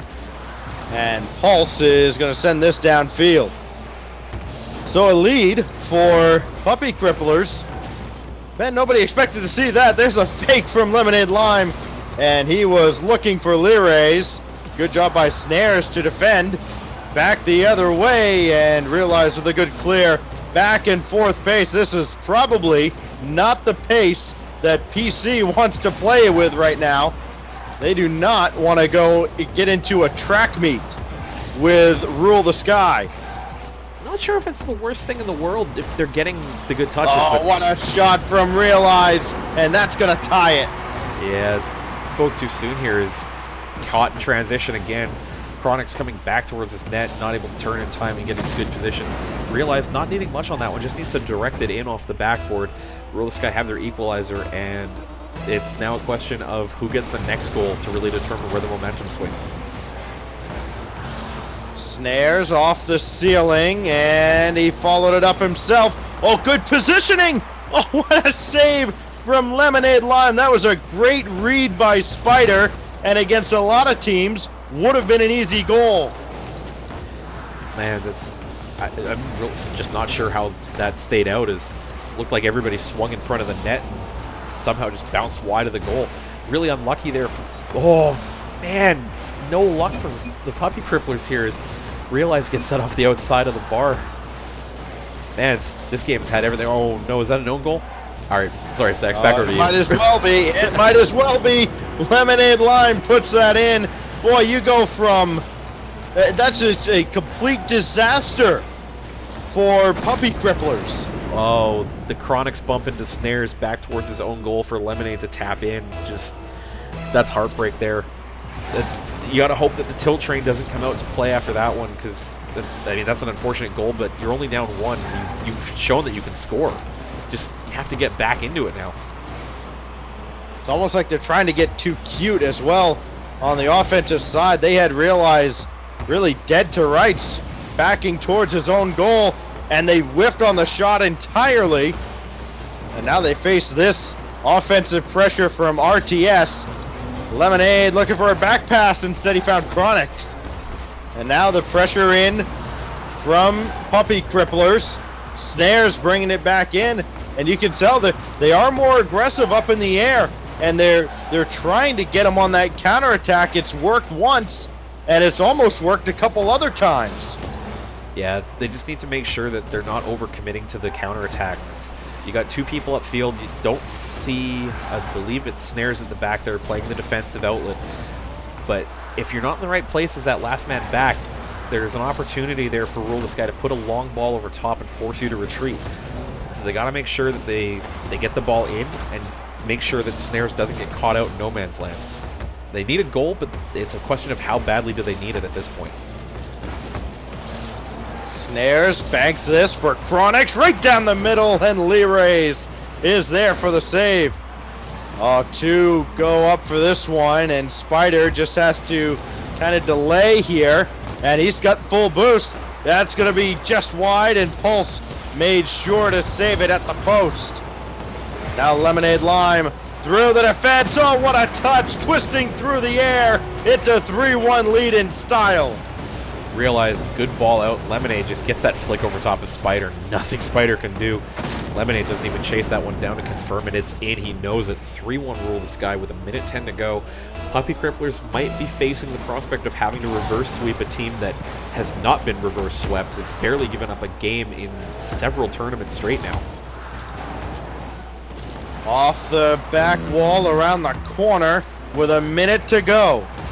And Puppy Cripplers, they've set up a couple of good looking plays, but just haven't been able to finish them off.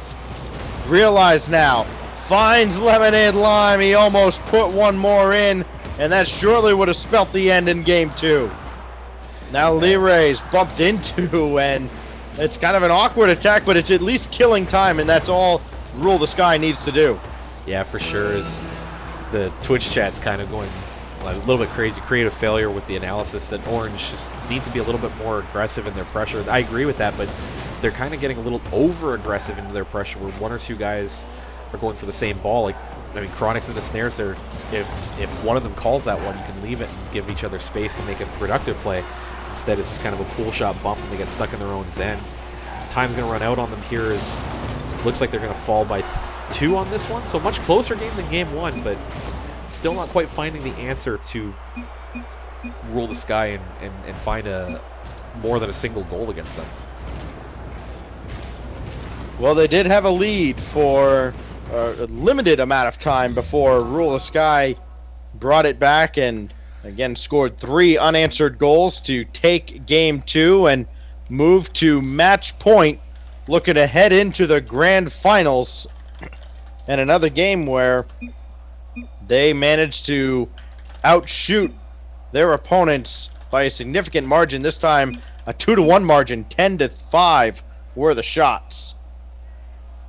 Yeah, so we are going to go for a server switch here. I do have a Asia lobby on standby. So, I mean, 2 solid games for Rule the Sky here.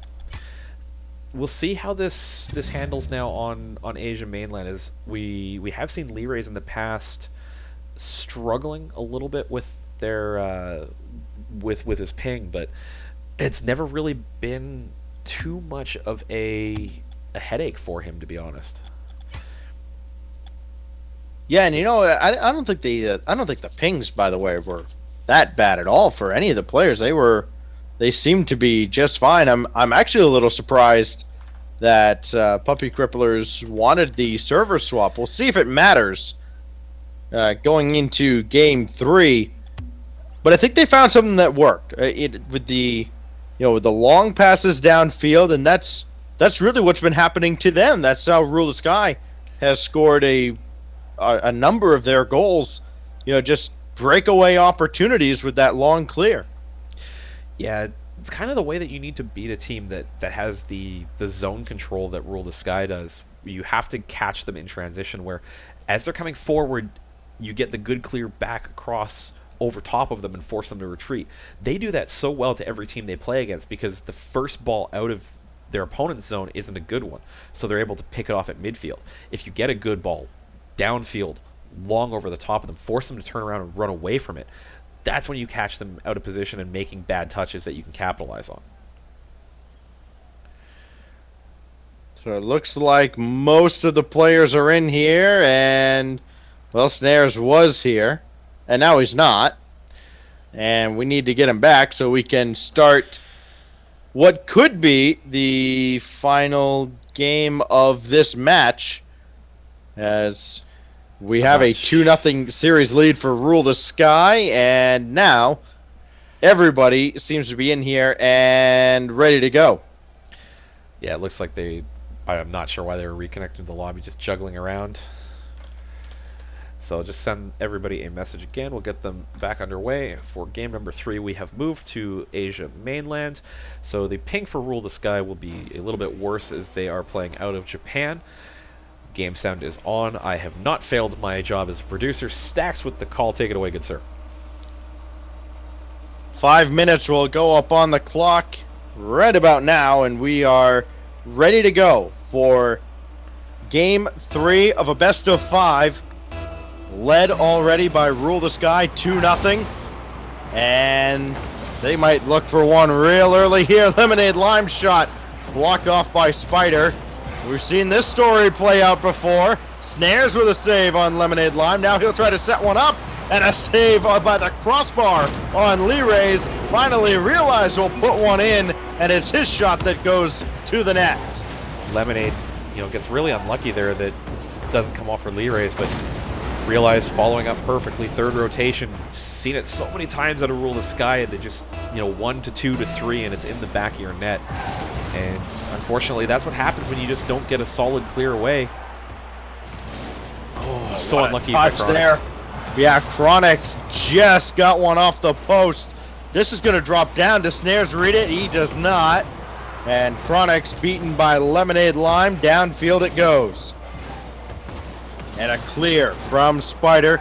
Boy, it's important for Puppy Cripplers. If they're going to answer, it's got to be sooner rather than later. They've got a chance here. That ball skipped through, but it's cleared away. Big opportunities here for Puppy Cripplers. They're not following up on their plays that pull Rule the Sky just a little bit out of position. Unfortunately, they seem like they're just a step hesitant to dive in and try and commit to a challenge. Chat calling for a tight game. You get the sense that it might not be, given how much time Puppy Cripplers are spending in their end right now. Rolled up the back wall here. Everybody misses except Spider, who just got that out of the reach of Realize. Now Lemonade Lime. Oh, perfect shot on target, and Spider was there. Oh, and he somehow, Lee-Ray followed that up, and it's a 2-0 lead. Ball over top of Lee Rays. He waits for Spider to make a touch. It's an awkward one. He doesn't recover in time. Lee Rays just gets over top and puts that one in. 2-0 now for Rule the Sky. 3 minutes and 30 seconds left. Puppy Crippler's not out of it, but definitely up against the wall, facing a drop to the lower bracket. Weird kickoff formation for Puppy Cripplers. And boy, you can take that one out of the playbook. It didn't work at all, and Lemonade Lime made him pay. Lemonade getting a bit of a lucky touch there as Snares drops it in front, and then that angle is disgusting. But Snares, much luck. Yeah, a little bit. It was a good angle shot though. That's difficult to pull off. Hey, when you're this good, sometimes you create your own luck. Lemonade Lime, does he have another one? He's going to keep it in front. And it's Lee Rays for Pulse Realize, and Snares made his 3rd save already. And he's doing it on the other side. What a save from Lemonade Lime teaming up with Lee Rays. Wow. I mean, that was...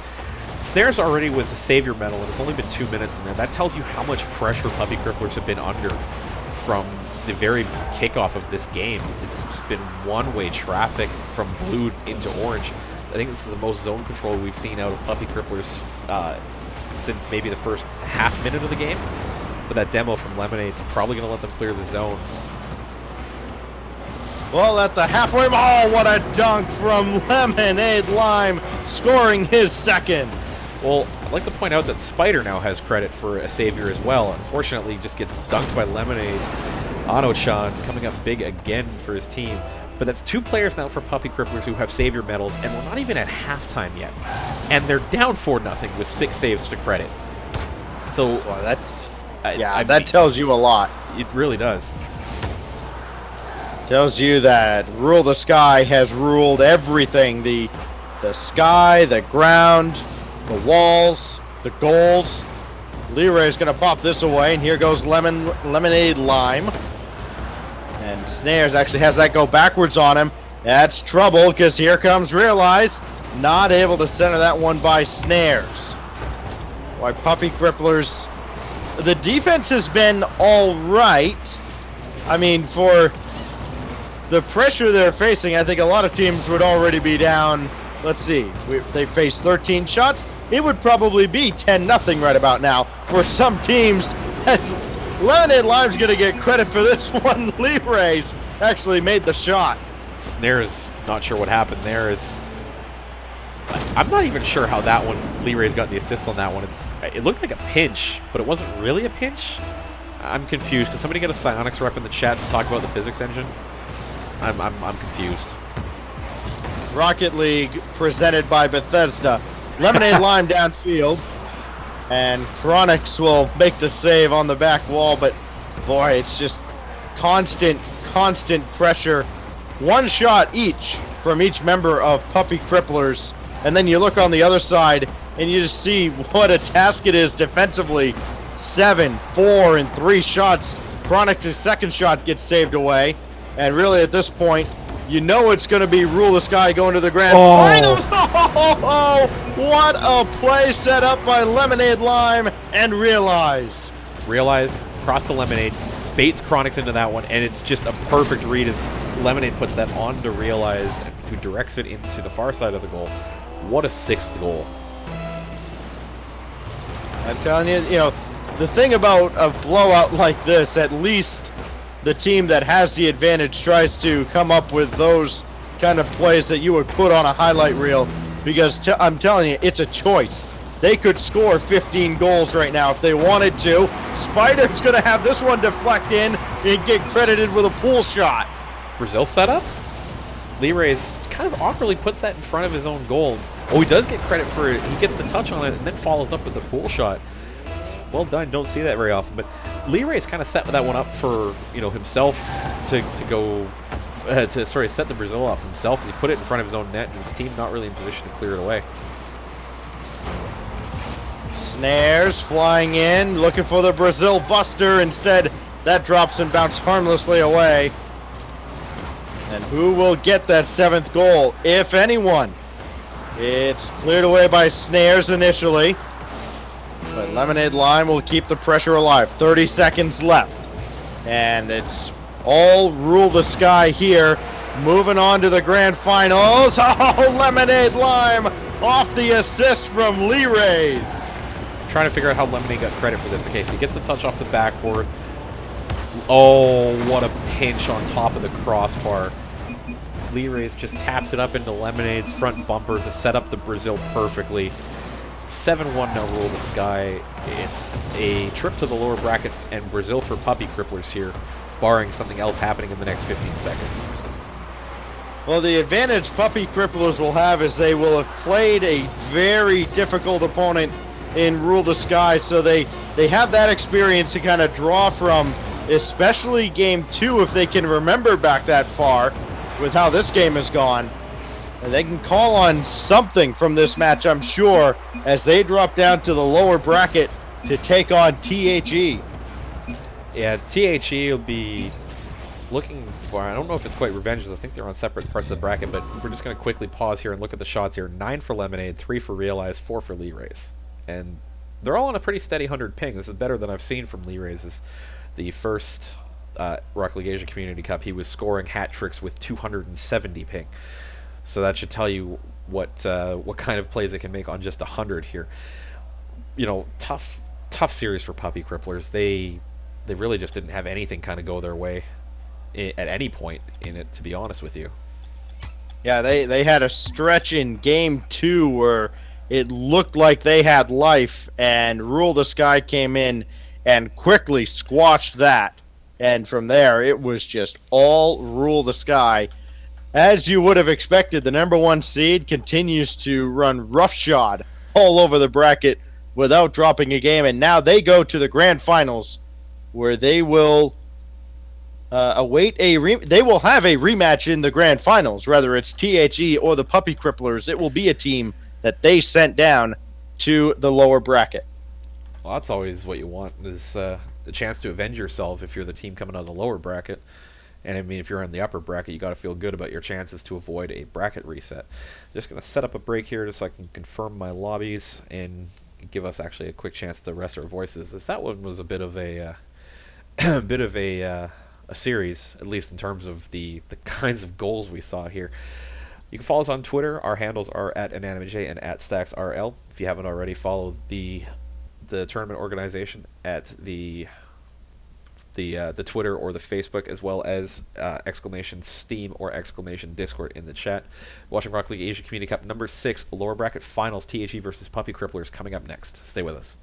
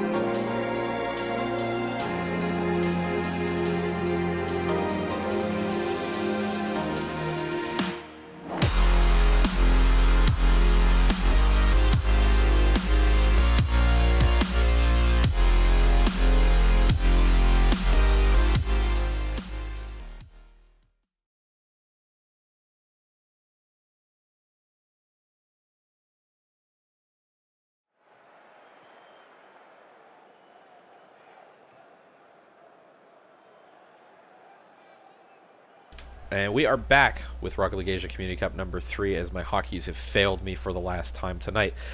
My name is Inanimate J, joined in the booth by Stacks as I have been all night. We are setting up now the lower bracket finals. Puppy Cripplers, as they have fallen down to the lower bracket after facing Rule the Sky in the upper bracket finals, off against THE, who have fought their way out of the lower bracket to the lower bracket finals. Stacks, another best of 5 here. Think this one's going to be a little bit closer than the last series we saw?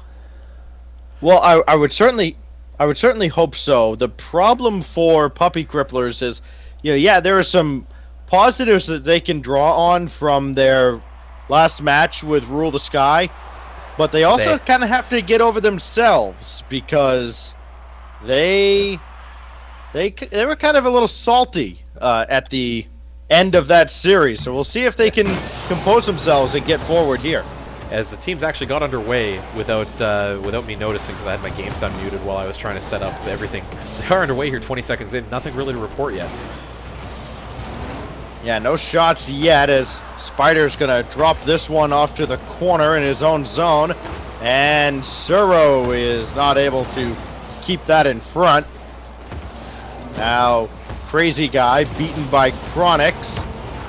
And, that one went off of a member of THE back to their own side. A fortunate pinch as Puppy Cripplers in business here. Soft lob in by Spider. That goes wide for Suro to clear. As good pressure early by Puppy Cripplers here. THE still trying to find a way out of their zone. These bounce passes off the wall, not really going to get it done, especially with the way that Puppy Cripplers have, they've rotated back on defense. They're able to counter those ones and get them back upfield. THE, though, looking to find something here. I don't think they're going to do it with this offense, though. Oh, Chronix, did he find the angle? Oh, it hit the post, and it hit the other post before Crazy Guy cleared it. Oh, how unlucky can you get? This one's off the post as well, and Spider can't put it on target. If that's not tilting, I'm not sure what is, because that's 3 posts in a matter of 2 shots, and still no goals for either team here. We've seen Puppy Cripplers tilt a little bit in past games. Like, I'm sure they were tilting a bit at facing Rule the Sky in that last one. But, I mean, that's just how much more unlucky do you want to get? Boy, if they don't score first, you just watch the floodgates open. Here's THE looking to make that happen. And Crazy Guy, actually I believe it was Tasty T that got beat there in the middle. Chronix centered. That one goes off a defender and in. Finally some good fortune for PC. Yeah, Chronix, good bounce shot off the post here. Reads it well. Crazy Guy trying to challenge that one early. Fortunately, angles himself in a way that just lets Chronix bounce it off the side of his Octane and in.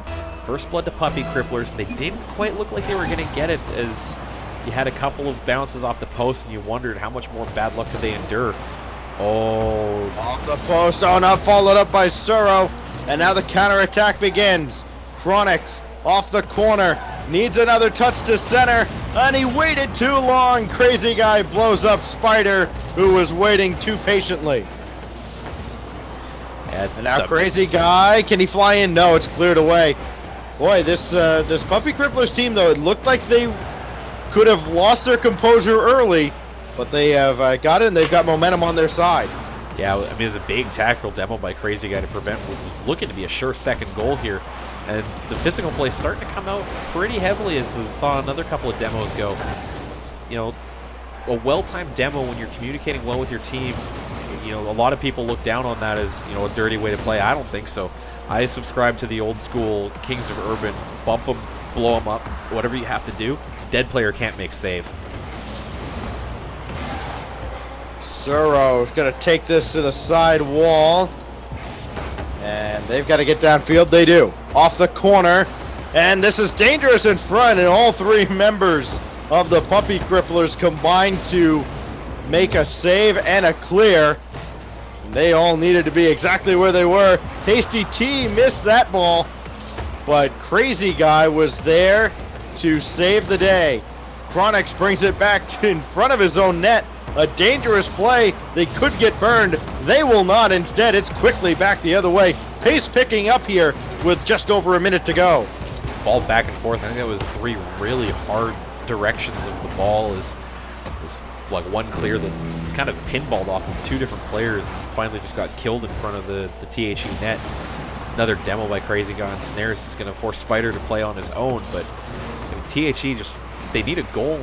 They seem to be in their own end way too often for a team that's behind. They had a chance there, 40 seconds left. And now Tasty T gonna play this over to the side. It's a loose ball in front, and it's a tie game! Suro, the hero that ties it with 32 to go. 0 to hero in the span of a couple of seconds. Just gets up over top of Chronix, barred down and in. What a shot. Equalizer for THE late. We'll see if that gets inside the psyche of Puppy Cripplers here. Their team's known to tilt, that, you know, having played so well for so much of this game, to give up an equalizer. You know, it's a well-taken shot, don't get me wrong, but you never want to give that one up, especially that late. Suro looking to run interference, but instead that ball's way up above him. Tasty T has a chance, though, as Chronix will try to clear. That goes off of Chronix and back towards Spider. Now 9 seconds. Overtime is looming, but you don't want to make a mistake, and Spider did. It's back on the blue side, and a good hard clear is going to bring about OT. Well, we weren't really expecting it until about the 30 seconds to go mark where THE gets their equalizer. Anybody's game now. Neither team really looking too dominant. It's back and forth. Nobody gets a ton of control. It's really going to come down to who makes like either a really critical play or a really big mistake. Oh, that was a great touch from Crazy Guy. And against any other team, might have resulted in a goal, but a good clear made. And Puppy Cripplers are able to get this downfield for just a moment so they can stock up on boost. But now Suro brings it right back in, employing that dump and chase strategy, that counterattack play that they want to utilize to try and tie this, or to win this game. Chronix needs to scramble back and just save this game. Thrown in front again, though, Tasty T. And Chronix will have to chase this one. Boy, he's turning in a lot of defensive work here. He's got a goal and a save, and plenty of clears, including that demo. Yeah, but he's been on boost fumes for almost that entire sequence, as the THE players have been rotating back and forth between the two corners. And, you know, very fortunate for Puppy Cripplers, they didn't get burned there, as the start of that pressure was Chronix having to backpedal into his zone to make a save. THE looking more likely that they're going to win this one here, but almost a big mistake there as Zero just drives that one into a clear that went off the far post. Chronix beaten by Crazy Guy. We approach 2 minutes of overtime here, and we don't seem any closer to determining a winner than we did a minute and a half ago. It's Chronix trying to clear, and he will, but right at the Crazy Guy. And now they'll play back and forth, waiting for a mistake, and that shot just wide from Suro. He had the game-tying goal in the final minute, actually with about 32 seconds left was the time when he tied this, and well, it's his fault that we're in this situation now. Oh no! Played in here! Oh, it went off of Tasty T, and Spider wins it for PC. So unfortunate here is on board with Crazy Guy, sees his teammate up for the challenge, unfortunately directing it straight in. Spider gets the goal, but it's just a not like this moment. You hold your head in your hands on that one. There's nothing THE could do after that. That's not a savable shot by any stretch of the imagination. Well, it is game one going to Puppy Cripplers. They lose the 1-0 lead, but they get it back in OT after 6 shots. A low shot count in that first game. You would not expect 6 shots to come from the winning team in a game that went over 8 minutes, but that was the case. And now they'll tee it up for game number 2, and we'll stay on the same servers with, again, it's not championship, or it's not match point or anything. It is a best of 5, but boy, you do not want to go down 2-0 if you're THE, and Crazy Guy just missed the mark on his first shot. You don't want to go down 2-0 in any series, you know, best of 5, best of 7. But THE, they're doing well here. They're coming out, guns blazing, trying to score that first goal and put Puppy Cripplers back on their heels, make them think like they can't do this one. Just to point out, we will be staying on Asia mainland for all of these games, as both teams are in the southeast region. Very close there for Tasty T. We'll see if Puppy Cripplers can, build from a couple of good defensive plays here, break the pressure from THE. Long shot in from Spider, but that's sent away. And cleared off the side wall there. Spider and a teammate came in above him. Might have been Snares, couldn't actually tell. But this is all the way downfield, and an attack gone by the wayside for Puppy Cripplers, but THE returns the favor. The attacks have been a little awkward here. Puppy Cripplers have certainly looked like the better team, but they really had to work. They had to scratch and claw for an overtime victory, and their chances are not coming easy here in game 2. No, another one played in here that hits the post. It bounces harmlessly away. Another great opportunity that they couldn't convert on. Yeah, it was really close there for Chronix. Just doesn't quite get the angle. I don't even think he made contact with the ball when he tried to drop that one in. THE on their heels here, but 2 minutes played. A lot of opportunities. Nothing finished. Spoke too soon. Chronix splitting the defenders here. The field goal is good. Not really a field goal, just lobs it up over top and then has to follow it up for a little bit of a dunk, dropping that down underneath the sprawling THE players. So just shy of 2 minutes in, Puppy Cripplers have their lead, but we saw what happened last time. They held only a 1-0 lead for most of the game, and THE tied it late. Don't think that's going to happen here, though. Now Snares scoring from long range. Their biggest lead of the series so far with 3 to go. Snares, good job getting that on frame. You can see that Spider's really the only one back, as Tasty T went looking for boost, expecting his teammates to get it downfield, having not a lot of pressure really off the face-off. Fortunate for them there that it did not come out that way, and the Puppy Cripplers have themselves a 2-goal lead. This will stay on the orange side. It's exactly the opposite of what THE wants. And Chronix doing his part to keep it in. Snares sending it right back the other way. Good second touch to follow that up. And then he just couldn't find a centering touch. Spider's shot blocked off by Crazy Guy. And that's the 5th shot that Puppy Cripplers have had. That one almost went off an attacker. Tasty T will get credit for not a long-range goal, but it might as well have been. It's a good aerial there. Actually just sneaks it under Snares. I thought the Batmobile with its long hitbox would have stopped that one. Doesn't actually get anything on it, and it's all the way in.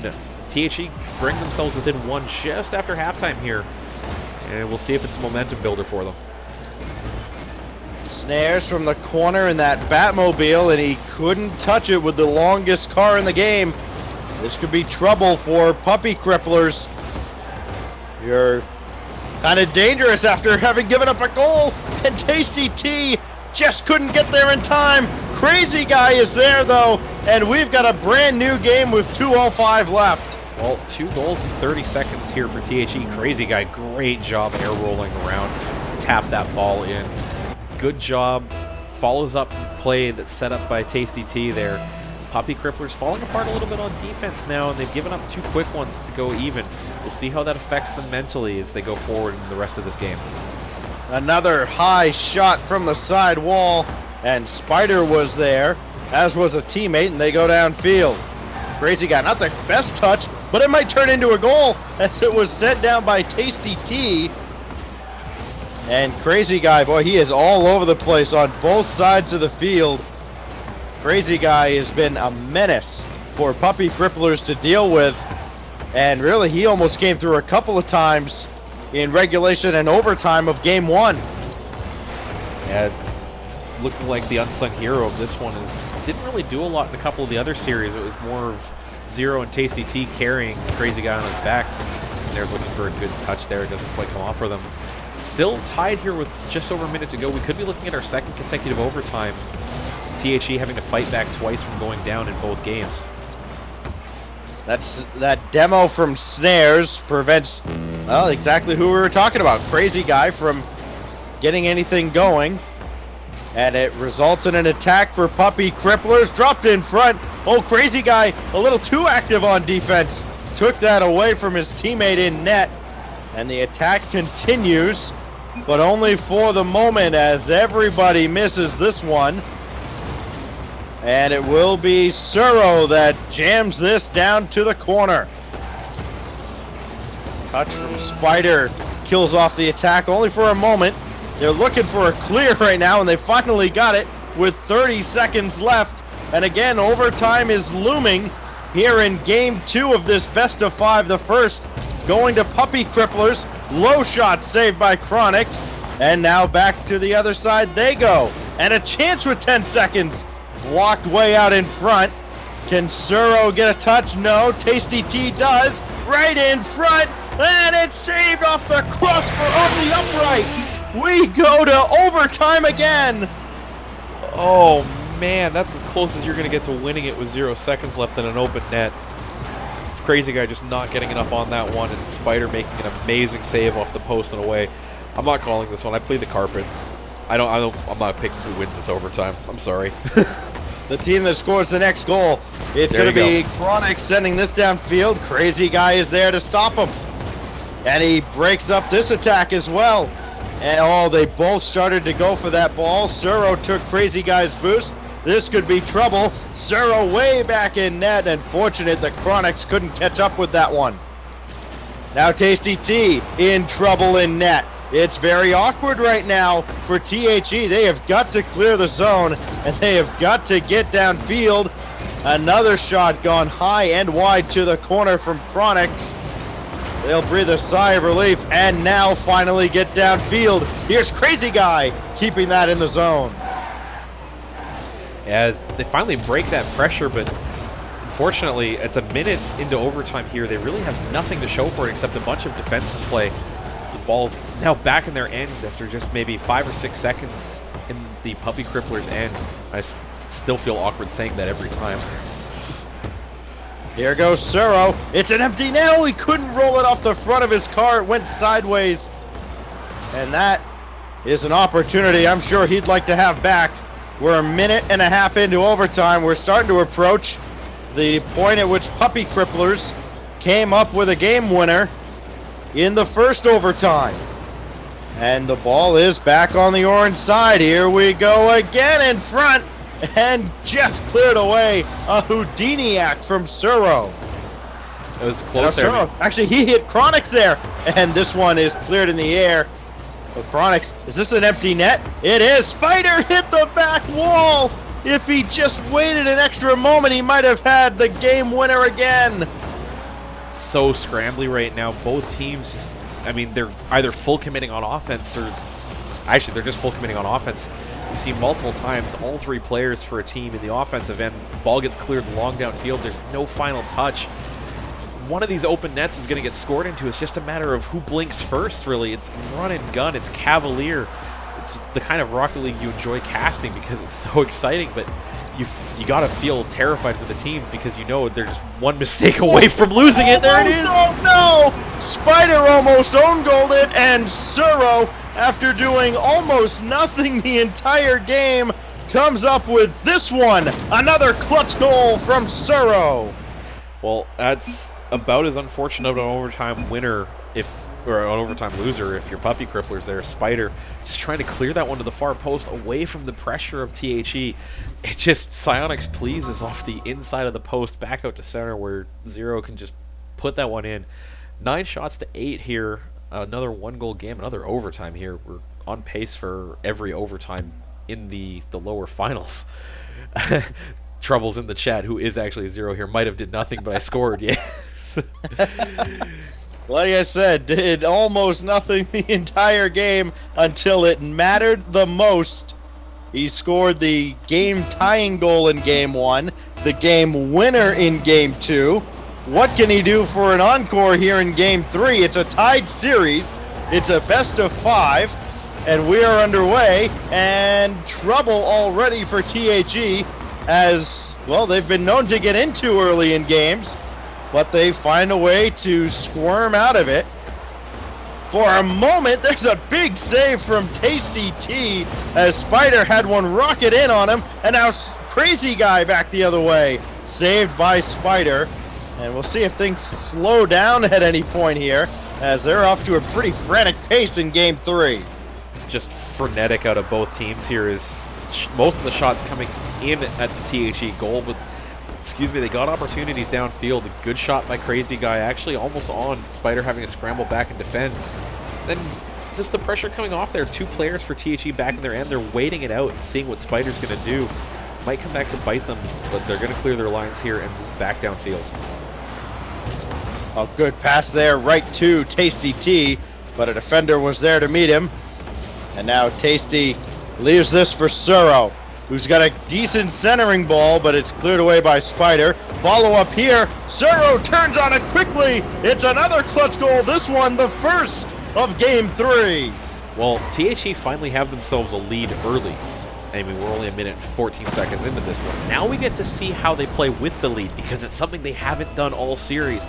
They haven't had a lead. They've been playing from behind, down 1-0, 2-0 early, struggling to find an equalizer, finding it late, and then trying to get it done in overtime. We'll see if they can build on this one, because it's really something they haven't done all series yet. And it might be the difference maker that pushes them towards a rematch with Rule the Sky.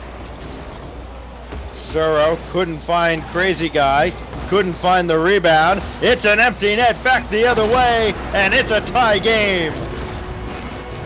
Well, what's going on board with Spider here is gets the best view of that pass from Chronix to Snares, who makes no mistake directing that one on goal.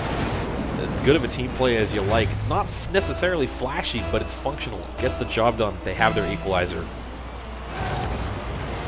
Interesting for Suro in this series. Between the 3 games, in no particular order, he has scored first, he has scored second, and he has scored last in a game. But now we're in a tied series and a tie game with the same score. And Crazy Guy is going to try to start the offense for THE. Off the corner here, and Spider having trouble clearing. It's going to go out to Tasty T. And he didn't get that side boost, so he might not have a lot to work with, and got bumped from behind. It was a big bump as Tasty T was trying to size up a go-ahead goal. Oh no. Oh man, sorry. Wow. It is absolutely trouble here. As Tasty T, as you were saying, out of boost and then gets all out of sorts in net. Very lucky to bounce that one away off the inside of his post. It's really interesting to see how this game has just been a constant series of back and forth, big swings in momentum both ways as teams get goals or start to build pressure. THE finally finding a way onto it. Zero coming up big again. Oh, Suro coming up big, as you said, his second goal in as many shots. It's a great pass by Crazy Guy. Zero in the right place to finish that one off. And then a high five between Crazy Guy and Tasty T to finish that one off. Tasty T having pretty much no part of that goal, but still fun to see on the replay nonetheless. Suro is stepping up here in a pivotal 3rd game in this best of 5. Snares will pop this to the corner, trying to do it all himself, and he cannot, as it goes back downfield. Chronix didn't get a clear at all, and he can't make the save. Crazy Guy extends it to a 2-goal lead. Crazy Guy does well. He beats both Snares and Spider in the corner, and then Chronix just panics and jams it off the far post. No, sorry, not the far post, the far wall. Crazy Guy kind of gets it a little bit wrong. Doesn't look like he gets it fully on net, but it's going in anyway as Chronix not able to scramble back and try and bang it off the post and away. Oh, that kisses the ceiling, and guess who? Suro, the man of the hour, makes the save. Down in front again, and Chronix will slam that home. They're back within 1. Yes. Unfortunately here, it's just too much of a hard dunk by Spider on the boards that drops it for Chronix right in front of the net, who's just right in place, ready for that one. So lead cut down to 1 here. We'll see if THE can maintain any kind of pressure, or if they're going to concede another equalizer and look towards a 3rd consecutive overtime in the series. Snares going up to meet Crazy Guy, and Chronix downfield. That will not be on target, but this could be. That's going to drop down and out, but Snares couldn't put it on target. So Chronix has to retreat. and he tried a half flip, and it wasn't pretty. It was effective enough, though. He landed exactly where he needed to, and this shot just wide from Spider. Snares looking for Snares the and drop too. Yeah, Snares and Chronix ran into each other there, and that was a little unfortunate. Off the back wall, Northern Gaming style play, and Chronix couldn't catch up. Snares also goes high, not for lack of opportunities, but Puppy Cripplers still trail by a goal with a minute to go. Yeah, they look like they're going to get that goal, though, as THE again just putting out, pulling, the lighter out. Oh, never mind. Okay, so Tasty T makes it even tougher. I was trying to make an analogy with playing with fire here as they flick the lighter out and then, like a Zippo, they just flick it open to play with it for a second and then close it shut as Tasty T drives that one downfield. It's no mistake in the bottom corner of the net from afar there. 2-goal lead restored with 45 seconds left. Not over for Puppy Cripplers, but they need one fast off this kickoff, and they're not going to get it. Nope. No, it's going back the other way. Tasty T has put away game 3. Double face-off there from Spider and Chronix. All they do is just kill it there. Crazy Guy gets up into Chronix's grill and just starts holding him there. Runs the old linebacker block for Tasty T, who finishes the job. 41 seconds left. Hey, how about another one? Now this one's saved by Spider. So it remains 5-2, and they've got a chance to get downfield at least. As Spider is waiting. He's got that corner boost. A shot in here, saved by Suro. 2 goals and 3 saves, because why not? Because it's the lower finals. That's why. Finally coming up big, as we were joking last game that he really didn't do much except score the overtime winner. He comes up huge for his team here, putting them up 2 goals, keeping a bunch out of the net on the other side here. And that's going to do it. THE will confirm game number 3. Just hit the wrong hotkey here. That was awkward. First game of the series, it doesn't go to overtime here, and I think Snares forgot that it's a best of 5. Yeah, we'll see if he gets back in here. I'm sure somebody... Yeah, okay, so he's changing cars.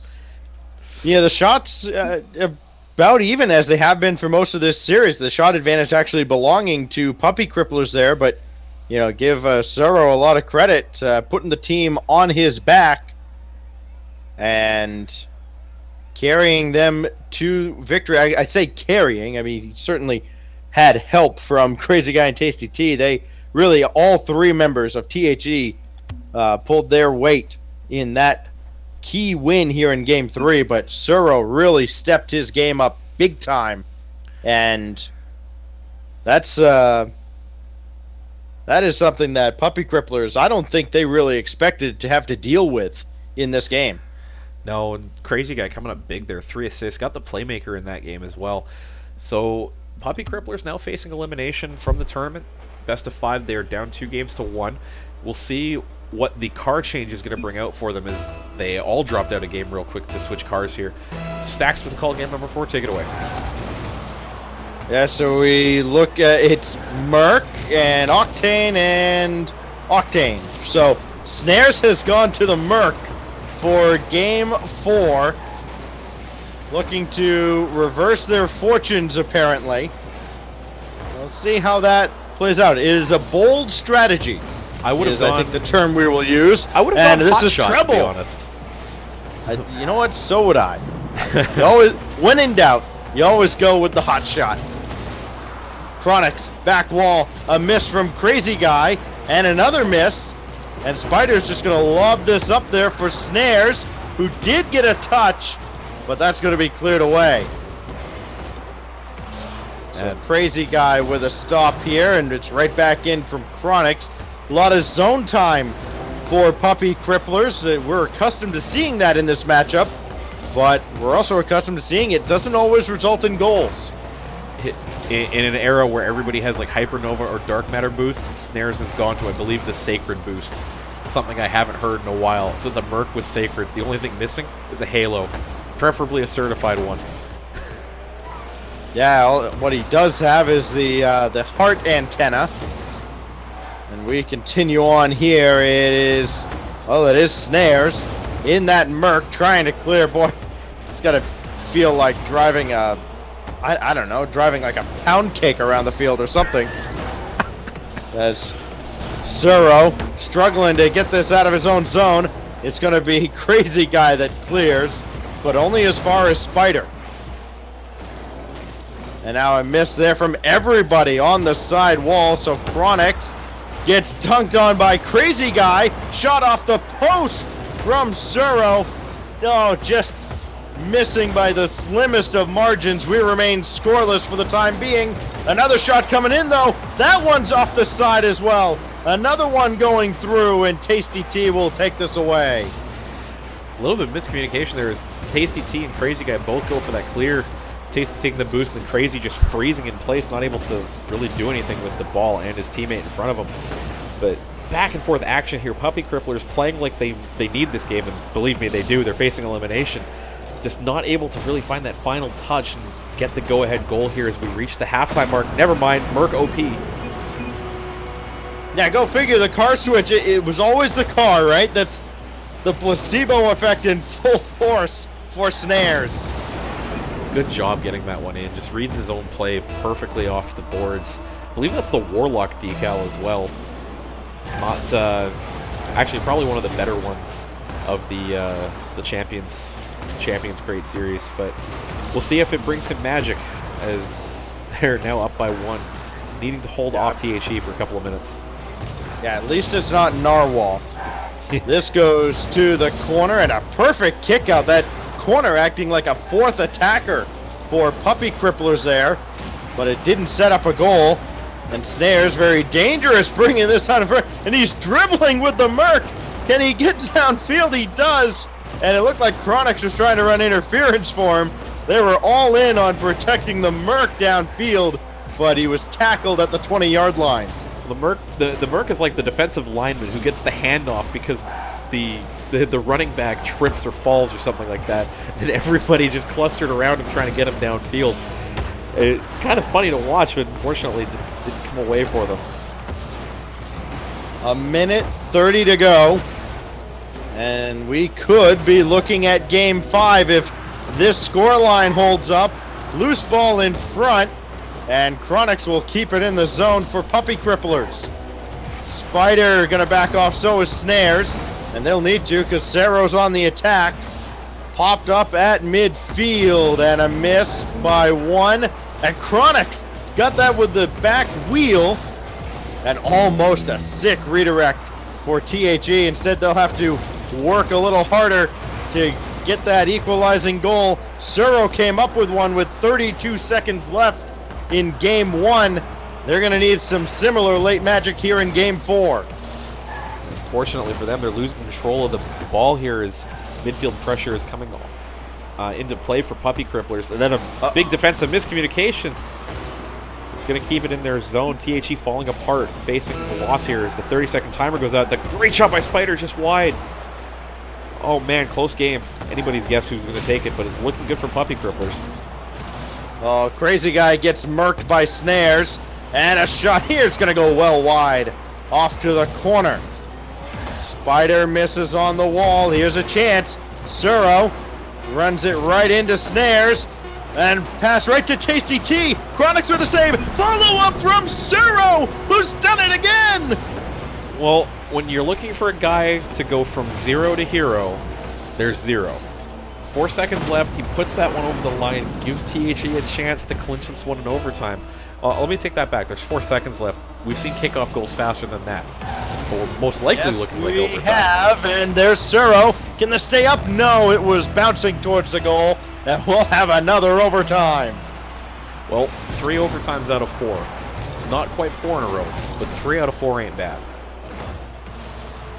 That is true. Puppy Cripplers, well, actually, no, they are not used to over. No, they did. They took Bogio to overtime all 3 games, ended up winning that series before falling to Rule the Sky in the upper finals. So a trip to a rematch with RTS on the line here, and a lob downfield that hit the corner and bounced away.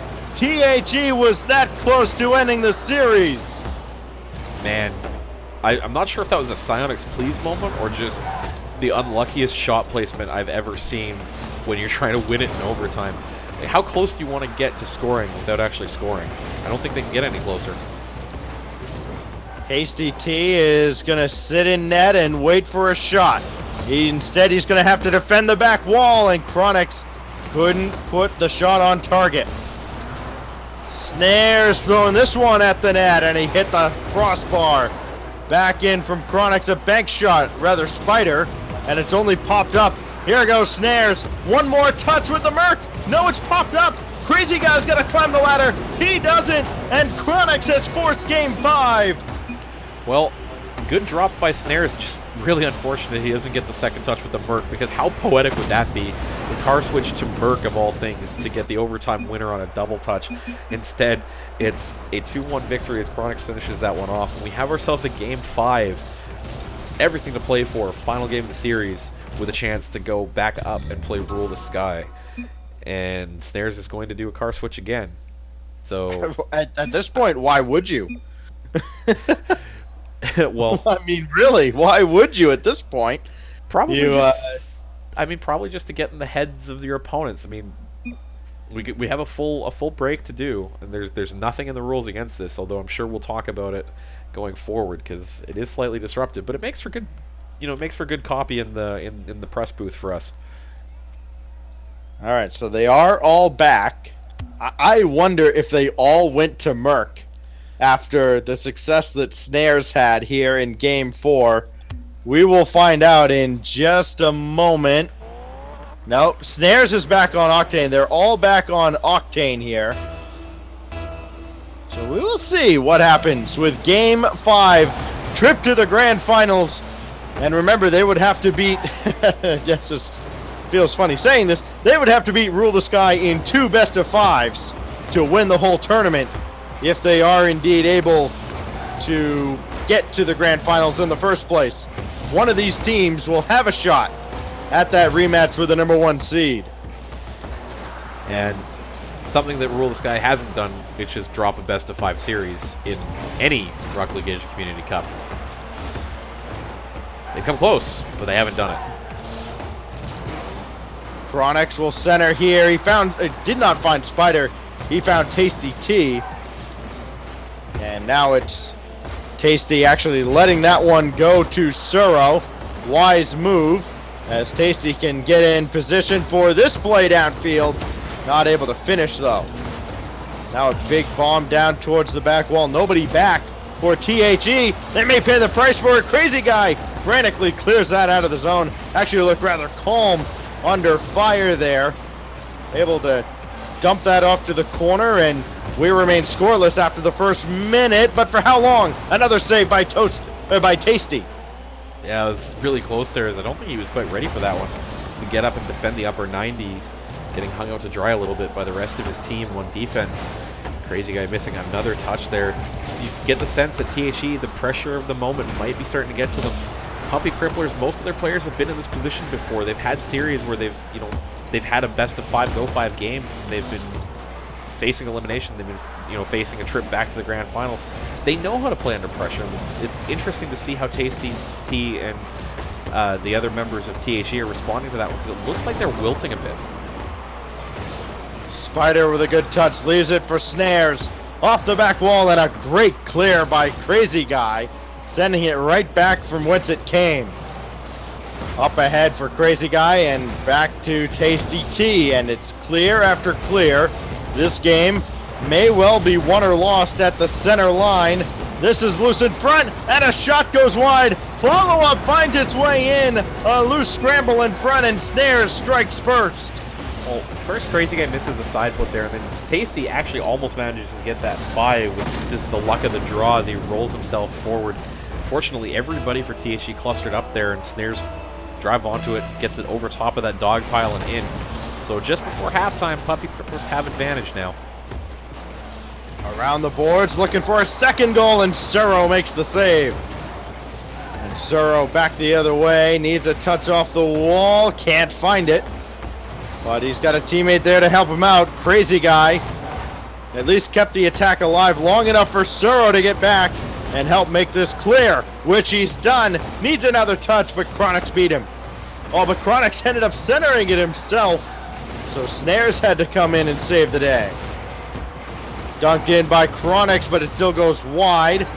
And again, more pressure for Puppy Cripplers. They've got 6 shots, and this is the first shot for THE here in Game 5. Finally see a little bit of offensive pressure now. Space starting to open up at midfield here. THE getting the ball into... Oh, that's a great shot! What a play! The crazy guy reading this one off the ceiling! Zero finally playing playmaker instead of recipient here. Gets a little lucky that Snares kind of misses that one and just pops it off the roof. Drowned crazy guy. It's Roku Billy in the chat. Ping Pong Madness is killing you. Well, there's a goal. Have fun with that one.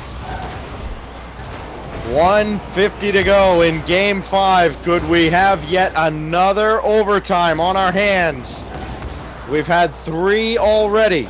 Off the corner here. Centered by Crazy Guy, and he found Suro, and oh, Crazy Guy ran into that one. It sets it up for Snares, but he sends that to the corner, and a shot wide from Chronix.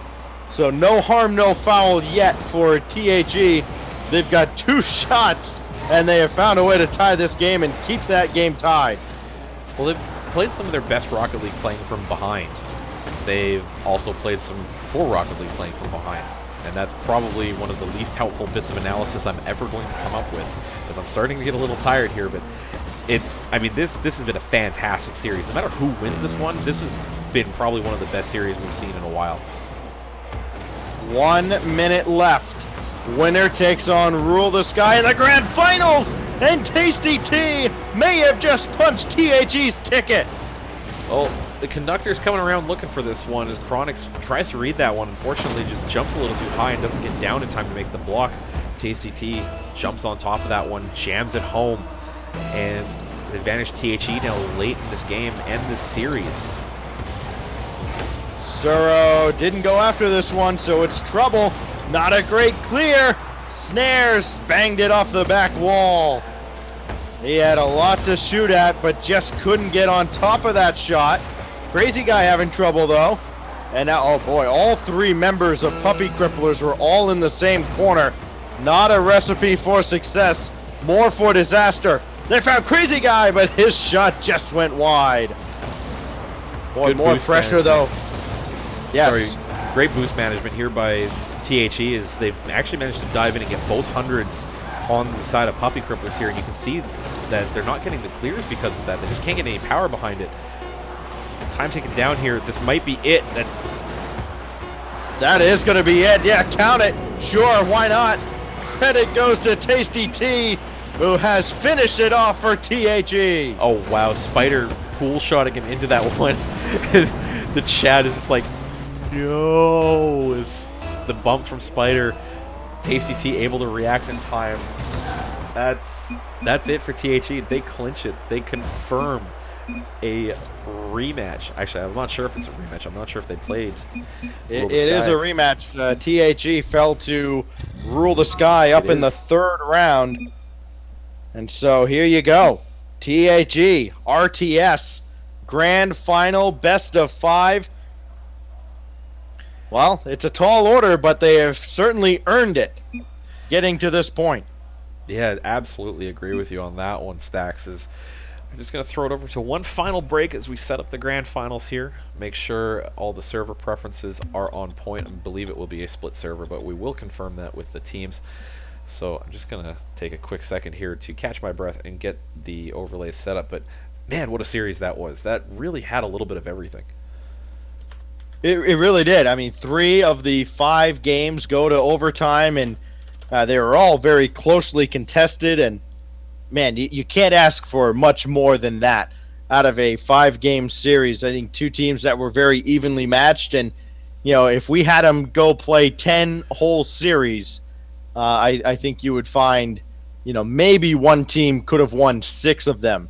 It's just that's how close they were, and on this occasion, it was THE coming away with the win. Yeah, so just to set this one up, we will be going over to a quick break. Coming up next, Rocket League Asia Community Cup number 6 Grand Finals, $100 US on the line between Rule the Sky and THE. I'm Inanimate J on Twitter. He is StacksRL on Twitter. You can follow us both, as well as follow the league at Our League Asia. We'll be right back in a short time with the Grand Finals. Stay with us.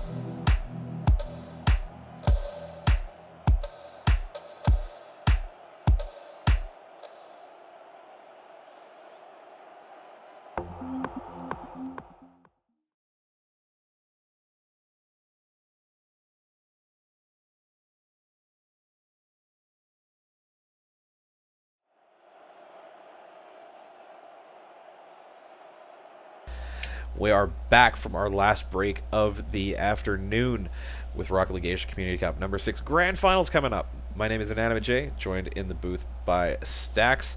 So, THE find their way out of the losers bracket into a rematch with Rule the Sky. So, Stax, your thoughts on this one? I mean, what we've seen out of Rule the Sky today, big time one-way traffic. We'll see if THE can kind of stem the tide on that one here and have a hope of taking anything out of this one, as they need a bracket reset. Well, I mean, what we've seen out of Rule the Sky so far in this tournament, I mean, for THE, I mean, David wasn't even this much of an underdog against Goliath. At least David had a weapon. So for THE, you're looking at, I mean, they met in round 3, and it was a sweep for Rule the Sky. Rule the Sky has not dropped a game in this tournament, and there's a good reason for that. They play exceptionally well as a team, and they turn defense into offense so quickly.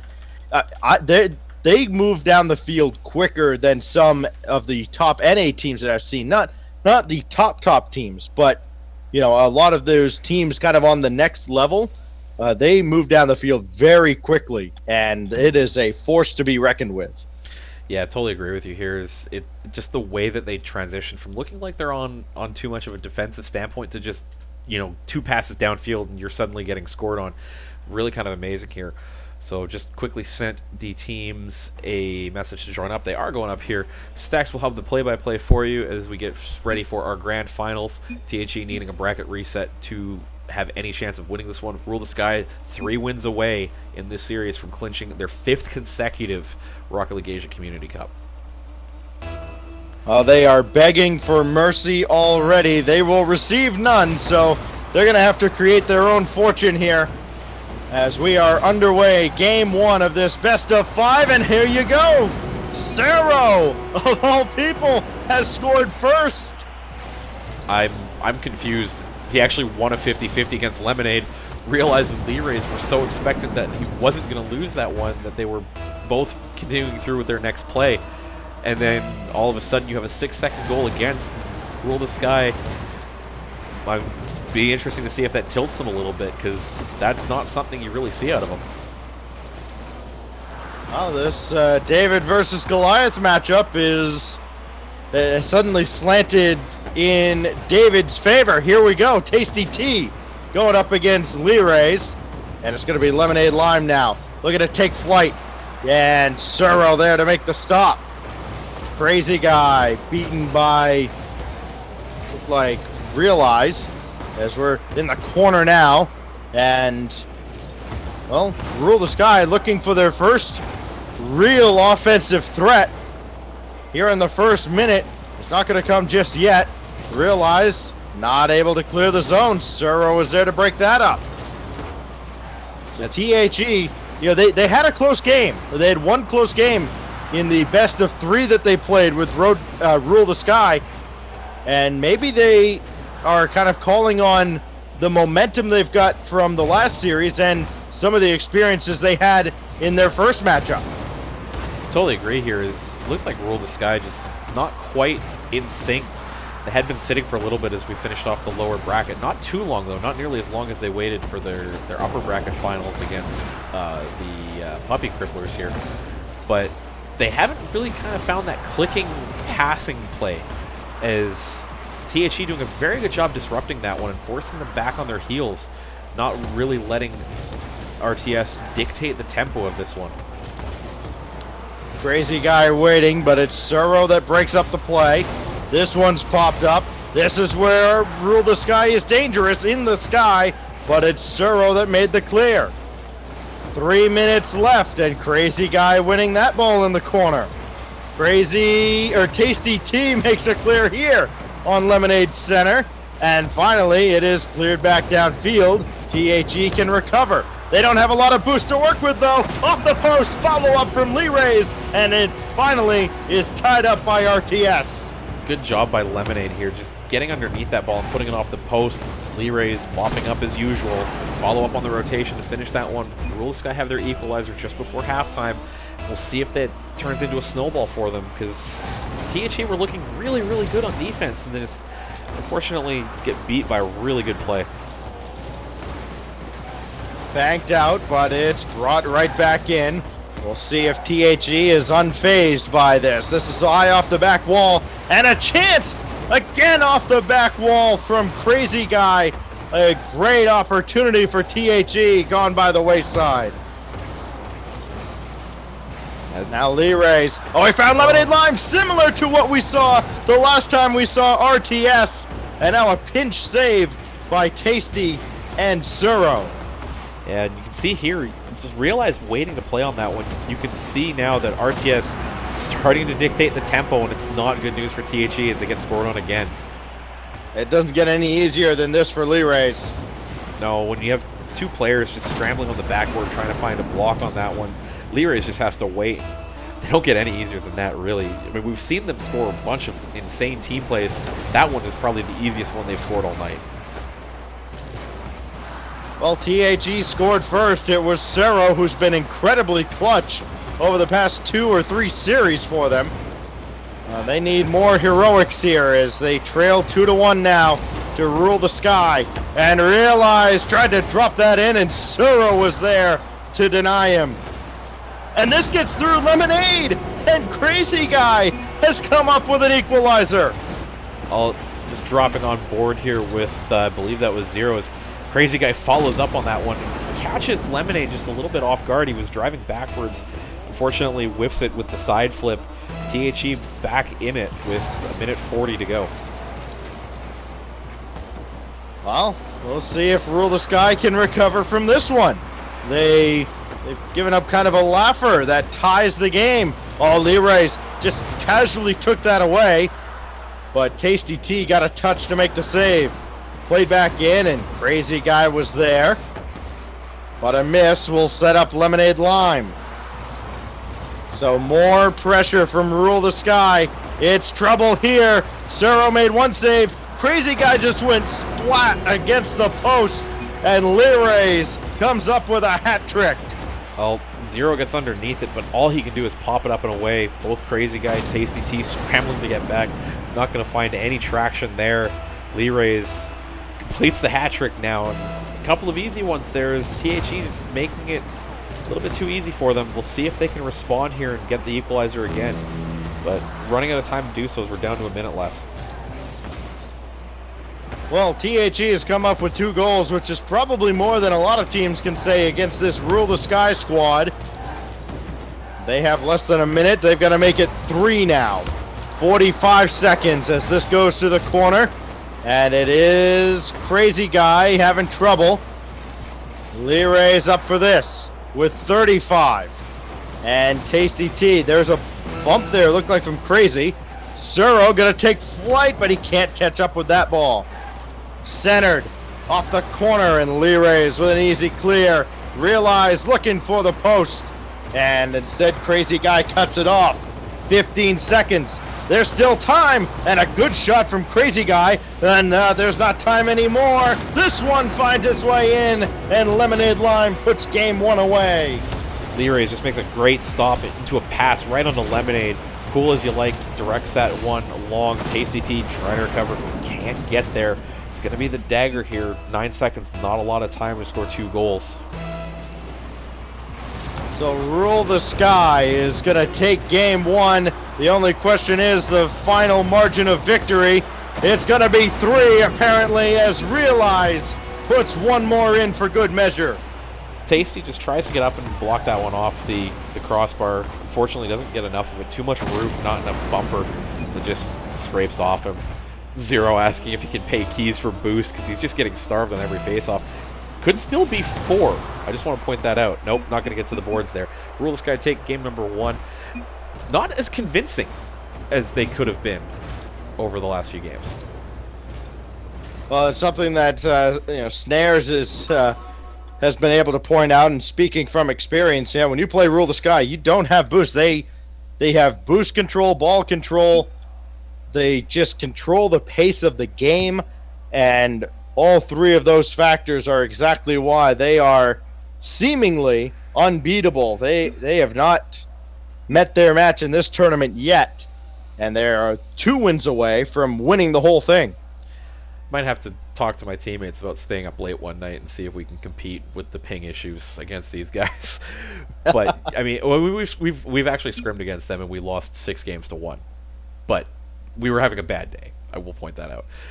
I mean, it is what we've come to expect out of Rule the Sky here. They have this way of playing that the teams in the region, when they don't have consistent rosters and they don't tend to play on at the same time with each other, it's just something really hard to deal with, the kind of team play and the coordination that you get out of teams that have been together for so long. Well, you take a page out of other regions' books. The 8 teams that are going to the RLCS Live Finals did not form the day of the RLCS qualifiers. So take that into consideration moving forward here. This one played in. What a save from Crazy Guy. He made 2 incredible saves. And can Tasty T get onto this one? No, it's just wide. Follow up. Oh, wow, that one was shanked high and wide. And we remain scoreless, but not for lack of effort from THE. No, they had good opportunities there. Crazy Guy, rush of blood to the head, just jams that one high and wide as he charges in from the 3rd rotation. Big opportunity missed there, and it's a poor touch from Zero. Luckily, his teammates bail him out on that one. Would have liked to see a sorry in the chat there, but man, THE just all 6s and 7s right now, both ends of the pitch. This is off the corner. It's a dangerous ball. It was actually set up by THE. And now Realize, how did he find that angle on the far post? Throw out my hotkeys for the camera angles. Zero just makes an awkward play in the corner trying to get behind that one. Realize reads him all day, drives that in, and Rule the Sky have their opener.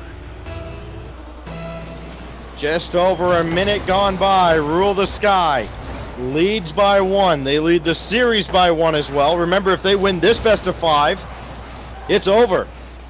And THE needs to win 2 consecutive best of 5 series as they came from the lower bracket.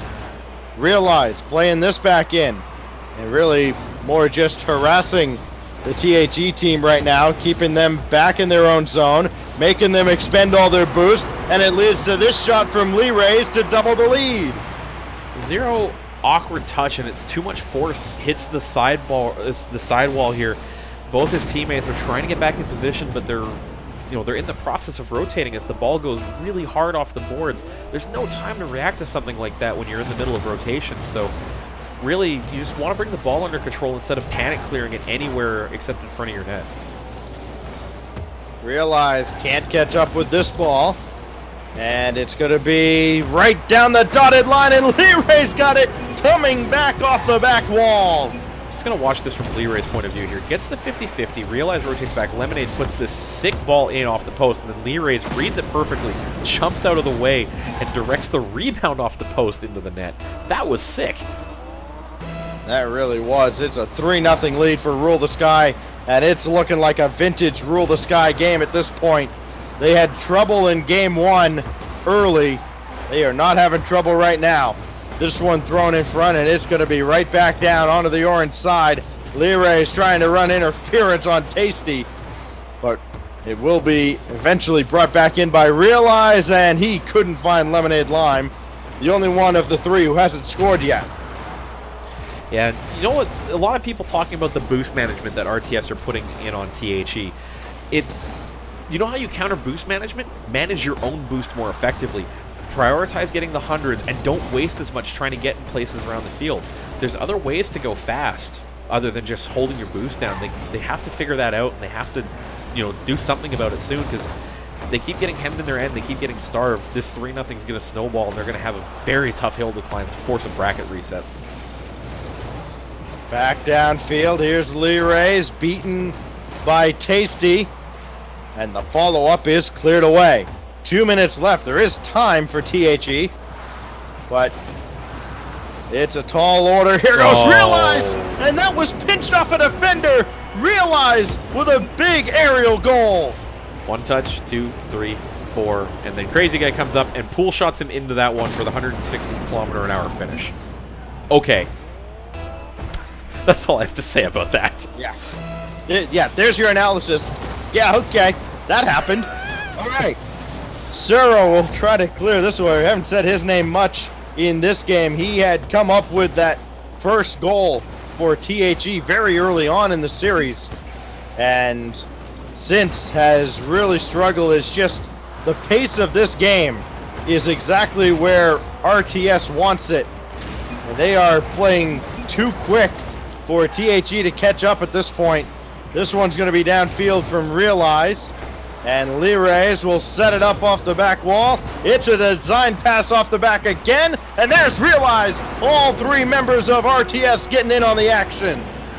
Well, Leroy's off the board, Lemonade off the backboard, Realize up for the finish. A little bit of a freestyle too, flicking himself around, finds the right side of the net. I mean, that's as classic RTS as you like. 1 to 2 to 3. 5-0. And as mentioned in previous RTS games, it's a choice on how many goals they want to score at this point, as Suro will come up with a block on Lee Reyes, and Lemon Lime plays it. Oh, it gets a demo as well. He set it up in more ways than one, but Realize just couldn't drop that on target. Really good attempt there. I mean, Lemonade made the pass and then immediately beeline for the keeper. That's the kind of coordinated demo I was talking about that you need to have in your arsenal if you want to beat a team that has a little bit better coordination. You need to put them off, do something to just break their tempo, break their hold on the game. Not enough teams do that against Rule of the Sky, quite frankly, because not enough teams have a consistent roster and have the ability to develop these kind of team plays. You know, shout out to Rocket League Philippines in the chat. You have to defend that backboard. Totally agree with you. If you can't defend the backboard, you're not going to win these games. It's so hard. Downfield here, we'll see if THE can at least prevent a shutout. The ball's on the wrong side of the field for them. And it's back around again. 7-8 shots now for Rule the Sky. This one back down the other way. The shutout is broken up on a long bomb from the crazy guy. He's the only one in triple digits in the in-game scoring. I mean, in-game scoring, not too much of importance here, but you're right. It just goes to show you the one-way traffic right now for Rule the Sky. When they have one player that breaks 100 and the other two just kind of sitting there at double digits. Rule the Sky going to take this one here. It's a solid performance from them. They had definite flashy goals.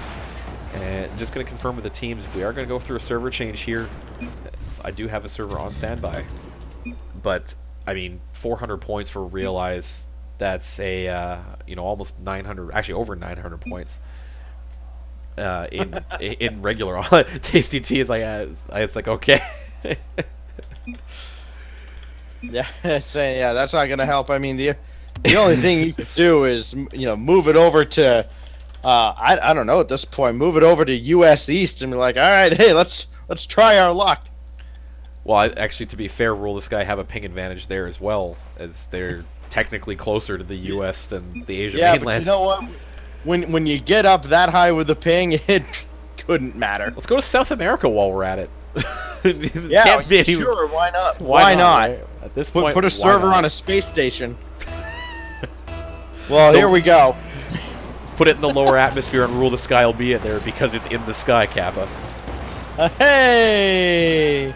He'll be here just about as long as I will be. It could just be for another 5 minutes as we are underway in Game 3. It is a best of 5. It is led 2-0 by Rule the Sky. And, it does seem like THE has already accepted defeat, but we've seen flashes of brilliance. We need more of it, though, from them. As Lemonade Lime trying to play that in himself. Lee Reyes will center. And it goes through everybody before Realize brings it back in. THE, if they do end up going down on this one, I hope they don't. I hope that they take a game off of Rule the Sky just for their own sake more than anything, just to prove that they can hang with these guys. But I mean, they haven't played poorly. It's just a couple of poor decisions where they don't get the strong touches that force Rule the Sky back. They do what I was saying. They get the weak clears that Rule the Sky are waiting for that they just put right back over the top of you, and that's how the boost management comes in. When you're under so much pressure that you can't buy yourselves time to get the boost. And Lemonade Lime cashes in here. An early goal for RTS, exactly the opposite of what THE was looking for. Yeah, I mean, it's a struggle on defense. I think it was Crazy Guy just trying to get that off the backboard low. Just does nothing but put it in front of the net for Ruleless Guy to finish off. So a 1-0 lead, make it 2, and Leray was looking for it, but could not catch up. Good defending there from THE. But here we go again, a loose ball rolling across the zone. Learays will take it, and this is right out towards Realize, but Lemonade Lime's the one that's going to take it. And now a ball played in by Tasty T. Good setup from Crazy Guy. If they had the rotation set up there, looked like Sarah was all the way back, just trying to get Boost, and well, Boost has been at a premium right now for THE, so you can't really blame him. Yeah, you don't want to give up that chance for an offensive pressure. One of the things I've learned as a competitive player is sometimes you have to learn how to play on 30 boost when you're getting starved out like this. 30 boost is enough to get from basically floor to ceiling if you understand the physics of the game. So it's one of those things that you can practice in, not necessarily free play with the unlimited boost always on, but just, you know, go into an exhibition match and learn how the cars fly. Well, Realize has doubled the lead here. It is trouble already for THE. And it's just another case where they don't clear their lines properly and Realize able to follow that one up, put this team up by 2. Half the game left here. THE needing to find those 2 goals they got from game 1 to have any hope of stealing a game and marching towards that reverse sweep into a bracket reset. But I think you're right. They might have accepted their fate after the end of game 2. Pinch downfield, a chance for THE to move forward, and blocked by Lemonade Lime. Here goes Tasty, one-on-one with Realize, and he dunks it in! THE has life just after the halfway mark. Well, there you go. You get yourself a nice ball to beat Learays, and then you dunk Realize in net. I mean, that's going to shut up some of the people in chat who've just been chanting Realize's name for the last 2 games. Realize, easy pass. Well, I mean, there's not a lot he could do. He had one place to play the ball on defense, and Tasty T read him all the way. Oh, there we go. Crazy Guy! He completely undressed a defender. Who was it? It was Realize again. Just crossed him over. And did you realize it's a tie game? Well, that deserves a kappa or 2 in chat, but Tasty T did really, really well to win that face-off the way of his teammate, and then Crazy Guy gets a great dribble downfield. So all of a sudden, THE have life, but, I mean, 2 minutes to go, they've got to make sure that they don't give up any more goals. Well, they could here. That was a loose ball, and Lemonade Lime thought about coming up for it. Now it's around the boards and in front, sent away by Crazy Guy. Well, THE, they've come up with 2. Getting the 3rd has always been the challenge, and they need to if they want to win this game. And really, they don't care where it comes as long as they get that goal. But right now, they got to play defense. 1.5 minutes remaining. Could we possibly have overtime in an RTS? How many times has RTS been taken to overtime in these tournaments? Probably not often, and maybe not tonight, as Lemonade Lime retakes the lead. I think the total was 3. Gravity took them to overtime in game 1 and beat them for the first game that they had dropped. Yeah, that was in Community Cup number 4. And I believe Sleeping Forest took them to overtime twice in Community Cup number 5. And there's not a ton of analysis on that one because I was busy talking in Twitch chat. Unfortunately, somebody was asking about the drinking age in Canada. I was just making sure to correct them there. 1 minute 20, and Learays will bring this around. Good clear from the Crazy Guy. And Lemonade Lime couldn't catch that. Neither could Learays. He barely got a piece. And a chance they're going to go left and right off the sides. But it's back down from Realize. So Realize has had quite an adventure defensively in this game. He's kind of the superstar of this RTS squad. And, well, he's going to be back on defense here as Tasty T avoided a bump and Realize up to the challenge defensively. There's Tasty. Redirect on target, and Realize made his 3rd save. And it's been more defense out of Realize than I've normally seen. Normally it's Learays on 3rd rotation. It's Realize and Lemonade doing most of the offense there. Speaking of Lemonade doing the offense, the great dunk here by Learays goes right in front with enough power to carry Lemonade right on the spot and put that one in. 2-goal lead now, 31 seconds left. Might be the end of the tournament here. 2 goals needed for THE, and they are not going to have possession, at least not in the early stages here. This goes to the corner, but it's still in their own zone. Realize that's a pass across and more time wasted. Tasty can't keep possession. This will bounce in and sent away.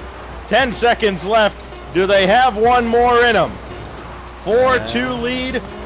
And that may be the final score. Well, the ball is still in the air. And that will do it. Lemonade Lime gets credit for the 5th RTS goal. And they're going to sweep THE in the grand finals.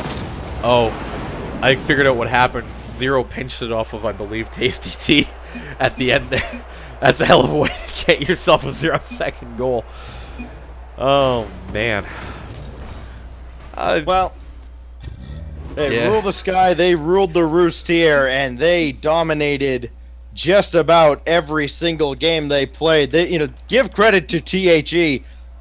They looked impressive at times against RTS and really played with them for at least half of a couple of games. And you can come away from this tournament thinking, okay, RTS is good. We knew that coming in, and boom, they won another one. But you see a team like THE come together, and they did not look like, to steal a wrestling term, they didn't look like jobbers against them.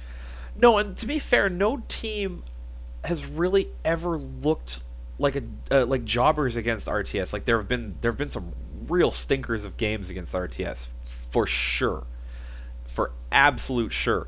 But by no stretch of the imagination have people ever just been like true pluggers and just not been up to class. Like RTS, yeah, they're a class of their own. They're for sure the strongest team in the region, but I think if we start to see more of the teams from Japan coming out and participating in these ones, we might see a little bit more competition. I mean, it could even stand to reason that the teams from Asia, Asia mainland, if they start to get consistent rosters, they get the practice in, and really figure out the tactics for RTS and ways to beat them, we might see a different story. But I think until the rosters kind of stabilize, it's going to be the same kind of situation where you can be the best of the pickup teams, but you're going to lose to the one organized team in the region. Well, that's why the quality. I harp on the RLCS. The RLCS teams, they've been formed for weeks ahead of the qualifiers for the most part.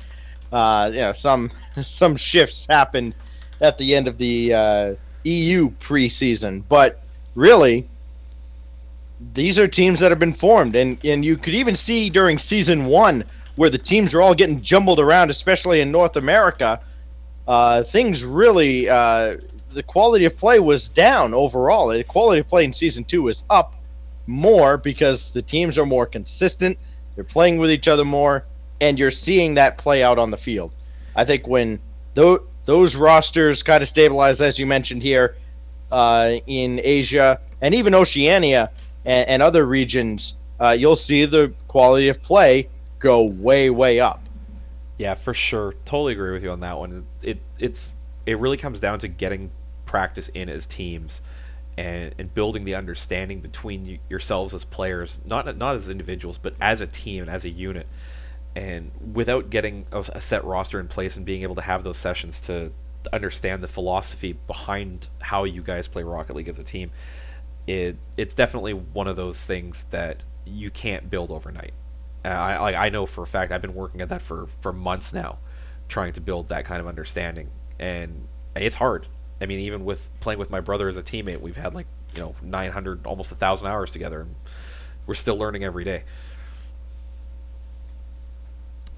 So with that, I'm just trying to figure out if we're going to be able to set up a host here.